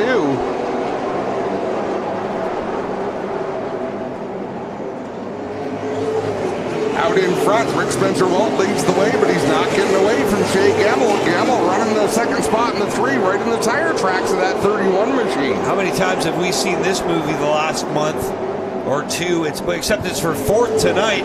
The 84 of Fitzpatrick now trying to get around the 29 of Flying Ryan Kimball. That's for 4th spot. Again, you see that scramble back there. Eric Della Riva, 32 of Lapsevich, House in there, Chenoweth as well. That is an absolute hornet's nest. Hey, look who's making up spots. That 52's climbing through the field. Well, same with Jordan House. He was involved in that last caution. The 8 and the 52 moving towards the front. J.R. Fitzpatrick has got to the inside. The 29 of Ryan Kimball, they're side by side. Fitzpatrick with the position that time at the line. Well, Kimball's not going to roll over for sure. He can't do anything with Fitzpatrick off turn 2 now. Kimball is there. And we'll see what that 29 does, tucked up under the rear bumper of Fitzpatrick. He had a shot through 3 and 4 and then made an aggressive move down at the bottom in 1 and 2, but wasn't able to get to the rear bumper of the 84 machine. Fitzpatrick now going to breathe a sigh of relief as he's able to check out and put a car between him and fellow points contenders Josh Stoddy and Kyle Steckley. Kimball got in the speedy try that time down in turn 1 and shot up the hill, but Stoddy unable to take advantage so far. I think this could backfire on Kimball. I think he's so worried about the 84 in front of him. Now he's got Stoddy who snuck up the back door and he's made a couple of mistakes to let that 17 and the 22 close on him. Josh Stoddy trying to set up that 29 at Kimball. Taking a little bit wider arc through the turn. Kimball's kind of come back to a more conventional line the last couple of corners in that 29 machine. Out front, Rick Spencer Walt. As you see Stoddy putting the heat on the 29. Spencer Walt leads Gemmel by a couple car lengths. And great battle. You see that 17. Now he's got an opening on the bottom. Here comes primetime Stoddy, your winner 2 weeks ago. He'll drive it deep down the inside of Ryan Kimball, pushes up the track a little bit, gives Kimball a good run off the turn, but he's still got track position on the bottom, Brendan. Side by side they race. Kimball with the advantage. Gets a big run off at 2. Stoddy unable to keep the car to the inside. He'll make the run through 3 and 4 again, but as they race off the corner, momentum on the high side. James Kimball's favor, the J-Bax Construction. Number 29 machine, Stoddy down through the speedy drive. Down around the bottom of turns 1 and 2, the Ridgeline Lubricant Steer Inc. Number 17 machine trying to find a way by Dale Shaw on the charge now up on the high side. He'll go around Kyle Steckley trying to move forward after that earlier contact with J.R. Fitzpatrick. Big problem for Stoddy. He keeps getting down in the beach down there in turn 1 every time he sends it. Meanwhile, while all this has gone on, we've got a swap for 3rd place. The 84 Fitzpatrick now P3. He's got by Andrew Gressel. Now Stoddy finally gets the 29 pitched up into the outside groove. He's got Dale Shaw and Steckley as well as Trey Lapsmith all lined up behind the 17. Josh Stoddy going to clear the 29 of Kimball. Dale Shaw did a good job to position that NTN number 83 in a way to get a run to the inside. Kyle Steckley's not going to let that opportunity pass him by. Right up on the rear deck lid of Dale Shaw. You know that, yeah, 29 was really working that right rear, trying to keep everybody back. And it looks like it might have cost them as they're streaming by on the bottom. You have to wonder that contact earlier with Dale Shaw and J.R. Fitzpatrick might have made some sort of adjustment that Shaw needed because he was struggling down to the bottom side of the racetrack. He had tried to pass Kimball at one point earlier before the contact and couldn't get the car to rotate down to the bottom. There he was able to get by Kimball with ease. Usually anger is worth a good 1/10 of a second a lap, and I think Dale Shaw is a little bit fired up over what went on out there. A lot of times with J.R. Fitzpatrick, he's not happy just to get to victory lane. He wants to stomp him every time he comes out. Somebody forgot to tell him he's point racing. He's reeling in those top 2 cars right now and absolutely up on the wheel of that 84 car. But you're going to have to worry because the leaders are going to come up on lap traffic. Eric Della River running side by side with Sean McGlynn, the Blast Coatings number 1 machine. They'll get it sorted out, but the leader's going to start to close in on lap traffic at the back of the field, and that's going to make things interesting. It might help Fitzpatrick close the gap to the front 2 just a little bit faster. Hey, and look who just moved up into 9th spot. How about Jake Sheridan? As we approach the halfway point, he is 1 spot away from where he was when he pitted, so it's worked out for him. Kimball around. Easy for me to say. I like that you didn't give up. You kept on calling it. You knew it was going to come to you. Kimball around in turn 2. The 52 of Sheridan had just got by the 29. And how about the run by Jake Sheridan from the back of the field? They made the adjustments. Now Buck up on the 9th spot. Looks like that was the correct decision. Kimball gets turned around in the 29.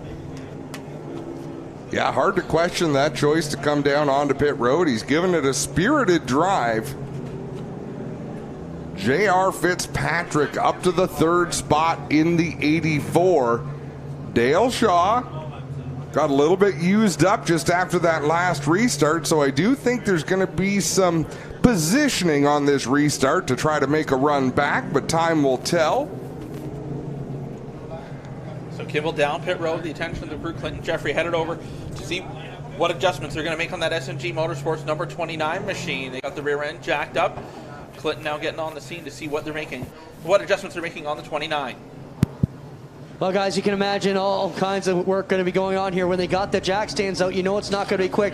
They do have a spring rubber on the ground and with another half rubber, so it looks like they're going to be putting some rubbers in the left rear spring here to tighten this one up for Kimball. We heard these guys talk. It's very loose, and there's a couple spacers in there too, so all kinds of adjustments going to go on here on the Kimball's SMG Motorsports 29. You know what? I've got to commend these teams. I'm sure it is a rule, but even still, I commend them for putting jack stands under these cars. Nothing bothers me more than seeing people climb under a race car without the use of a jack stand. Especially for the couple seconds it takes. And, you know, you and I walk around the pits enough. How many times have you seen a car fall off the jack? And you know what? Partly it's selfish. I don't want to be announcing when that happens. So the Graham's going to work, almost done. Graham Annis on the right rear, Graham Flett on the left are under the watchful eye of car owner Sean Grossman down on pit road. Right rear going back on. Looks like a final adjustment on the left rear before they button things back up. But they are running out of laps on pit road. The field is doubled back up. We'll have to see if they get the one to go this time by or next time. But laps winding down. They will get the one to go this time by. So Kimball's going to have to get going. The team going to have to get that left rear wheel on if they want to stay on the lead lap. Spencer Wall takes the outside. Gemmel on the inside in second. Then Fitzpatrick, Gressel in row 2. Stoddy and Shaw in row 3, Steckley and Lapsevich in row 4, and row 5, Jake Sheridan from the back of the pack. I believe that's the 4 of Connor James alongside him. Nope, Trayton Lapsevich in 10th. Here we go, green flag in the air. Rick Spencer rolls another tremendous jump into one. How about Gressel in the 81? The Road Warrior trying to get it done on the high side. He's to the outside of Gemmel. This is the race for second off turn 4. And Dale Shaw in that 83 doesn't want to be denied out there. He's driving it deep down into the turns. He didn't like the way J.R. Fitzpatrick raced him on that last restart. He would love nothing more than to get around that 84. The two bouncing off each other. Gressel and Gemmel going at it. Up the hill comes Gemmel. They're going to be 3 wide. J.R. Fitzpatrick almost collateral down the bottom side of the racetrack. Everybody able to keep it going straight. But Andrew Gressel to second. Shea Gemmel falling back now. J.R. Fitzpatrick up to third. And the trouble for Gemmel not over yet. Here comes Dale Shaw, the NTM Bearings number 83 machine, down to the bottom side of the racetrack. Gemmel tried to slam the door on Shaw, and Shaw was right in there in that 83. They're still going at it. Great view by the drone down the backstretch. Gemmel's going to squirt out front. Good job by the 3. He's going to hold off Shaw for now, but Shaw's not done. He'll try to battle back, but Gemmel finally closes the deal. Oh, Steckley to the inside of Josh Stoddy. Stoddy trying to close the door. Both of them get sideways in turn number 1, and now here goes J.R. Fitzpatrick to the inside of Andrew Gressel. If you recall back at Sauble Speedway, Stoddy took home the win, but Kyle Steckley wasn't too happy about the way Josh Stoddy raced him late in that event. Those two are going at it right now. That's the battle back for 6th spot. Couple of your championship contenders. Meanwhile, that race for second down into 1. It's Fitzpatrick on the inside. The 81 at Gressel on the outside. The match RPMs down the backstretch. Side by side for second. You remember these two drivers had to run it at Flamborough Speedway earlier this year, duking it out for a win. I'm sure Andrew Gressel hasn't forgotten that he came out on the losing end of that one as he tries to hold on to second. Lots of room being given right now. Fitzpatrick down on the inside. Side by side into 3 and 4. They'll be almost equal as they race off of 4. Gressel with the run on the high side, though, able to keep the momentum wound up. And there's method to his game right now. The longer he can keep J.R. Fitzpatrick on the inside, the more he uses the brakes on that 84, the tires on that 84. So Andrew Gressel, I don't think is going to come back to the bottom of the racetrack. He's going to keep on running the high line. Saw the 84 get down underneath him. Andrew Gressel, when they were side by side last time, did a great job of keeping that 84 pinned on corner entry. You see Gemmel going side by side now. This is for 4th spot down into 1. There's now back up to the battle for second. You still have Fitzpatrick and Gressel going at it. And a shot at Gemmel's outside. Shaw couldn't get it done down on the bottom, so he moved to the top side of the racetrack, was able to get the nose in, and has made the run to the outside, going to keep Gemmel pinched down on the bottom, and looking to take over the 4th spot now as he tries to march his way forward. Dale Shaw getting into those deep waters where he likes to be, trying to march his way forward once he clears Shea Gemmel. Gemmel's not done. Gemmel hasn't rolled over. He's still sticking with Dale Shaw. Meanwhile, Gressel made it, just giving it back to the 84 of Fitzpatrick. What a battle for second. This is all going on about half a straightaway behind your leader, the 31W of Rick Spencer Wall. J.R. Fitzpatrick, after making the pass of Andrew Gressel, really hasn't pulled away. Now it looks like he's starting to gap that 81 just a little bit.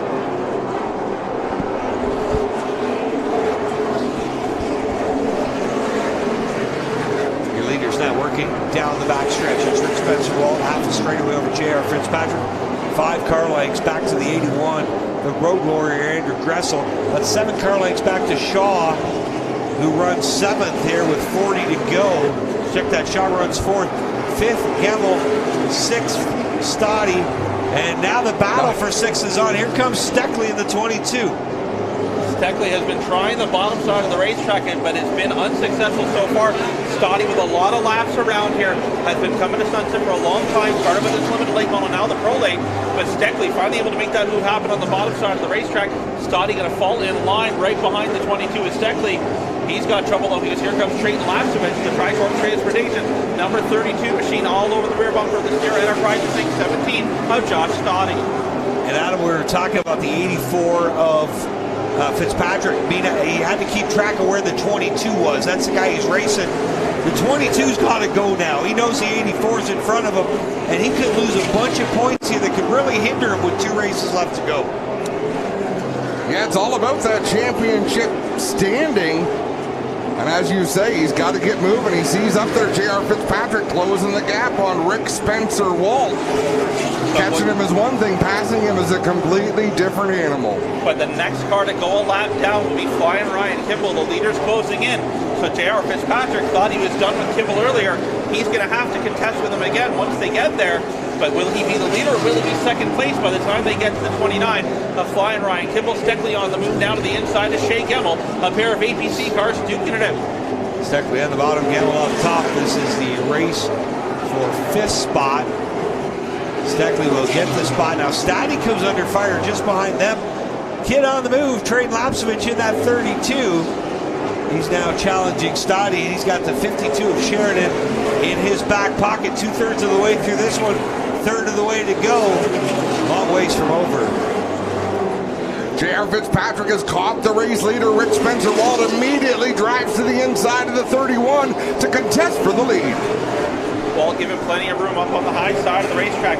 Fitzpatrick, that car working so well down the bottom, doesn't even need to come all the way up and crowd Walt for it.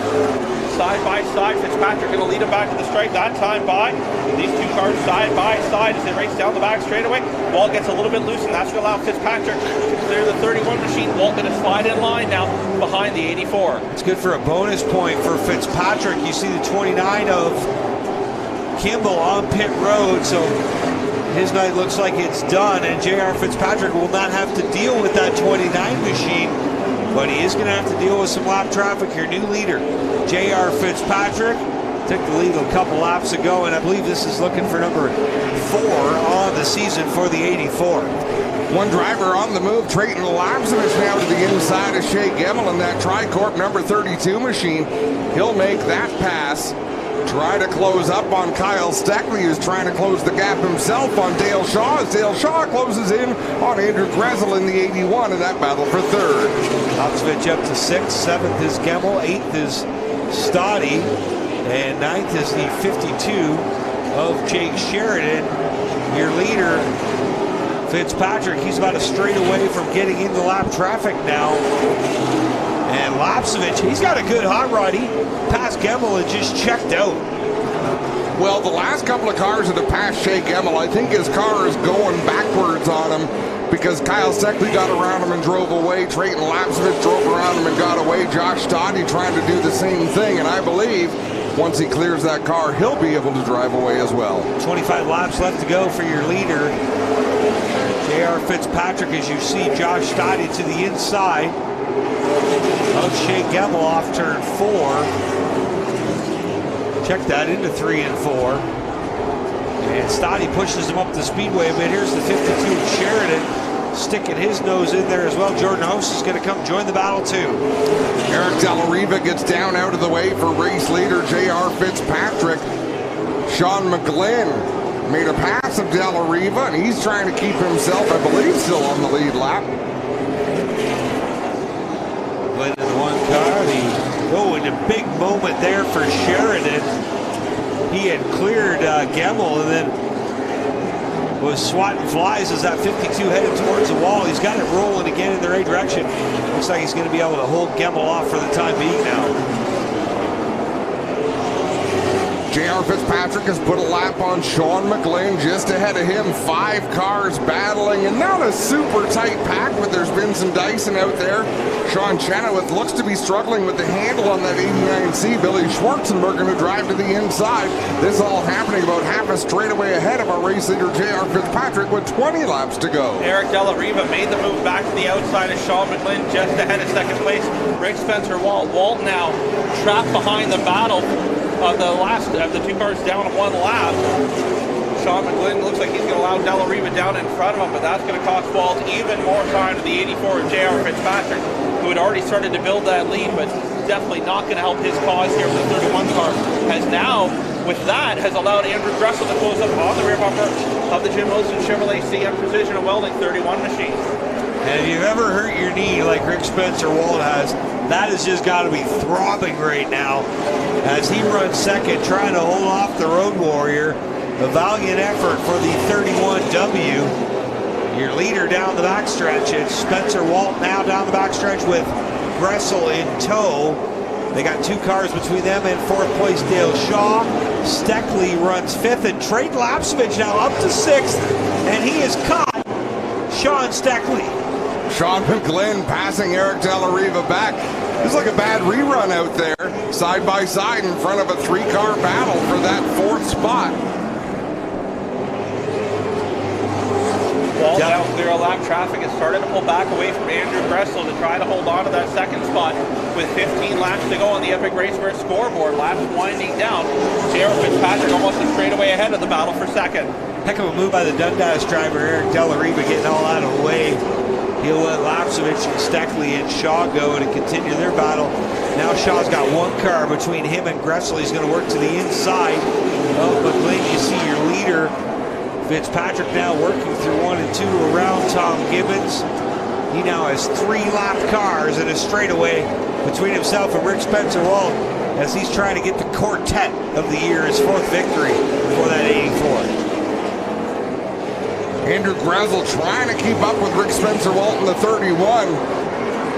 Just behind them, Dale Shaw trying to dispense of Sean McGlynn in that number 1. He's got to get clear of that, be able to use the whole racetrack if he's got any chance of closing in on the cars ahead of him. But Sean McGlynn suddenly wants to go racing. See Lapsevich just in the mix as well. 10 to go this time by for J.R. Fitzpatrick, your point leader. Again, he's got a whole host of lap cars. All he wants to do is just see green flags from here to the end. The 84 of Fitzpatrick to the stripe with 9 to go. And again, a healthy lead on Rick Spencer Wall and Andrew Gressel. Things getting dicey out there. Whoa! Contact between Sean McGlynn and Dale Shaw. And Shaw's car just got loose. He tried to cut it off the corner. How about that? Lapsevich has got by Steckley. That'll cost Steckley 1 championship point, but Trayton's not done. He's now going after Dale Shaw. How about that run from the 32 deep in the pack? Trayton Lapsevich up in 5th. He wants the 4th spot. He works the inside of Dale Shaw in the 83 off of turn number 4. At the stripe, it is still Dale Shaw with that 4th position. They are door to door. Shaw getting the run on the high side of the racetrack down the back straightaway, trying to keep the NTN bearing car up in the 4th position.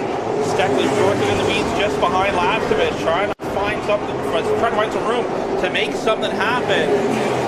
As laps wind down here, Shaw almost able to clear Lapsevich, but he's going to stay up on the high side of the racetrack. McGlynn, though, still to the outside. Good news for Walt. He's gotten cleared. He's going to have a little bit of a buffer now between him and the next round of lap traffic with 2 laps to go. And J.R. Fitzpatrick, he has opened up a half a track lead over the battle for 2nd. Boss car again tonight, and he's looking like he's going to stomp him. White flag out for your point leader. Through 1 and 2 goes the Cambridge Ring 84. Down the backstretch for the final time. Former champ J.R. Fitzpatrick out of turn 4. He's going to pick up yet another win here at Sunset Speedway. Win number 2 of his career at the Innisfil 3rd mile. Walt going to come home 2nd, Gressel in 3rd, Shaw 4th, and Trayton Lapsevich will round out the top 5. Lapsevich will round out the top 5. Steckley 6th, Stoddy 7th. Jake Sheridan recovered to finish 8th. I believe Jordan House in 9th, and Shea Gemmel rounding out the top 10. Ferocious battles from about 2nd on back to 10th. J.R. Fitzpatrick took his time getting to the front, but once he got there, he checked out. Rick Spencer Walt, I don't know if Rick Spencer Walt's even going to get out of that number 31 machine when he gets down there to victory lane. I can only imagine the pain that he is in. And Andrew Gressel going to join them down on the front straightaway with a solid third-place finish. So we are about to send it down to Clinton Jeffrey, who will handle the business in victory lane. And what should be a pretty happy J.R. Fitzpatrick.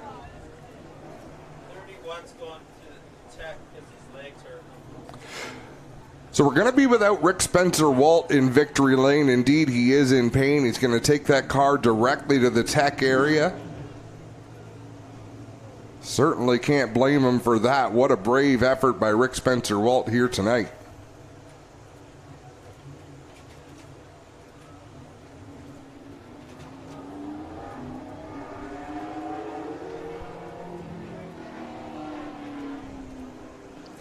J.R. Fitzpatrick with the checkered flag in hand works his way through turns 3 and 4.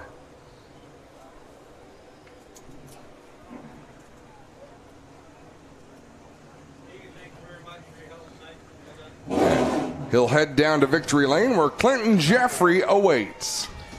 Thanks a lot, Adam. J.R. Fitzpatrick picks up his 4th feature win here in the APC United Late Model Racing Series this season. He's been the class of the series so far. Had some nights that didn't go his way, but 4 that have, and he'll work his way out here, and we'll talk to him in just a moment's time. Obviously, the crew happy down here. A lot of work for this. And Adam, this car is spotless. Not a mark on it as he worked his way to the front. What a drive here for JR tonight. No, he drove a great race, made some good passes. Did get ruffled up there in the one restart, but there were cars everywhere there, Clinton, as I can see. He's hung the helmet up. I'm sure he'll get his hearing aids in so we can hear what you have to say to him and hear either the cheers or the boos from the crowd. J.R. Fitzpatrick appreciates any crowd that makes noise for him. Well, it's a good drive for him tonight. He works the belts off of the shoulder, and we'll work him out here of this 84 machine. How about it, Sunset Speedway? Let them know if you like the show they put on tonight. Here comes your winner. J.R. Fitzpatrick gets it done for the 4th time in 2022. JR, you know, that was kind of the drive Jamie said you wanted to. Just go out and flat stomp them, half track at the end. You know, in the last 20 laps, your car came to life and you did what you had to do. Yeah, definitely. We had radio problems all race, so my earbuds, so I had to undo it all and hook it right into the radio so they couldn't hear me. So it was hard to hear them for a little bit, but I cut down on Dale Shaw because of that, so I got to apologize to him. But it was a really clean race. You know, everybody ran really good. You know, I got to thank Stewart's Equipment for sponsoring this race, APC Tour for everything they do for us. Man, this series, I think the top 20 was separated by 2 tenths. So in practice, we were struggling, but in the race, this thing just came to life. And all these guys worked really hard. My family, my wife and daughter here, and everybody at home. My parents are in Newfoundland watching this race, so hi to you guys. And Transaxle, Meineke Car Care, H2 Go Mobile Wash, ATB Depot.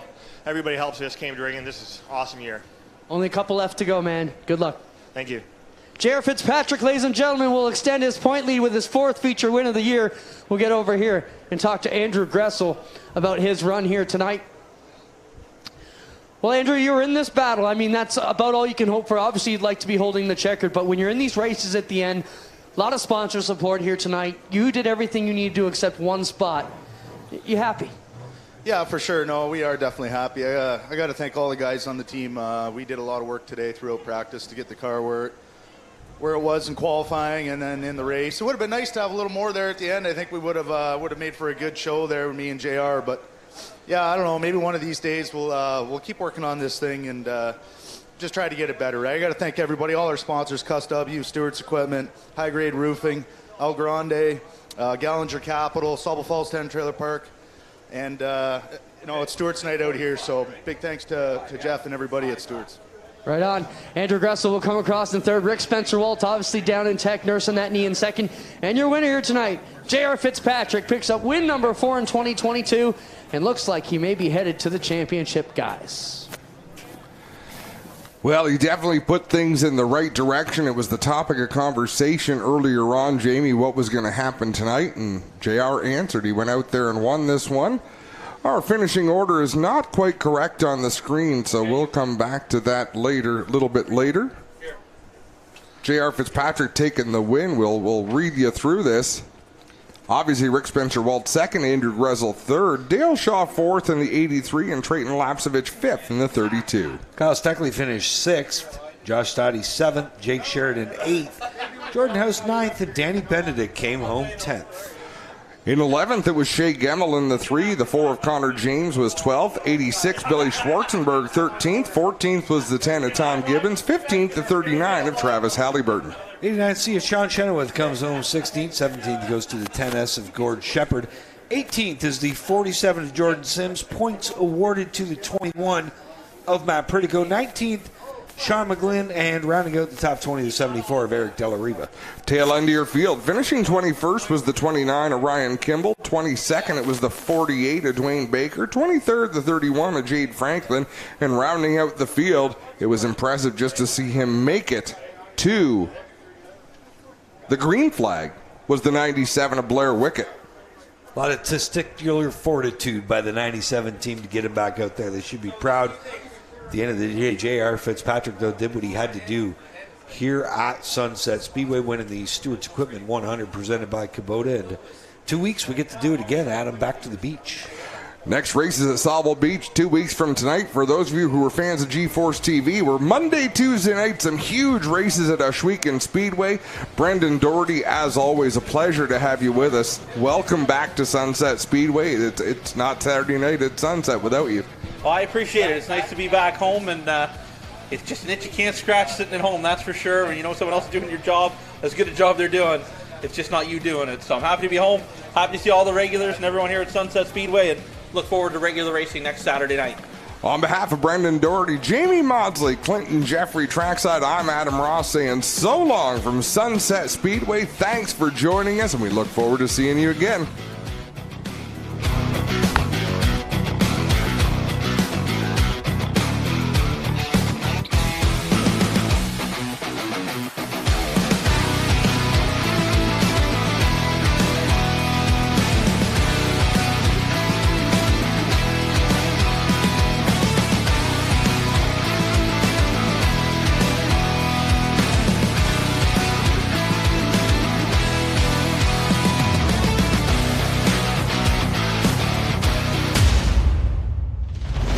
Copyrighted broadcast may not be reproduced, retransmitted, or used in any form without the authorized written consent of G-Force TV.